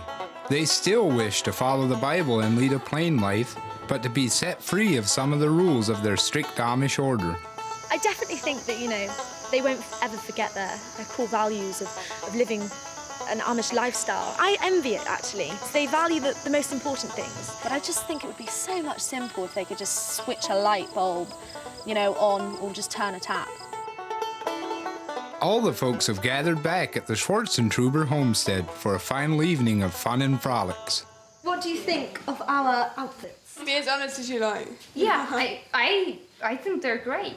It would be great to wear them, or, you know, I would definitely try that out. Oh, awesome. Wow. This here is the Sunday dress, and would one of you girls want to try it on? Well, I don't mind. You can try mine on.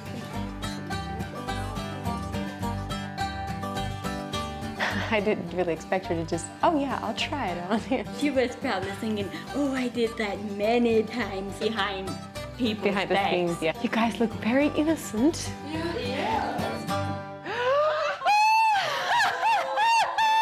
It's so small and she's a giant. I think it's cool. I like it. Like, would you be comfortable in something like that if you were not bound by the rules? To get used to it, I probably want it a little longer. Mm-hmm. You know, Yeah. before I walk around with two short ones. Yeah.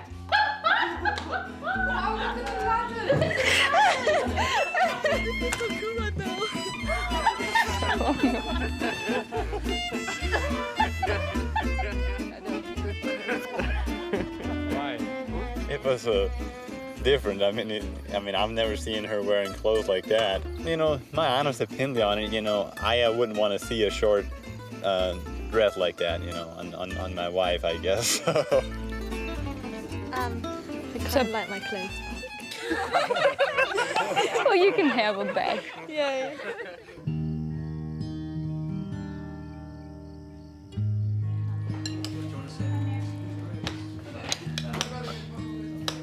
Now you're at this kind of stage and almost that transition point. What would you say you've discovered To me, Amish seem to be very, or they can be very smart and talented. Right, yeah. If they want to, you know. But they don't have a lot of opportunity to Right, sort of exactly. develop it. There's a lot of people that jump the fence and just go completely wild. Yeah, you know, yeah. they just throw everything out and they just totally rebel. We all at one point in time saw that there's more to life than just being rebels, you know. I really, you know, somewhere I really think that we took a turn for the better, and I'm glad we did. I really enjoyed to be around you guys. George. I love the way the Amish live their lives, and they see, you know, how strong of a connection they have with things that are really valuable instead of makeup and clothes. And I think that's a main thing that I'm going to take from living with the Amish. Goodbye. Well, nice to meet you. Nice to meet you. What we've learned has been quite special because I think a friendship was formed between all of us. And although it was quite a short trip, meeting them, it was a goodbye where I actually felt like I will miss them because they were genuinely nice people. I think I learned quite a bit from them. It was quite an experience. Oh yeah. I was just so happy that they got to experience this. You know, this is actually real people still live like this. And I really hope that they learn things that they can sort of apply to their own life.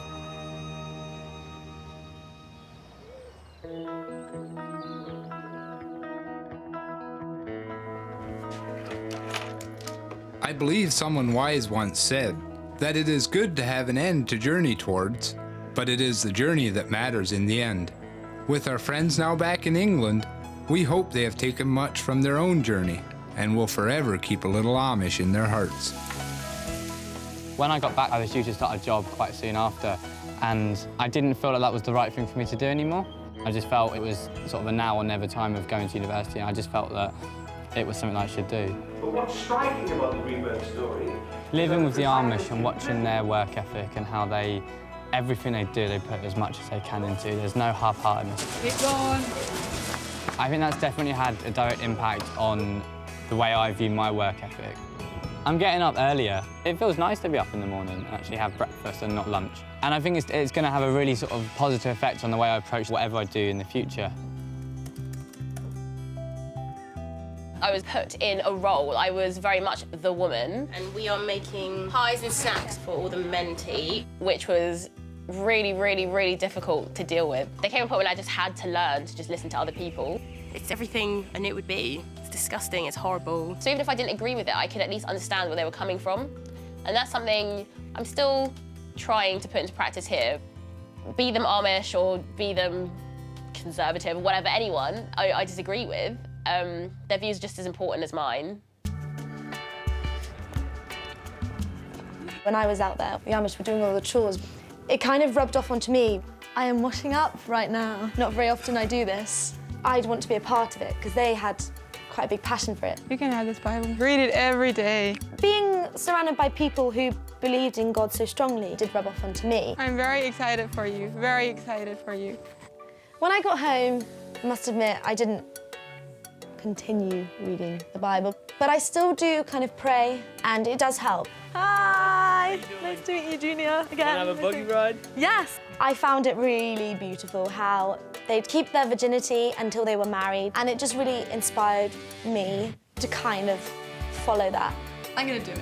I'm gonna try it. Let's do it. It's a deal. Let's do it. You know, I kind of saw how people's relationships were and how lovely they were. You don't kiss on this. We have a hands-off courtship. If we ever marry or anything like that, it would be more special. While I've been at uni, I haven't met a guy, and I haven't had sex with a guy. Me and Mark talked about it, and he was kind of like, whoa. We've had sex. You know, I'm not doing anything wrong. I don't think God would condemn me. Does it feel like God's far away sometimes? I understand that. Before I went to live with the Amish, you know, I was at a place where I really doubted God. You know, the fact that the Amish do have such strong faith and, you know, they really see something worth believing in. It's something that for me is very important. I think my general perspective on a lot of things has changed.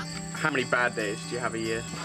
I don't know. I would have guessed probably 10. They do seem to reach that kind of natural ability to be content and to be happy. They seem to reach that level a lot easier than we do. How many bad days do you have in a year? I'd say at least twice a week, probably. You know, from the experience, it does seem to suggest that the simpler life is happier. Something I've taken with me from my time with the Amish is that you need to look presentable. I thought to sort of adopt an Amish hairstyle would be a good sign of a thank you. Don't cry. Keep it. You don't cry. Since I've been back, my work ethic for me has improved quite a lot. I went straight back to college. I enrolled Monday. I started on Tuesday. Have you got any advice for me that obviously I could take back? The dating side of what I learned from the Amish has massively changed sort of the way I used to do it. Well, I'd definitely say it's good to wait. You know, if she's meant to be your girlfriend, I'd say she'll wait for you. Learned after the Amish to take things a lot slower. And I definitely think a lot more about the girls, their feelings a lot more. I think seeing them and their families and they're so happy that if I do have a wife, that means I would have to have that bond that, like the Amish have. It would be nice to settle down, and it would be nice for my children to have both parents there. Living with the Amish has been the biggest wake-up call and the best wake-up call I could ever have. I think I made some really amazing friendships and met some amazing people. After sort of living with the Amish and viewing their strong sort of bonds on all their family, I decided to sort of start talking to my dad again. I got back in contact with him. It didn't happen the day I got back. It was something that I reflected on. I think hanging out with a sports tuber were quite a forefrontal part in the whole sort of reconnecting thing. You know, I just think that idea of how they want to see it but they can't, and I just thought maybe I should be making the most of it. It feels nice to sort of reconnect. It's been a long time, I've got a lot of catching up to do.